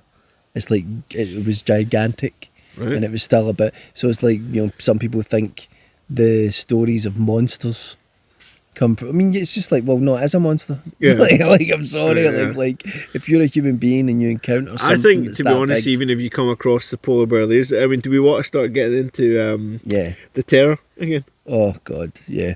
Good TV, great TV show. Oh, that was Very strong recommendation. The terror. I've never watched the second series. It's Heard okay. bad It's not. It's yeah. not great. They basically, with the original terror series, it was very successful, and then they kind of wanted to make a second one, so they carried the name over, but it didn't really make any sense because the terror was the name of the ship. Yeah. So they tried to make the terror a continuing series, but the second series is based Second in a World War, Japanese internment camp, and it deals with like Japanese demons, but it doesn't really make any sense because the terror has no direct connection to it. But there's like a monstrous polar bear in that. Yeah, well, it's what's it called? It's called the Nanook or something like that. yeah. It's not actually a polar bear though, Yeah. because it's got like a human face. Yeah, it's like meant. some Did you guys see the movie Backcountry 1995 that features a horrific bear attack scene? Bilson's asking. No, I've not seen that. What's the one? There was one recently. Was there not I kept meaning to watch it. A film just from like a couple of years ago that was about someone getting stalked by a bear. That was meant to be really good. And that reminds me of the poor girl that was the woman that was jogging and I think it was in Canada as well. Like where she was jogging and she had her earphones in. She had no idea she was being chased by a bear. fucking hell. But then, Do you see that video? Did I send you that video recently of the little girl who's like going out? It's like the one with like the kind of like Texas accent, and there's like a bear. There's there's a little bear out in the middle of the car, and she's just like, "Can I pet that dog? Can I pet that dog?" And our like parents are trying to, everyone go and try and find that pet that dog video, but like our parents are trying to like haul her away from it, but the little girl's convinced it's a dog.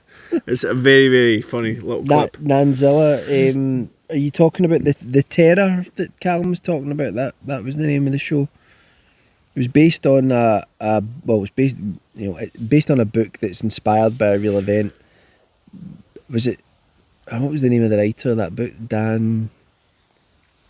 I don't know why I want to say Dan Walker, but I don't know Some if of that's those Arctic, well, even just some like all of the voyages they were carrying out at that point, like going around the Horn and stuff like that. Some of the things that like just like unbelievable undertakings, but the Arctic expedition, particularly, like it's pretty much a death sentence. It is crazy though that like there were legitimate, like the Inuits later said that they, like years later after all of that they did see some of them. That's why in the TV series where like you've got like Fitz or whatever his name is. It's supposedly like part of the they're like, oh I like he was like, they said they saw a man with red hair. That's what they said, you know, like still, so like they managed to live for Dan Simmons. Who's Dan Walker then? Texas Ranger. I can't go to sleep. I need to pet that dog now. No, don't be petting that dog. Yeah, you need to. So after this stream, check out that video. The Terror honestly is one of the best TV shows I've ever seen. I think, but I'm going to become quite unwell. That but brilliantly cast, brilliantly acted. I My don't know only if thing is, I don't know if it's one of those ones that's so harrowing. I don't know if I'd watch it again. I've watched it again. It's worth it. But one thing I would say about it is, I know you probably like the supernatural element, but I wish it was more ambiguous. Yeah. Because, like, it's guys that are at the end of their tether, they've been through tons, you know, you could imply more that it was just a polar bear they were dealing with, which But is that's like horrible enough. I've read some of the book and like it's like legitimately like a horror story. You know, like it's not. It's just because it's based on real events. I don't know. I would have preferred it not to have veered so much into the kind of supernatural. I read, like I was obsessed with the TV show, and then I got the book on Kindle, and I remember reading quite a bit of it. I've got a really bad habit. I've said this before. I've got a really bad habit with novels of like getting halfway through a novel and then see if I then like so if I get a really bad migraine that can last like a week and then I don't pick the novel up for a week or something like that happens, and then I find it really difficult to go back to. Like, novels go cold for me really easily. It's like I know it's like I have to go back and either start it again. Depends on the novel as well, because I think some things can be so dense and so much going on that if you go away from it for a long enough time, you're forget. disconnected enough. Yeah, that's tough to go back. The idea was that they would turn it into an anthology series. I think season 3 was going to be based on Dan Simmons' novel The Abominable. Then COVID hit. Short-faced bear, yeah, that's right, Marcy. Short-faced bear. I think cause that's what I was thinking. Short-snouted bear or something like that used to wander around. I think at the last ice age. The first one was. The first series was really good, and I get what they tried to do, but I think trying to move the terror into it didn't really work. Partially because the terror was a literal name. Yeah. From the original show, so to try and transpose it onto something else, it didn't really work. I suppose they thought, it is a great name for the show, a TV show that's and I could go. I think if it wasn't directly related to the ship, and I think it would have. If you're doing, because if you're doing, but it's completely unreal. There's no tonally and style, it's very different as well. So it's like you wouldn't look at it and feel the same way. I've never watched that American Horror. I was going to say that American Horror Story. Sorry, but am I to understand that each series of that is different? Yeah, I think so. But then I think I read that maybe in later series, they maybe did one series that was like a prequel to one of the other ones or something like that, and it showed you the origin of some of the creatures. Right. But I've never watched American Horror Story. I think I don't know if it's a bit schlocky, and sometimes I like schlocky, but the problem is if you're a TV series is like a real investment of time, and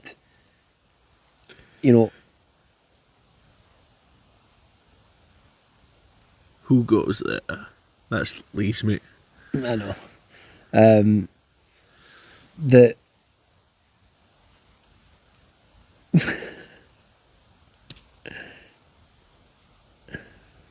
Are you so? How see in an environment like this? Do you think you'll sleep tonight?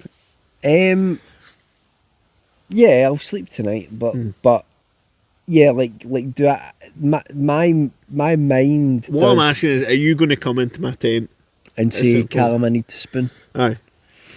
I get. If that's the only way. The way my mind works, it's very easy for me to get kind of freaked out by the possibilities of things. It's just the way my brain works. I think that leads into being able to write horror stories, but at the same time it can it can cause problems with some things. I would say tonight when we were hiking up that hill and all that, I wasn't really getting freaked out or anything like that, whereas I think maybe when I was younger, even though there was two of us, I probably would have got a little bit kind of, and it's, I love the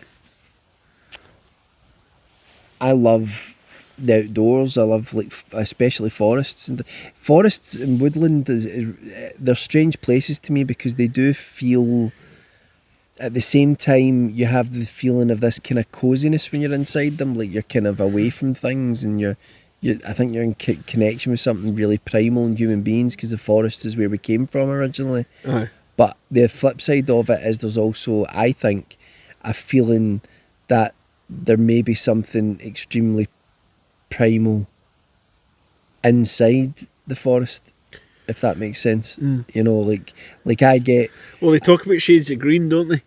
So shades of green, we can differentiate more shades of green than any other colour, right, so that we can potentially identify a threat amongst the green. So, it's a natural environment for it. It depends, your brain can't switch that way. I struggle sometimes purely from the ADHD aspect when I'm trying to sleep. A lot of time I'll sleep with, white noise, like water. right? Yeah. Because I need something that just completely tunes me into one thing, right? But I can struggle to sleep I listen and to a podcast. That's what I do a lot of the time. I can totally like it's something that just a single channel and just go in. But I can struggle to sleep in an environment like this because I'm attuned to everything. Yeah, well, that's good. That's good to know. So you'll wake up if somebody's wandering around outside. There was actually I watched a YouTube video not that long ago. And I think it was real. It was a guy. Yeah, we have separate tents, Stephen. I've offered them, but he said no. I've got a 3-man tent. I brought it just in case. But There was a guy that was doing camping, and he was like, it's definitely a person, and it was like it wasn't like deer or anything like that. He's like someone like he's like, I've done this so many times. He's like, that's never happened to me. That was someone who came into the camp and was like wandering around the tent and looking at stuff and all that, and then they came back, and he's like, and he was really freaked out by it. So Can you imagine? in the morning, like, and he was by himself. it is quite a vulnerable thing. Oh God! I mean, a tent's not standing up to anything. So Nanzilla, are you saying American Horror Story's worth it then? All of it. Need to maybe check it out.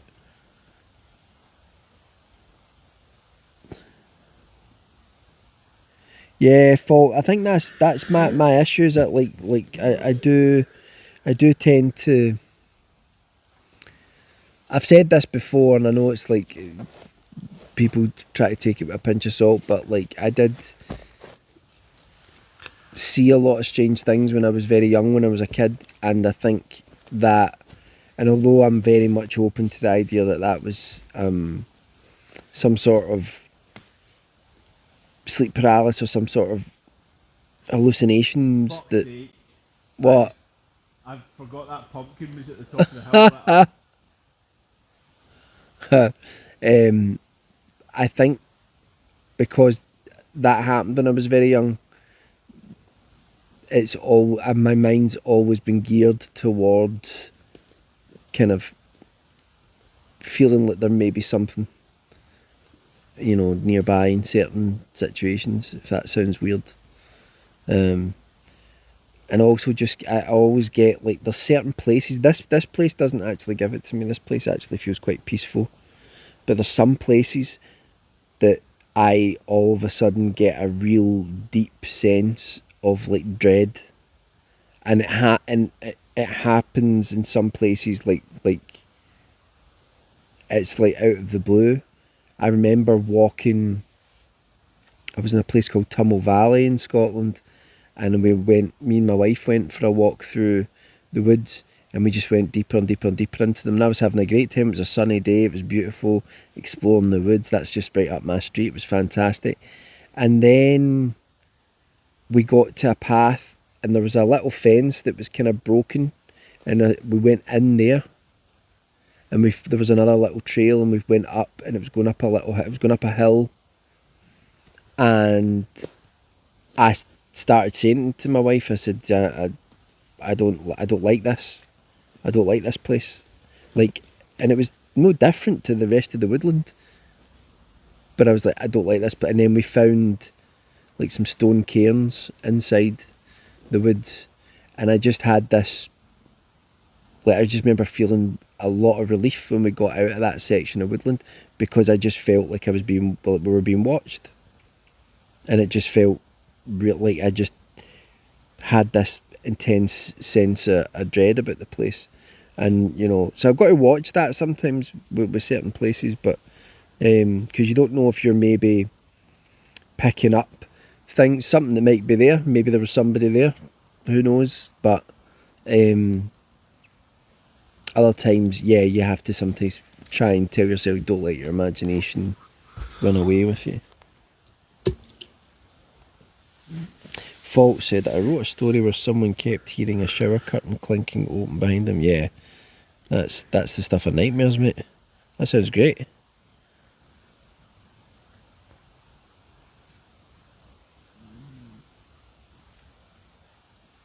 I always think when we've got videos like this, at some point we'll be looking through the footage, and all of a sudden, you know these things where you do see people every now and say, like, Yeah. and they realise there was somebody In the background.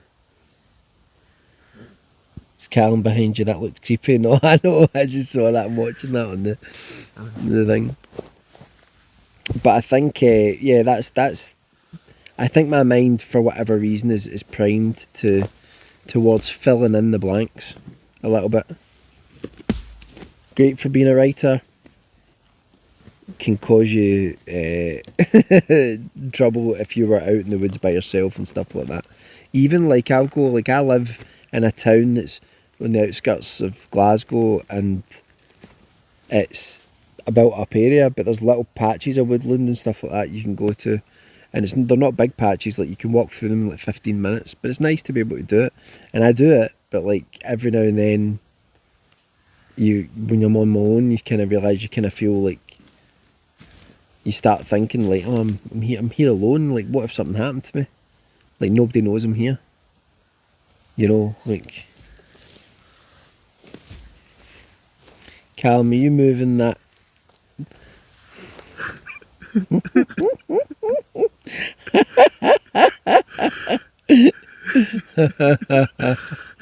Yeah, very good. Most of the things I do for my own amusement.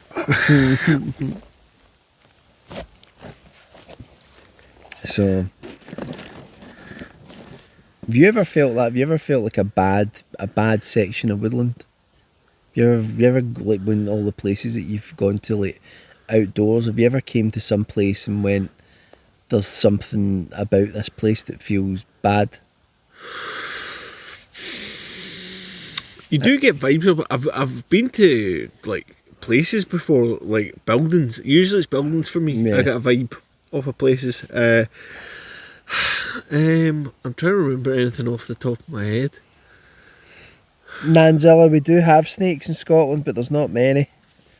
There's a grass snake. You can get adders as well that can actually bite you, but I've never seen one. I've seen a grass snake before, but I don't think they can bite. No, we don't have a lot of snakes. That's the thing in Scotland, is what we have like so many. There's the most dangerous thing in Scotland's the weather and nutters.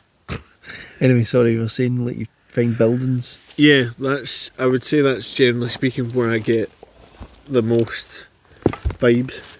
Oh Christ! I know it's not particularly. Stretch. I know. I'm half tempted to say we probably pack it in about 12, unless you want to keep it. It's more just like this isn't particularly comfortable. The other option we've got is, if you got a sleeping mat, Aye.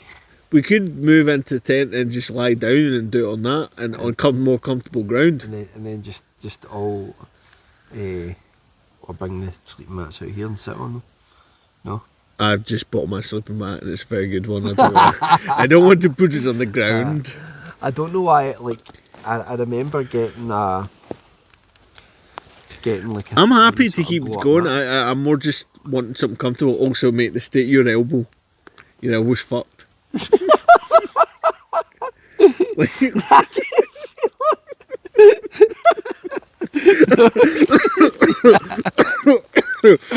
can feel that. It's like the bed. Look at my elbow. I know. That's horrible. Oh my god, look at that. It's like the elbow of a 150-year-old man. I'm happy to keep going, but it's more the comfort factor out here. Like if we went to, you could bring. There's more than enough room. We don't need to touch each other in that tent. If you want to bring your mat in there, we could. It's up to you. Or we just call it quits. Why don't we stay out here till 12 and then take it in and do it? That's fine. Let me actually go and check the mat situation. The mat situation. I've yet to use that mat that I've got. Yeah. Did you find that head torch? Aye, it's oh shit, there. That's it. There is another one.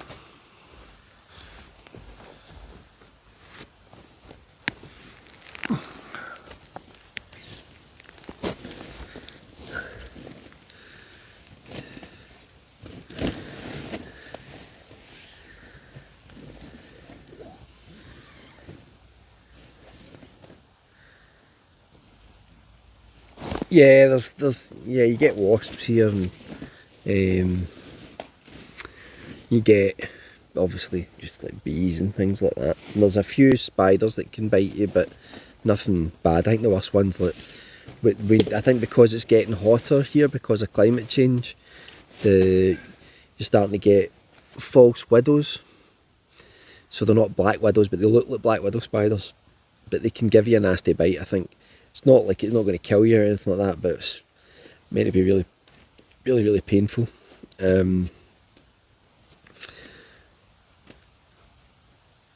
trying to think what's the most dangerous. And like I say, we just don't have. They wiped out wolves about 300 years ago. Bears were wiped out. I think about like I don't know when that was. Like maybe 2,000 years ago. Or is it as long ago as that?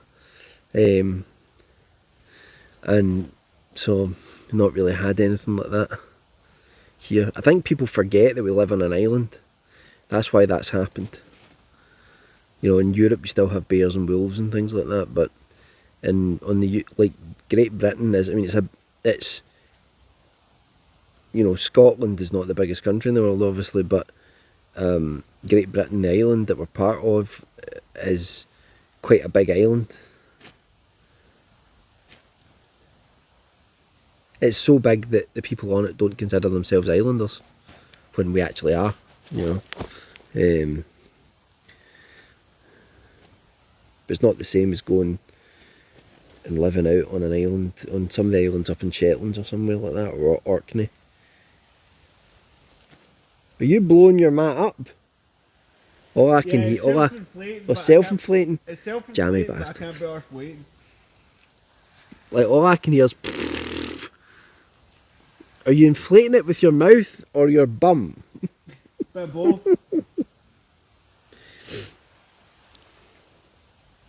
Yeah. I'm not getting like eaten, but insects are just deciding to land on me. This is the first time I think I've ever camped where like the campfire wasn't like the central piece. That's the, you know, you obviously have to be careful with that because we're in woodland.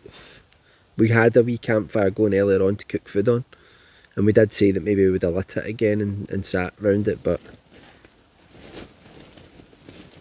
I don't know if Callum's right that maybe it's just too uncomfortable out here now. Maybe take you all into the tent. Ooh.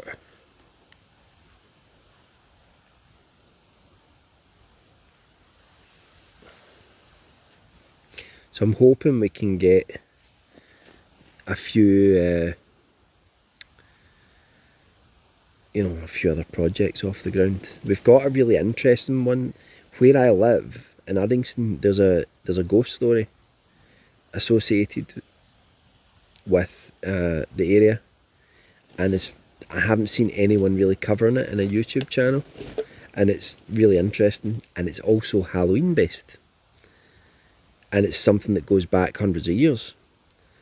So we were hoping that we could maybe try and put something together so that we could get something filmed and, you know, maybe towards the end of September and then release it in October. I think like Martin Yates, although he's not doing a lot with the channel at the moment because he's taking a bit of a backseat, he does have some narrations that are sort of in the bag that he did for a little while ago, Aaron Vleck stories, and so I think he's going to upload them to the channel and then we can just make them public whenever we want.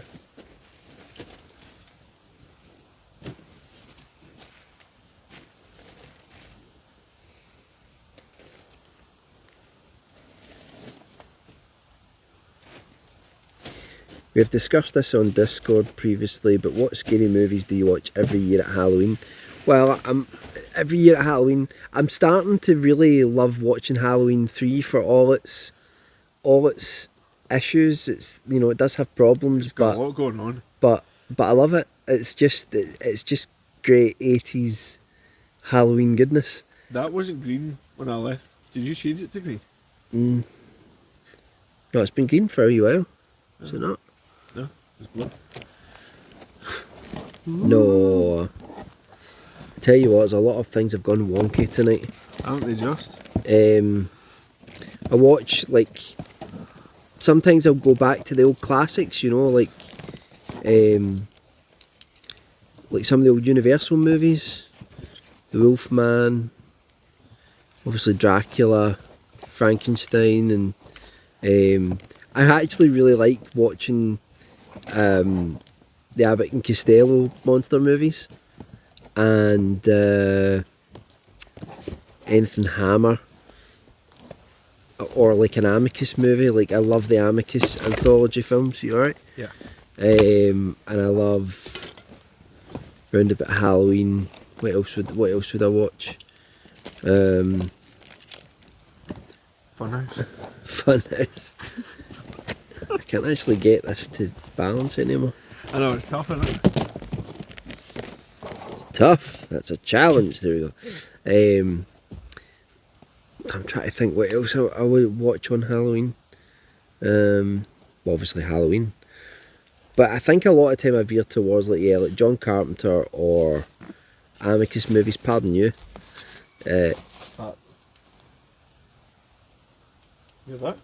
Screeching? Yeah. Yeah, maybe we should stay in the same tent tonight. Do you want to get your mat in it?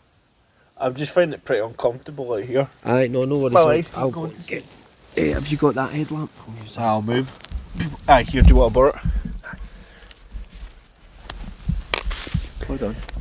Keep hearing that. I don't know if it's actually like a train braking. It's making a screeching noise. What train's round here?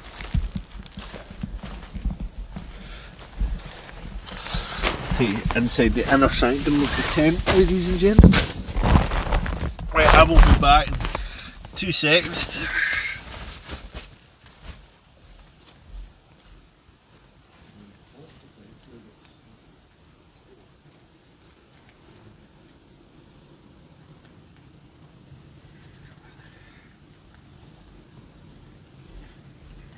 Like that, listen. That's pretty unsettling, isn't it? What is it up bikes? The bikes again? Fucking hell.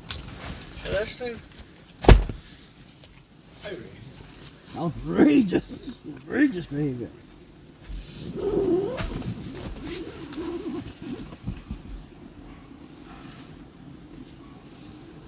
No, that's like a train car. Like cargo or something.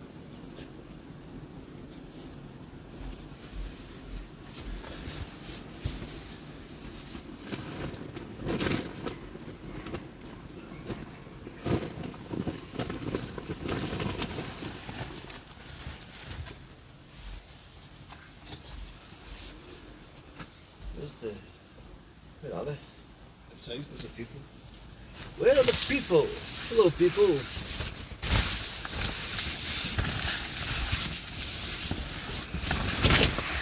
Callum, you've not cleaned your tent out since the last time. I know. So I had it at I've got the world's worst mat. I've just put it right down next to you. As well. Well, I'll be honest, aye. Liberties. I thought that's what you meant. No, well, aye, yeah, I thought it was just going to bring it Oh, sorry everyone. back. Michael, careful. Oh, I've got his caught on my sleeping bag. Hold on.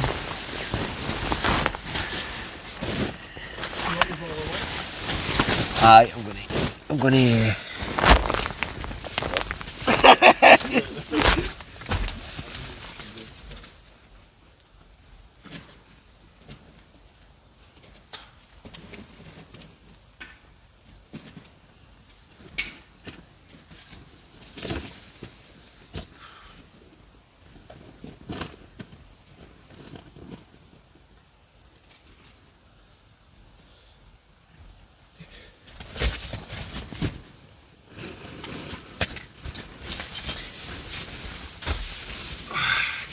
So it should just be a moment. I'm not entirely sure what Michael's up to now.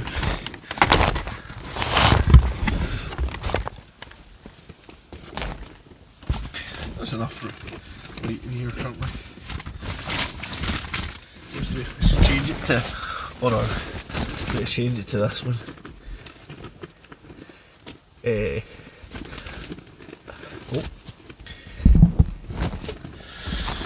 Michael's Matt's looking a bit sad on it. No, that's my special. Matt, no, left. I've only just got it. I don't know what the inflation situation is with it. So I think that's inflated, but I don't truly know. Oh. That's not comfortable. It's actually quite comfortable. I'll get to the bottom of what the scenario is.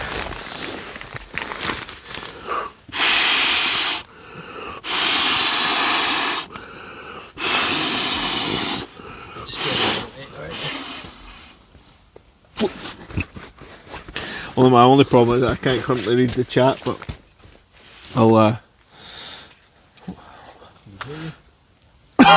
they can hear us there. Don't say fuck or bugger.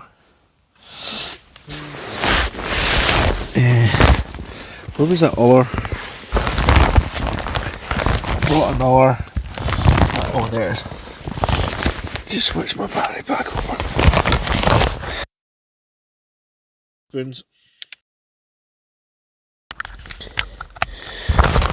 I think we're on an actual.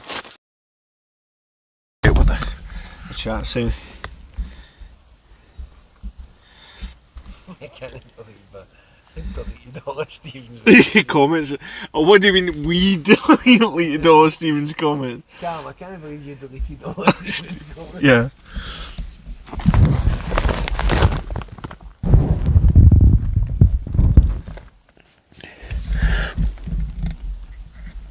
There's a whole lot. Honestly, not too keen about that branch above your tent. Yeah. Well, it's above my tent door a minute.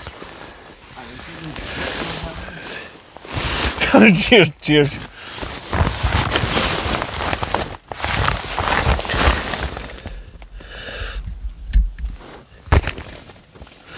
It might be a little too dark. There's another light out here somewhere.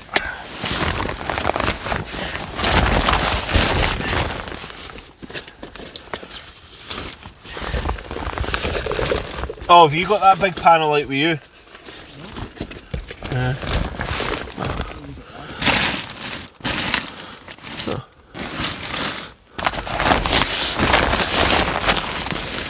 Stick Michael over here.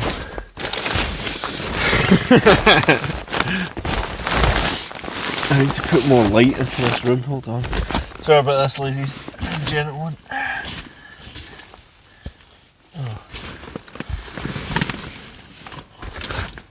I don't know where the fuck up. Oh, there it is.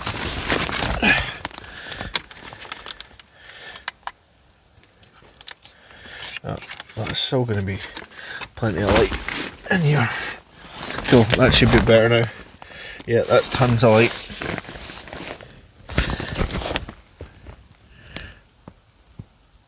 This is cosy. Alright.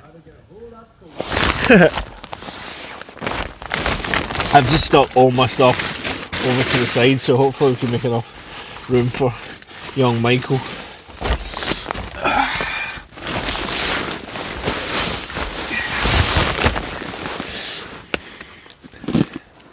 I don't know where Michael is. I think he's doing stuff to his own detriment, because I think I can hear him pissing down the side of my tent.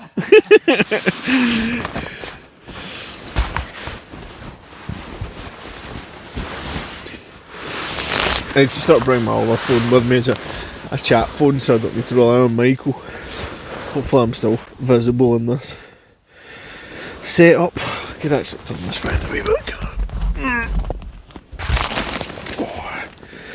Just wait for Michael to come and then we'll be able to actually see what people are fucking saying. No, it's on the other side. I've got the phone angled at me. It's quite good, this mat, actually. I'm quite happy with it. I realised that I didn't need to blow into it at all and it inflated itself. And I've actually, by blowing into it, I think I've actually just fucking made unnecessarily fucked it up. Boop, boop, boop. Michael says, ask the chat what films they like to watch on Halloween. I assume he means you guys. And Sir Pigginsworth, the wilderness is treating us very well. We are made friends with the fairies. We're both still alive. I'm not sure what Michael's doing. It looks like he's removing his clothes. I'm getting concerned. I might have to zip up my flap. Doing the lunges. Michael, how long have you had this mat? I don't even know if Like, it looks like you've been biting it. it's been crunched up inside my rucksack in the shed for about 2 years. Yeah. I don't know how much comfort this is going to afford you, Michael. It's not going to give me much. Honestly, it looks like he's been, like, biting it. Anyway, I digress. Should just be a minute, ladies and gentlemen.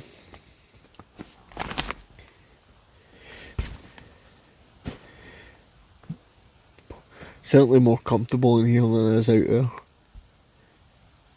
Should have brought camping chairs. That was the thing. Though I brought so much shit with me at Summerhill. I always over prepare when it comes to bringing stuff to do with kit and stuff like that. I've always got too much stuff.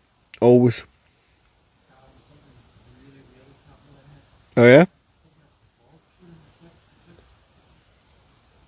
Oh, the fog's moved up? What? Something of interest happening? Michael's freaking out. Hold on. We go live to the scene.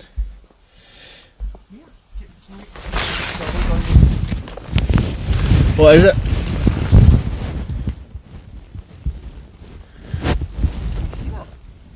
What?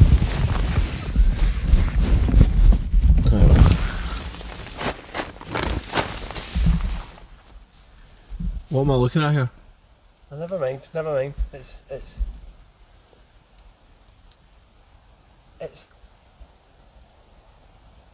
It's like a mist coming right at my face.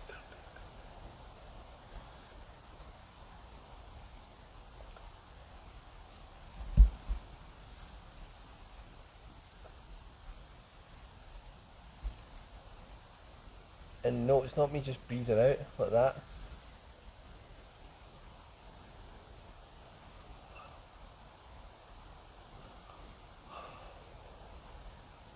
Not just that. It was like...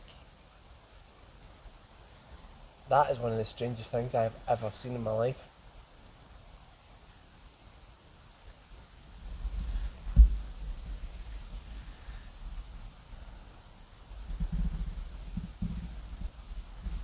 Can you see this? No. No. I think you probably need to stand here with the head torch on. It's like as if there's a draft coming up and it's carrying something. I think it's stopped now.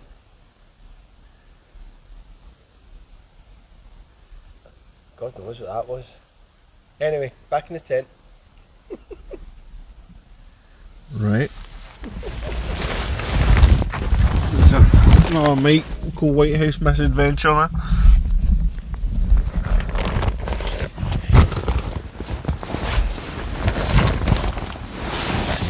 Both of these are on the standard shot, right? So that's the edge of that. You don't want that.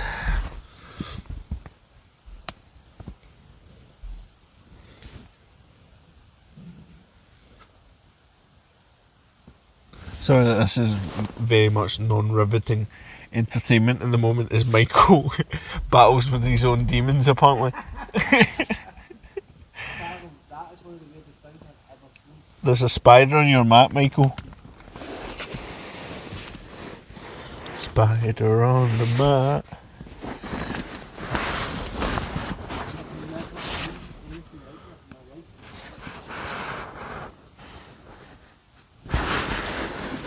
Stop now, but it was like a mist coming right up the path. Come on, buddy. Towards the light, I think. Come. Right. Michael says he was attacked by a fog. Stop now. That was so weird.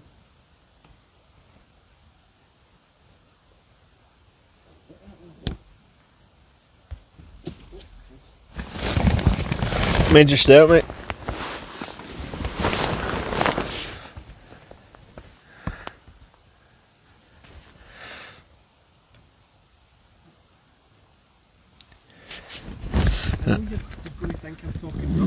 Right.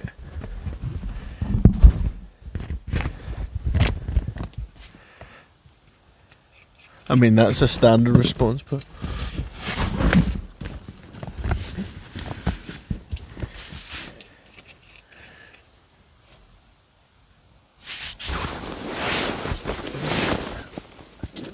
Great, but it was mixed, but it was because I had the headlamp on. Aye. But it was like just a channel I missed right along the path, going right. It's probably just the beam of the thing just focusing in. Stopped and no, Callum. It was something, but I think it was just missed, but it was really weird. I'll take my boots off. Sorry, I missed it. Get out of here, beasties. Be gone, beasties. One on, I'm going to close the net. When you said, have you got your phone with you? Huh? You said check and see that the framing's alright and see what people have said in the absence with all the hijinks I've gone. Oh fuck. Goodbye everyone. Fuck. Good night. Goodbye mother. Right. Fine. People should be able to see all of our nonsense. Folk says no jumps. Right. I wish you could have come out and seen that. The fog? What, you want me to go out and look at the fog? No, it stopped. Right. It was clear as a bell. It was as Localised if fog to your... it was like a channel of mist running right shit. along the path. Right. And it was like, when I was standing in it, it was like... I don't know, it was really weird.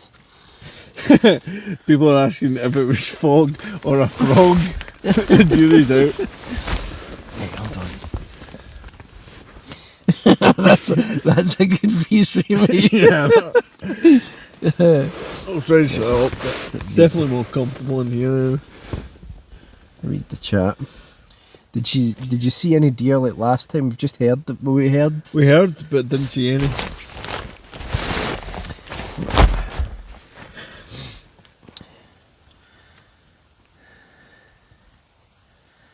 Oh, good night, everyone. Hold on, mate. I'm going to read to go back.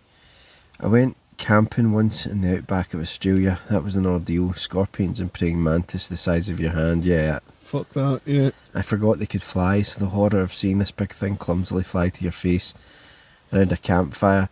I screamed like a girl, and I am a 40-plus-year-old gruff Scotsman.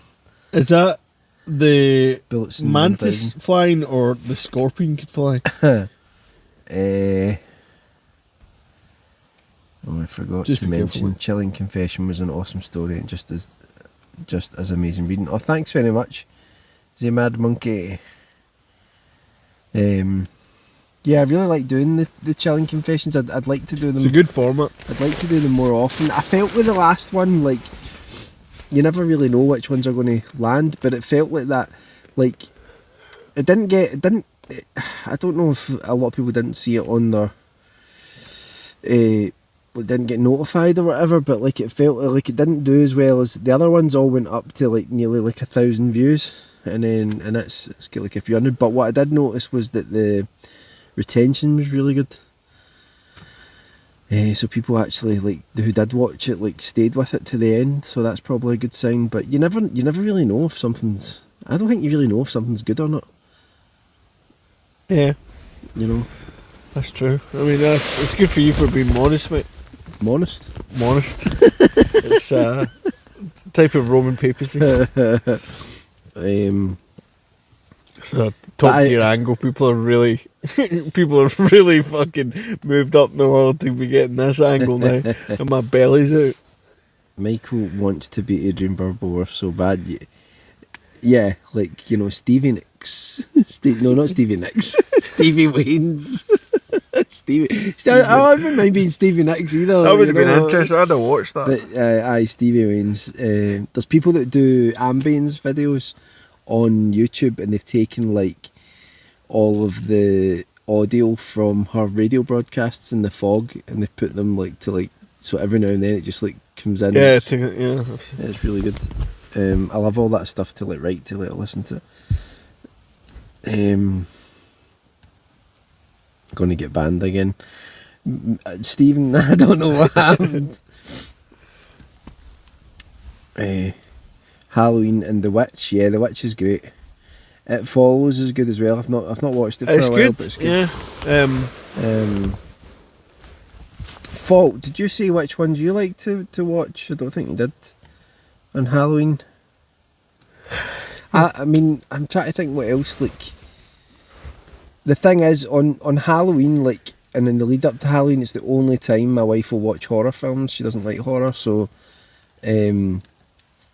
like, but she's like, right, okay, like, fair enough. On the run up to Halloween, like, we'll watch. Yeah. You know, on Halloween, it's like I get to choose like a couple of movies that we'll watch later on. Do they have to be set in a house? But she's like, my wife's friend said to us that a film's not a horror film unless it's set in a house. That really perplexed us. Yeah, no. Was it The Thing we watched? Aye. It's that- not a horror film, it's not in a house.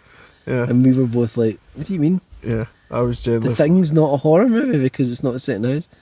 You chose a much better spot, by the way. Because seeing where my tent is, like there's like roots and stuff like that on the ground. But then You got to pick your own you spot. told mate. you told me to camp there. I didn't know. Oh, hand move gear. It's alright, that's not bad. It's the fact that there looks like someone's been fucking teething on it. Aye. The thing is, I had like a mat, right? Yeah. And then there was this kicking about.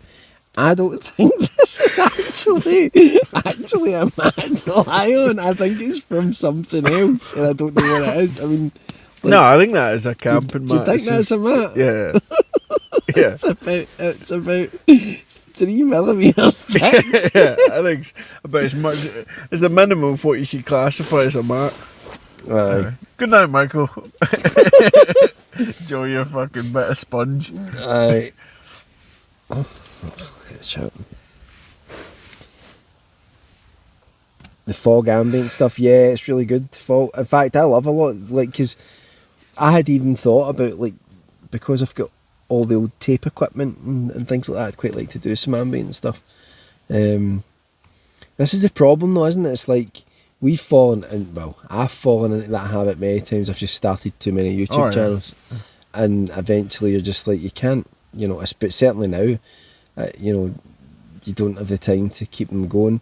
But the only thing was, I did have an idea to start a YouTube channel, like in tandem with Ghastly Tales. Right. But I'm not saying I'm going to do it because the stuff could just go up in Ghastly Tales. But I thought it's probably not what people would totally want to watch. Right. So I was going to call it The Night Writer. Right. And I was going to do like I love like typewriters and things like that. Yeah. So I was going to do like writing videos. Yeah. About like things like that and about writing horror and things, but I was going to like shoot it totally like almost like it's kind of like Carl Kolchak, like doing the Minutes. Right. Okay. you know, like, anyway, it was only a thought. Probably won't do it. Ghost and Mr. Chicken, yeah. Oh, The Burbs, yeah. Now you're talking. That film is so underrated. That The Burbs is like, for me, is the quintessential feel-good horror movie. It's just like really cool. It's not really horror, but like, I suppose it is horror in a way. But I'll retract what I say. What I said. It's kind of a horror film, but yeah, it's like just like I love the feeling of that neighbourhood. It kind of reminds me of like where I grew up in a way. Like the street I grew up in was quite strange. A lot of weird things happened. Anyway, recently watched both Creep films. Is that the one with the Creep? So there's 2 different Creep movies. There's Creep that's set in the underground in London, and there's Creep that's basically a found footage movie. Right. Two different films, and I know there was two. There was a sequel to that one. Night Stalker, yeah. I really Big time culture. yeah. I would love to do something because we did talk for a while. I think I even wrote a script for it about doing like a kind of like a sequel to the Night Stalker and and Sorry, for some reason I just couldn't get out of my head. Ballsack the Night Stalker. Ballsack the Night Stalker. Sorry, please continue. but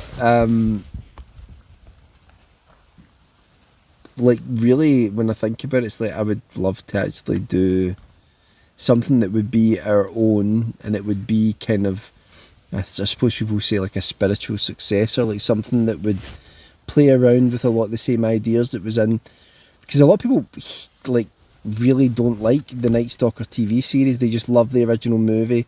Some people love the Night Strangler, which was the follow-up movie, and then the TV series they don't like. I love the TV series, and it's just totally Monster of the Week stuff, and that for me that's the stuff.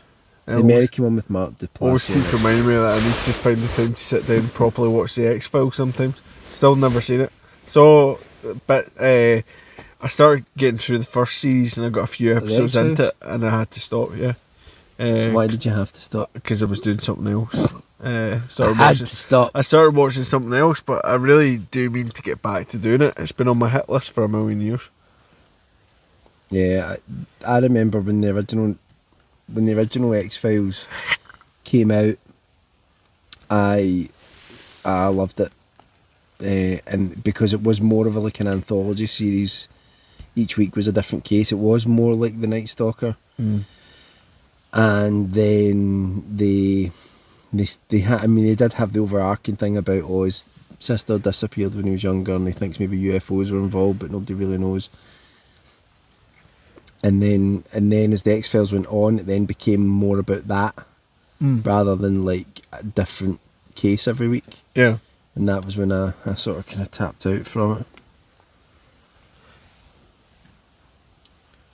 Thanks, Marcy. Yeah, I agree. The Night Stalker TV show's fantastic. I love it. Even like some people that list like the worst episodes, and they'll say Sentry, which was like the last episode, because it's got, I think they reused, did they not say they reused a monster suit from Star Trek in that, and they just altered it slightly.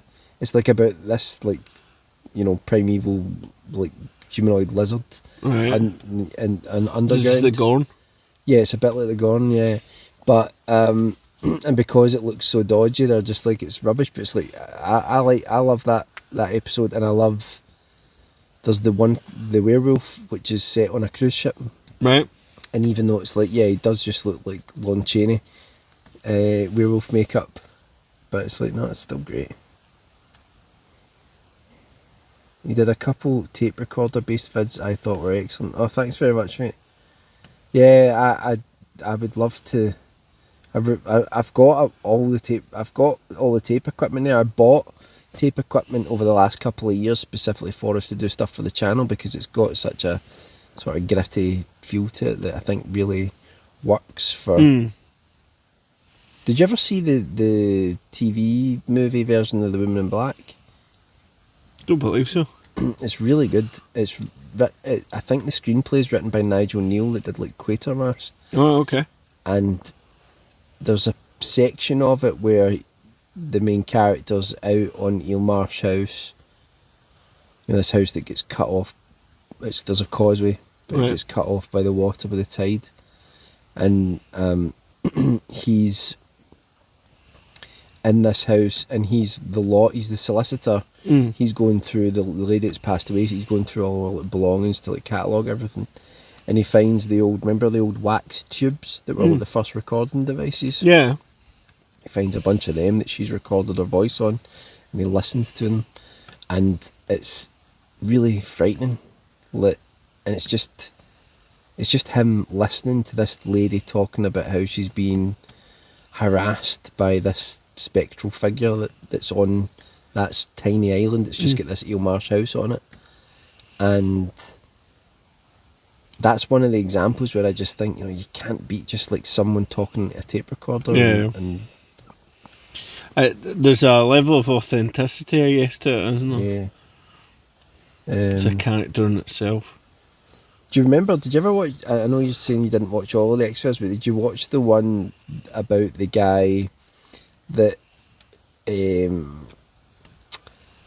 was. I think it really took a lot from it. It was like about the idea about like the guy that feeds every so amount of time. Wasn't the guy that like was in like an elevator or something? It's one of the few ones I can remember. And He can like stretch through things. He can like stretch his body out.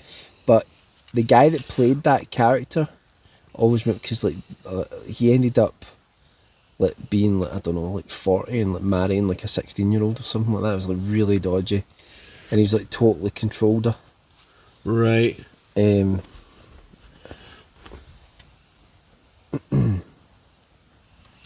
Marcy says, I grew up near the actual Pennsylvania town of home. Man, that episode messed me up for a while. What happened in that one, Marcy? Let's just spoil all X-Files for me. Oh, and Stephen said, I saw the stage production of Women in Black, loved it. Yeah, it's fantastic, Stephen. It's coming to Glasgow next year, I think. So Tickets available on link down below. So like I'm hoping to see that, but I saw it when it came to Edinburgh, the Women in Black stage show, and it's amazing. It's just two guys, and then obviously the Women in Black turns up at different points, and it's the way they do the whole story. It's like it's really frightening, brilliant use of sound, and at some points during it, like the Women in Black appears like walking down through the audience and all that, and it's so well done. You only ever see her in little flashes. Yeah. Yeah, Fault, the TV version of the Women in Black is really worth it. Tombs, that's right. Tombs, guys, that's what that X-Files episode was. That was the name of the guy.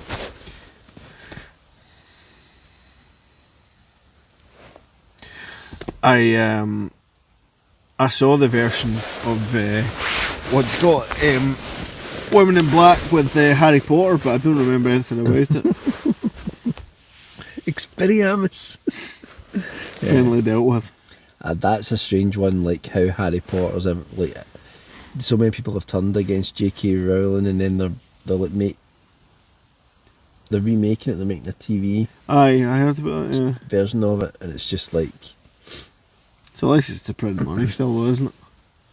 Well, is it though? Will it be like because so many that people game have still turned did against pretty it. well. Did it? Did they well? Aye. Oh, aye. No, I think we'll just keep doing it. All these companies will just keep pumping stuff out until they don't make any more cash, basically.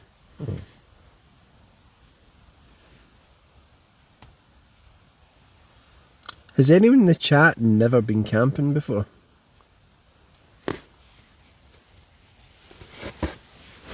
I know a lot of people that I speak to, when I say about like going camping or something, they look at me like I'm an alien.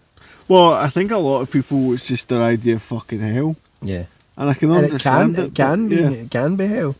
Especially in Scotland. Like, yeah, you can end up just being like totally lashed with rain, and everything inside your tent ends up wet because you're trying to get in the tent and get changed and all that. It's just like, but no, I still love it. Although I have to say as well, you can't beat. See if you get like a log cabin somewhere and it's got like a fire pit outside or something like that. Like that's pretty good too. You get the best of both worlds. That's what you're saying. Oh, mate. Have you got in? No, I don't. I wasn't expecting you to fucking piss wine all over yourself after almost banning someone else. You've managed to spill wine all over It's a tiny bit. that big thick matter users will soak it up. That'll be no problem. There's one. Gaz is saying there's one scene in the Harry Potter Women in Black. Is that what we're calling it? Yeah. There's one scene in the Harry Potter Women in Black where you see the ghost way down the end of the corridor, and she slowly moves towards the camera behind his back. It's really effective. Yeah, there's like it's a lot of jump scares, but it's not too bad. The newer version. Marcy says I grew up camping, but I'm a grandma. Now I need my bed. I feel it as well. I did forced camping as a kid. Never liked it. Yeah, I suppose that if my kids were like they don't want to go camping at all. It'd be Yeah, well, I know. Well, I think that's the danger, isn't it? You really want to try and get people. It's tough because there's a balance, isn't it? Because it's like one thing is like some people will never do something unless they're put out of their comfort zone, but then there's also this other flip side where like if you force someone into doing something, there's a chance they'll just hate it, even if they do actually like it and they know they like it, they hate it just because they've been compelled to do it. Yeah. I remember once, like when I was really young, I must have been about 3 or 4. It's a really vivid memory being in my mum and dad had set up a tent and it was next to a river. And we came back and I remember we woke up in the tent and the swans had come out. And they were all, and swans, like, swans were, they're really aggressive. Oh, aye. Tall, they were taller than me. Yeah. And they were all lined outside the tent. Fuck's sake. And they were like, just like, pecking the front of the tent, and we were like opening the tent and going like and my dad's like get back in terrified. Yeah, they're pretty evil bastard swans for the most part. My dad always had a walking stick, so maybe they had that to like But you could have only get one with that and then they always jump on them. I'm afraid they probably would have overwhelmed them.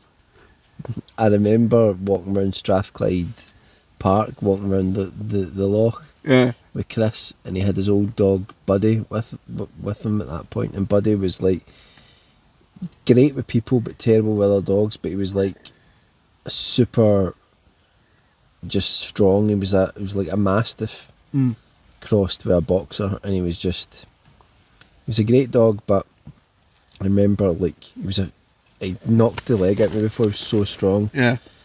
And I remember this, like, what's the male swan called again? Is it it's a Cygnet? It's not Cygnet, yeah. But anyway, whatever's the top boss Top dog of all the swans in this loch, and you can see it was harrying people and all that and scaring people. And he tried to do it with Chris, his dog, as he was coming around. And Buddy would just have eaten it. Yeah. Like, so Buddy just started like chasing it for real. And like I've never seen a bully get turned so quick. I mean, it got away, thankfully. Yeah. I wouldn't ever want anything to happen to it, but it was like properly like Justice. messing up everyone's day. Yeah. And this dog put the fear of God into it. Yeah. And that swans can understand the concept of God. Yeah.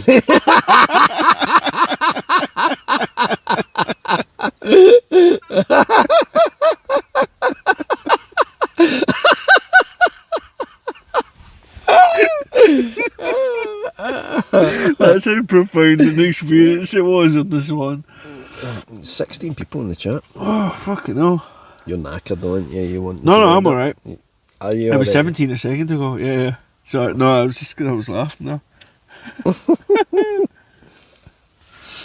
Yeah, like Cygnet's a baby. Right. Right. What's the male swan called then? Is there goes? You're thinking like goose and a gander. It's not. Yeah. It's, Interesting, isn't it? It's all the it's all the insects. Trying to get in. Yeah. Try again. Fuckers. Lovecraftian nightmare. I know. I hate them. Imagine if insects were the size of us. Like kind of like There'd be nothing you could Land do. Before Time. Yeah, I know. You could spear them. There used to be scorpions that were a metre long. biggest scorpion of all time was like a metre like a pat, and they think that's like the upper size of like anything like that, any sort of creature like that, like like was not an arachnid, it's like is it an arthropod or? I always love the fact that now you can't bullshit your way through a conversation. Yeah. You can't be like, I kind of know something. Yeah. Because people can just be like, either someone I know, or you can just Google it. Like, It's a shame in a way, because you used to be able to wind people up endlessly, and you could tell them elaborate falsehoods, and now they can just go straight in their phone and go, nah, that's not true. Cilla Black was not part of the IRA. But sometimes you could just feed people fucking... What have we got here? Have I been banned? No, okay. no, I'm not banned anyone. She'll harness the band stick. Like, You've been fucking warned. You hope it's insects, yeah. Yeah, I know. If it was a metre long scorpion, he'd be in. Sir Pigginsworth says the geese in Canada are absolutely vicious. Yeah, I can imagine. That's why they make them into jackets. Magpies are vicious. A lot of things are vicious, Michael. It's a fucking dark world. Anyway, good luck out there, guys. Most things will go through, but swans particularly are pretty nasty. And you get I wonder who started the whole thing of like a swan will break someone's arm. Remember that? You always hear that said about a swan must have at some point broken someone's arm for that to have like become such a massive part of like popular culture. Swan will break someone's arm. I've never heard that before. You never heard it? No, I never heard that before. Shouldn't like personify animals to a degree, like we shouldn't like anthropomorphise them and give them like say they believe in God and shit. Yeah, yeah. But every now and then you do see an animal and you think that animal's been a dick. Yeah. Like humans, like there are dicks, right? There are arseholes. There must be animals that are arseholes. Oh, undoubtedly. You get like nice animals that are total, and then you get some arseholes.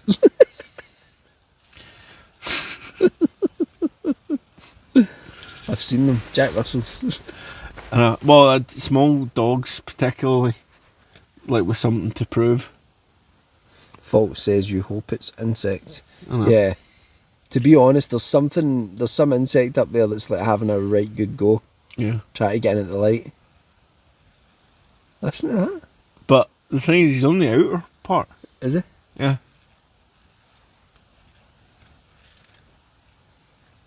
Is he? Are you sure? Yeah. No, he's on the outer part. That's quite creepy. Yeah. Nice. Could also someone be rubbing, sort of like rubbing their penis. Well, I was going to say running a fingernail down the outside of your tent. I've been rumbled. I'm coming in. I don't know. Imagine that for the fucking end of the stream. It must be mental though. Like, if see that video I was talking about with the guy and someone was walking around the tent. That was in England. But see somewhere where like there's loads of guns. You must think for somebody to actually get that close to your tent, they must either be armed or zero nuts. Yeah, it's true. Well, that time that there was a time where I did a stream. It wasn't on YouTube. It was on Twitch, but I do have it. I found the stream. I can upload it to YouTube if people want to see it. But I was camping out in a tarp, and it was open. So like the side of it was open, and I did wake up at one point, and there was just someone walking about, like just directly opposite me, and they're like, "Oh, sorry." They were like walking with their dog. I was camping in a bit that like people go through, but it's like you still wake up and someone's standing there, and you're just like, and they were saying sorry, but I was me that was stabbing them. I just went into. I watched that martial arts journey YouTube channel. Have you watched that before? It's the guy that started off. He was like, he'd practiced Aikido like for like 15 years and was like a master of Aikido, and then to be fair to him, he then tried to like test it against other martial arts and was just getting wrecked. So he spent years training at like MMA and things like that, but he's doing these videos where it's like trying to trying to protect against like a knife attack, and he got like all these top like martial arts guys, and they have like a I think they do it two different ways. One way is you just have a marker pen, and you just then they count how many. Sorry, how someone many just times. said, is it Steven Seagal? No, but like they were showing you, they were just like like some of the techniques work a little bit, but it's like if somebody's just doing that, and then they were showing you like all the guys had to do when you're like if you person's got a knife and they're trying to stab you, and you're trying to control that hand, is they just pass the knife to the other hand. Yeah. Well, you see the And guy it's that like- does like the close up like self defense. Yeah. Like the guy in like the States, and he's like showing people stuff, and he's like doing it really slow. And he's like, you grab the gun, you push back the slide, put it in there, and then there's just that one guy that's just like got the gun. He's just like shooting him. He's like, no, we're doing it slow. And he's like, no. He just keeps shooting him. He's like, no, we're doing it slow to demonstrate. And he's like, shoots him like 5 times. He's like, no, we're doing it slow to demonstrate. He's like, nah. Yeah, like Apparently, a male swan is a cob. a cob. Apparently. The swan's breaking an arm. Are you sure it's not someone's finger poking the tent like Blair Witch? It might be. No, there's not somebody poking the Blair Witch.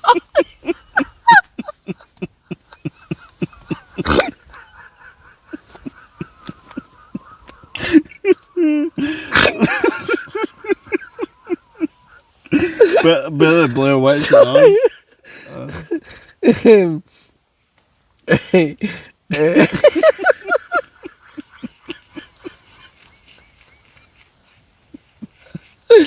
Oh, fuck's sake. Hello DB, very much an Irish mother thing. Mine used to say it all the time about swans in the park. The male swan's a cob, which I remember from my mother's warnings. Someone poking their cob. Give me no bang them. Gas says someone poking their cob.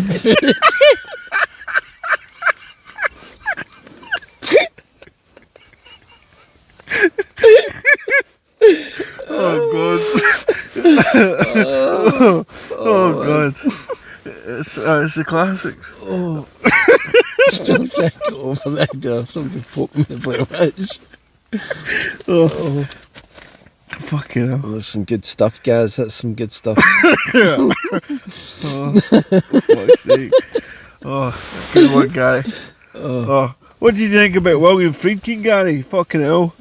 It was a song. Sad times. Like, apparently his last film was shite though. Somebody should go up to his coffin during the funeral and then just like fire a shotgun next to him like he did with like the actress in The Exorcist, randomly firing a shotgun next to people just to make them nervous. To be honest, I would have. He'd get he would have arrested. appreciated that. He'd get arrested now. Oh, for that shit he did, like fucking Like- French Connection, he was driving round with like no permits. Freaking was a fucking force of nature. Yeah. Mental. But he was one of those guys you just thought would keep going on and on because you like you saw him like not that long ago, and he, even though he was like, I think he was in his 80s. Oh, I will. Like Yeah. he was just one of these guys that was in his 80s though, but just still seemed like still William Friedkin, you know, and the glasses, the same haircut from the 70s, so like just kept it all exactly the same. Could have been Ridley Scott. Yeah. Ridley Scott, I mean, he's in his 80s, isn't he? Yep. I know. Sheemy's brother never made it. Yeah. We know it was you, Ridley. I know.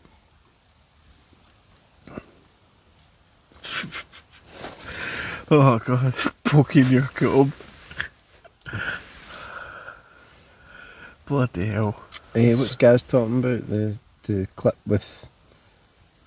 Oh, Refn so Smith. Nicholas Winding Refn, Yeah. the director, did a clip with, did like a series of an interview with William Friedkin, and they're going through stuff and they're talking about like films and classics and stuff like that, and basically Refn says that his films are all masterpieces, and he says that Only God Forgives is a masterpiece. And basically, William Friedkin starts going, he's like, "Is there a doctor in the house?" It's like, "Call an ambulance for this man. There must be a doctor in the house. He's gone crazy." Really? Yeah, it's fucking amazing. Reference just like trying to laugh it off, but he's just like, "This guy's cuckoo."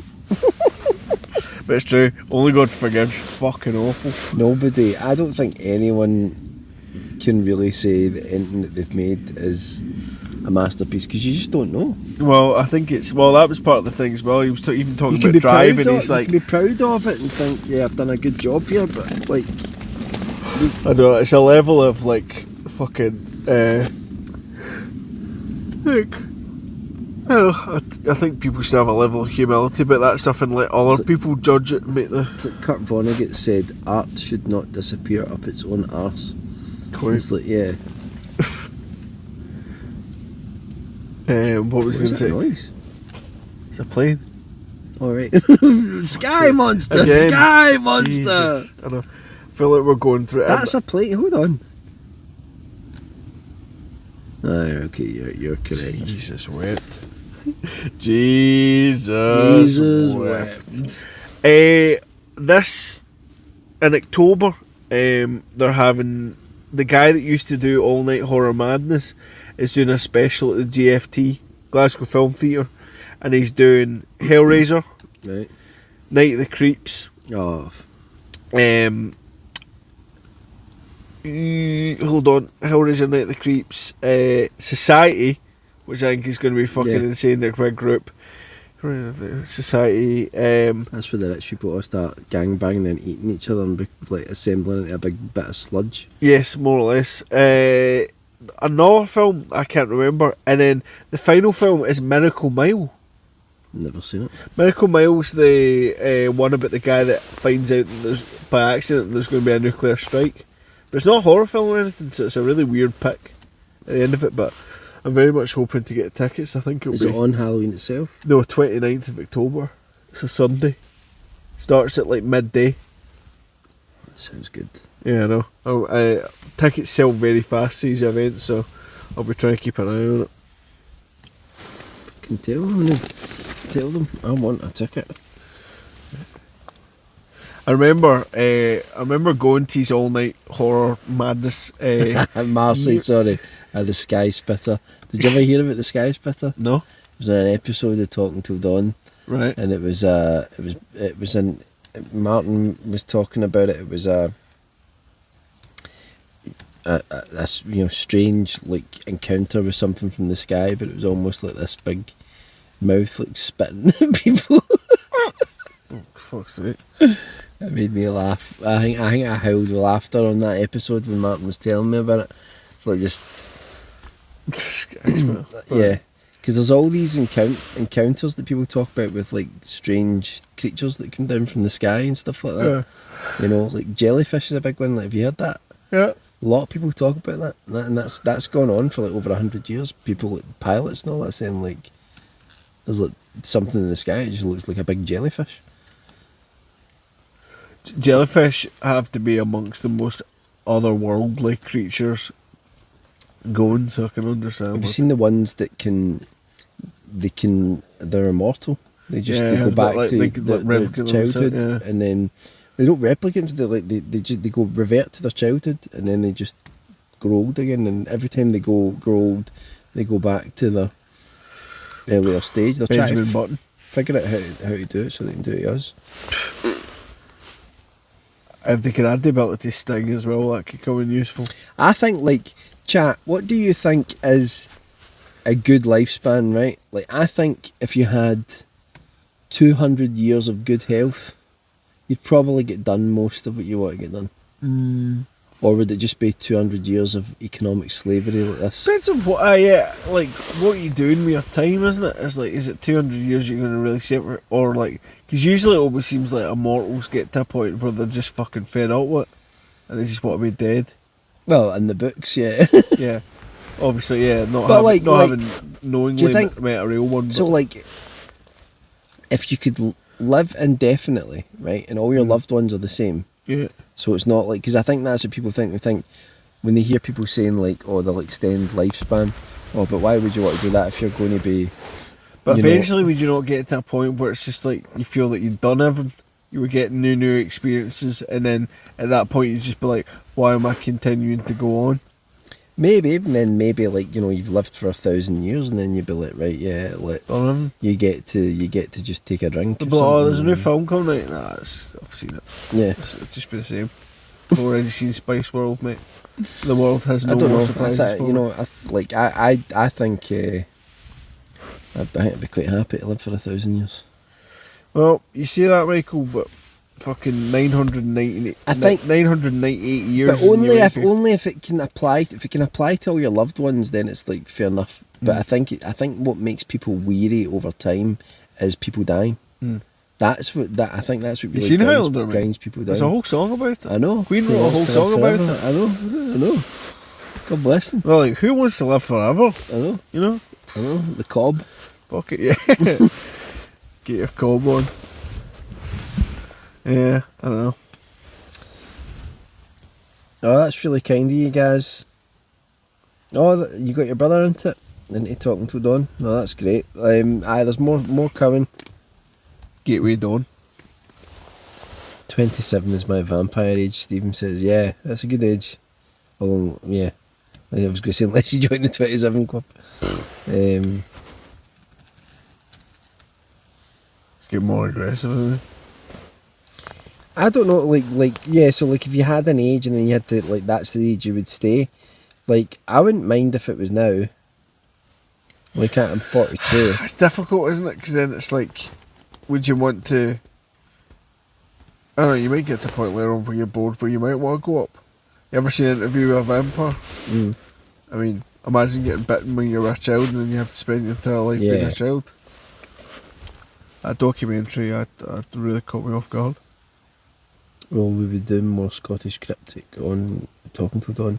Yeah, we will be doing more stuff like that, Marcy, and I think we'll be doing stuff as well. We're looking at things around Scotland. I was saying while you were away earlier, talking about, like, if we can get it done, it would be great to get I've not told them exactly what it is because I don't want to give it away, but the ghost story that's around Ardington, that's a few hundred years old and it's set on Halloween. Yeah, I'm happy to do some Talking Till Dawn episodes if the money's right. Yeah, Fault agrees. He has hobbies. Who has hobbies? He has hobbies, so at the end of the day, like, yeah, it would be good to live for, like, alright, okay, a long time. Yeah, I think so. Like, and then I know other people who are just like, nah. Like they're legitimately just like, nah. And I think it's... Hence what Nick the World's in as well. Something you might not be able to do. But if it was an ideal situation is what I mean, right? Right, so we're living in a hypothetical utopia. Yeah. Right. Well, that makes it different, doesn't it? Yeah. Well, then obviously you're gonna want it because it's just so. Like So if someone said to you, like, and it was legit, and you right, knew it was legit, so I'm going down the street. I'm just going about my day-to-day life, right? Okay. Young man, I have a pill for you. Right. Okay. Right. No thanks. No. Right. Right. It's and you're like, oh no. Honestly, you're going to want to hear what this pill does, right? No, sell it to me. I'm walking down the street. You've got to sell me. You'll live forever. I'll live forever if I take that pill. Yeah, and at the how much? What do you want for it? What? Nothing. You can right, is it gone through rigorous testing? Yes. And trials? Yes. And a peer reviewed? Tested it on Keith Richards. Right, okay, and he's still going. He looks like an old tea bag though. I don't want to look like an old tea bag. Right, okay, so you've tested on Keith Richards, is that it? Well, you did test it on him. Right, okay, but that's your conclusive proof. That's your cross-analysed study of one person. Imagine that I wasn't sceptical at all. No, imagine this is just something that people are doing now, right? Okay, it's well tested, right? You heard about Sandra. It's like, right, yeah. Oh, now it's your turn, Callum. You get to take this pill and you will live forever. Right, so say hypothetically everyone else has already taken this pill. Then if I don't take it, then I'm the interesting one in society. And they're all just the same. I'm the outlier, like, 'cause I'm Right. not taking it, and people are And like, oh, he's death interesting. is He's worth that. interesting because he's got his mortality. Death is worth that. Death is worth being. Well, it's a bit of an infamous. arrogant thing as well to suggest that you should be entitled to live for that length Aye. of time. What's so great about? No, but it's not about saying as long as everyone can get it, then I think it's. You're not saying Yeah, like, but look there's at some me. people that shouldn't. There's some people that should live indefinitely because their existing lives are too much. Imagine being alive to eventually see First Contact, not the film happen for real. It's already happened, guys, mate. Yeah, I go back and forward with the whole UFO thing. Like I'm at the point now where I feel like it's just like some sort of massive psyop. Did we get to the bottom of? Because did the US put out a bunch of footage recently, didn't they? To kind of people say to draw attention away from all political things that were going on at the time. But did much of interest actually come with that? They've basically they're shutting it all down.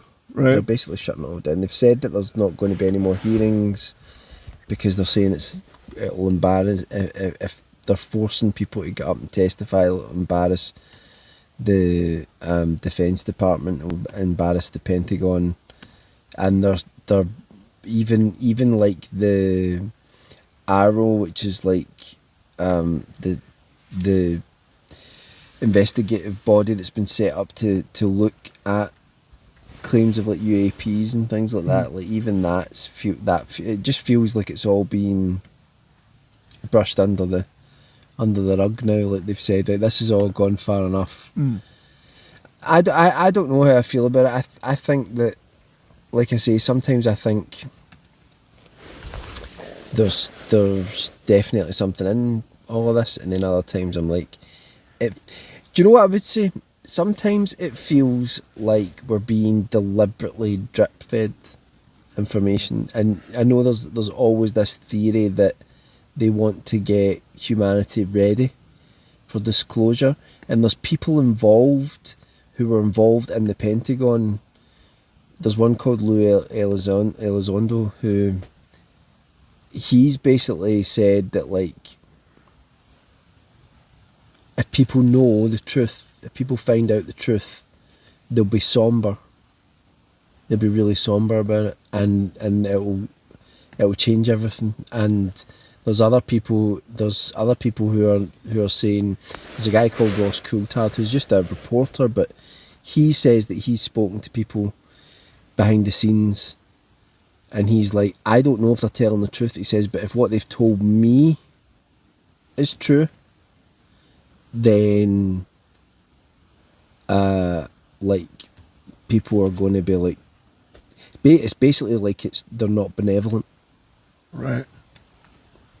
and that there's that and then some people have been told, like he's been told that, well, he's been told a couple of different things, but one of the things that he was told, so I mean, again, it's highly speculative, and he says that, he says, I don't know any of this is true. He says, I'm telling you what people with high security clearances within the Pentagon have told me. Yeah. He says, I don't know if it's true, but he said he's been told that one of their leading theories is that they're us, that they're us from like the future, Right. and because something absolutely terrible is about to happen, and they're kind of trying to stop it. Right. But he's like, he says, I know it sounds mad. He's like, but he's like, I think, you know, he's saying, he's like, I think a nuclear war's coming. Then that's why they're here, you know. And then other people are then in the mix. Another theory is that these things are appearing over like nuclear installations and stuff like that, because whenever we were detonating nuclear weapons, that somehow it fucks up something for them. Right. That it affects like Sat space nav. time. Yeah, like it fucks things up for them, Right. and like so they're like. But there's been supposed alleged incidents where there's one called the Malmstrom incident where allegedly a UFO appeared above a nuclear installation and every single nuclear weapon in that installation was deactivated, and they've no idea how it happened.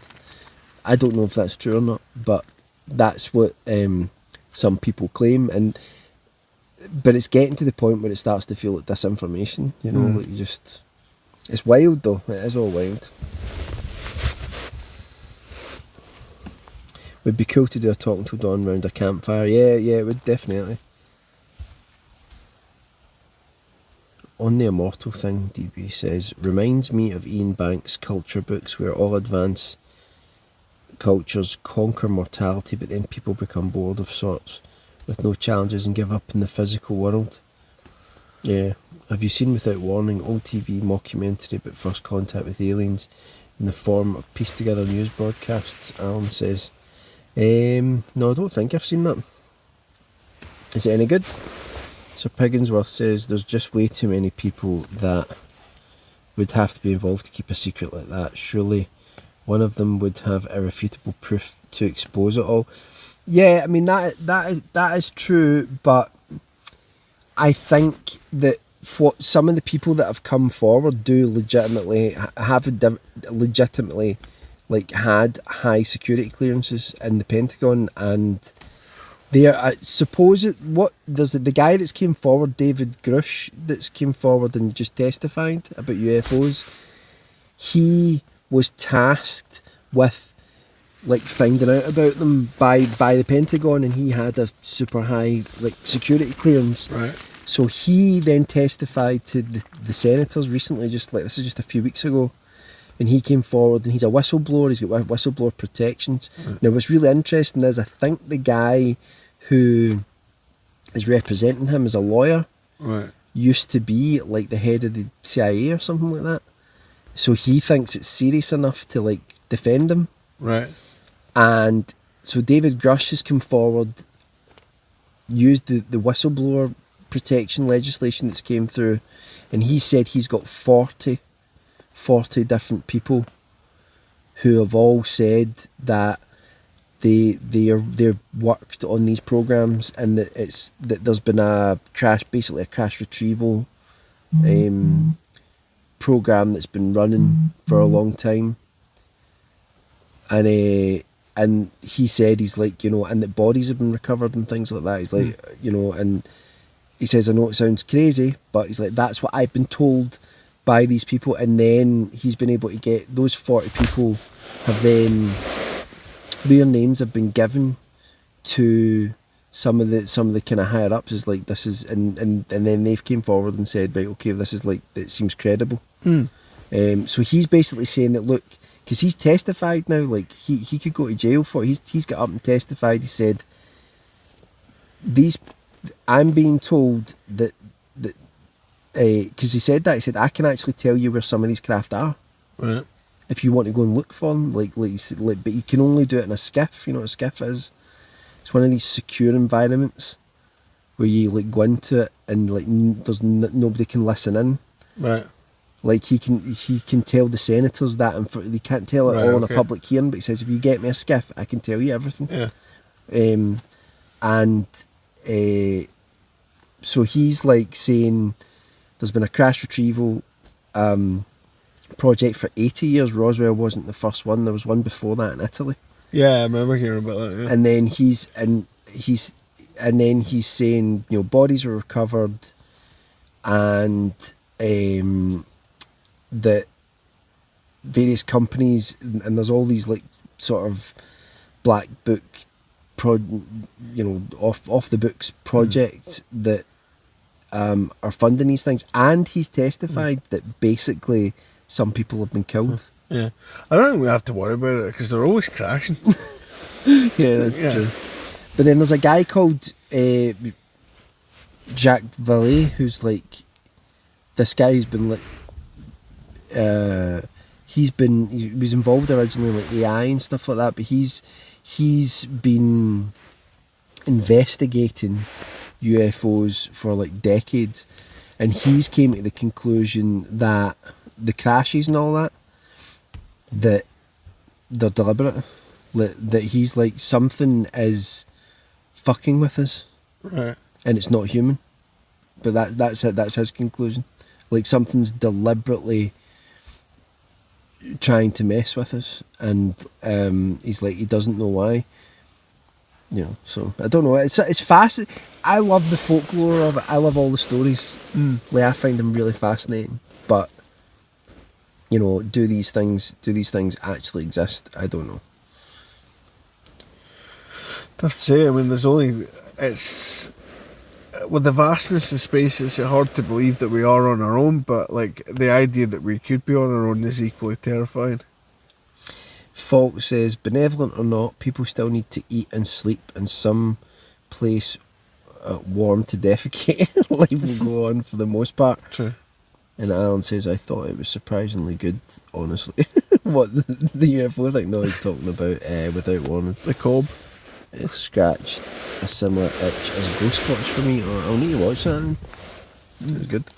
Worth a shout.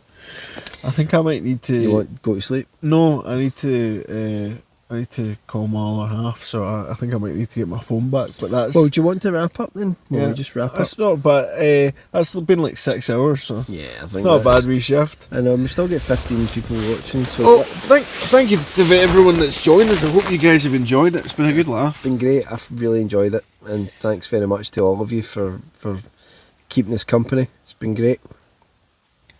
And that's it. And all right, we're cobbing off. We're going away. Good night, everyone. Right, let's goodbye from me. Oh, again. Sorry, I was trying to block Stephen on here as well. Goodbye.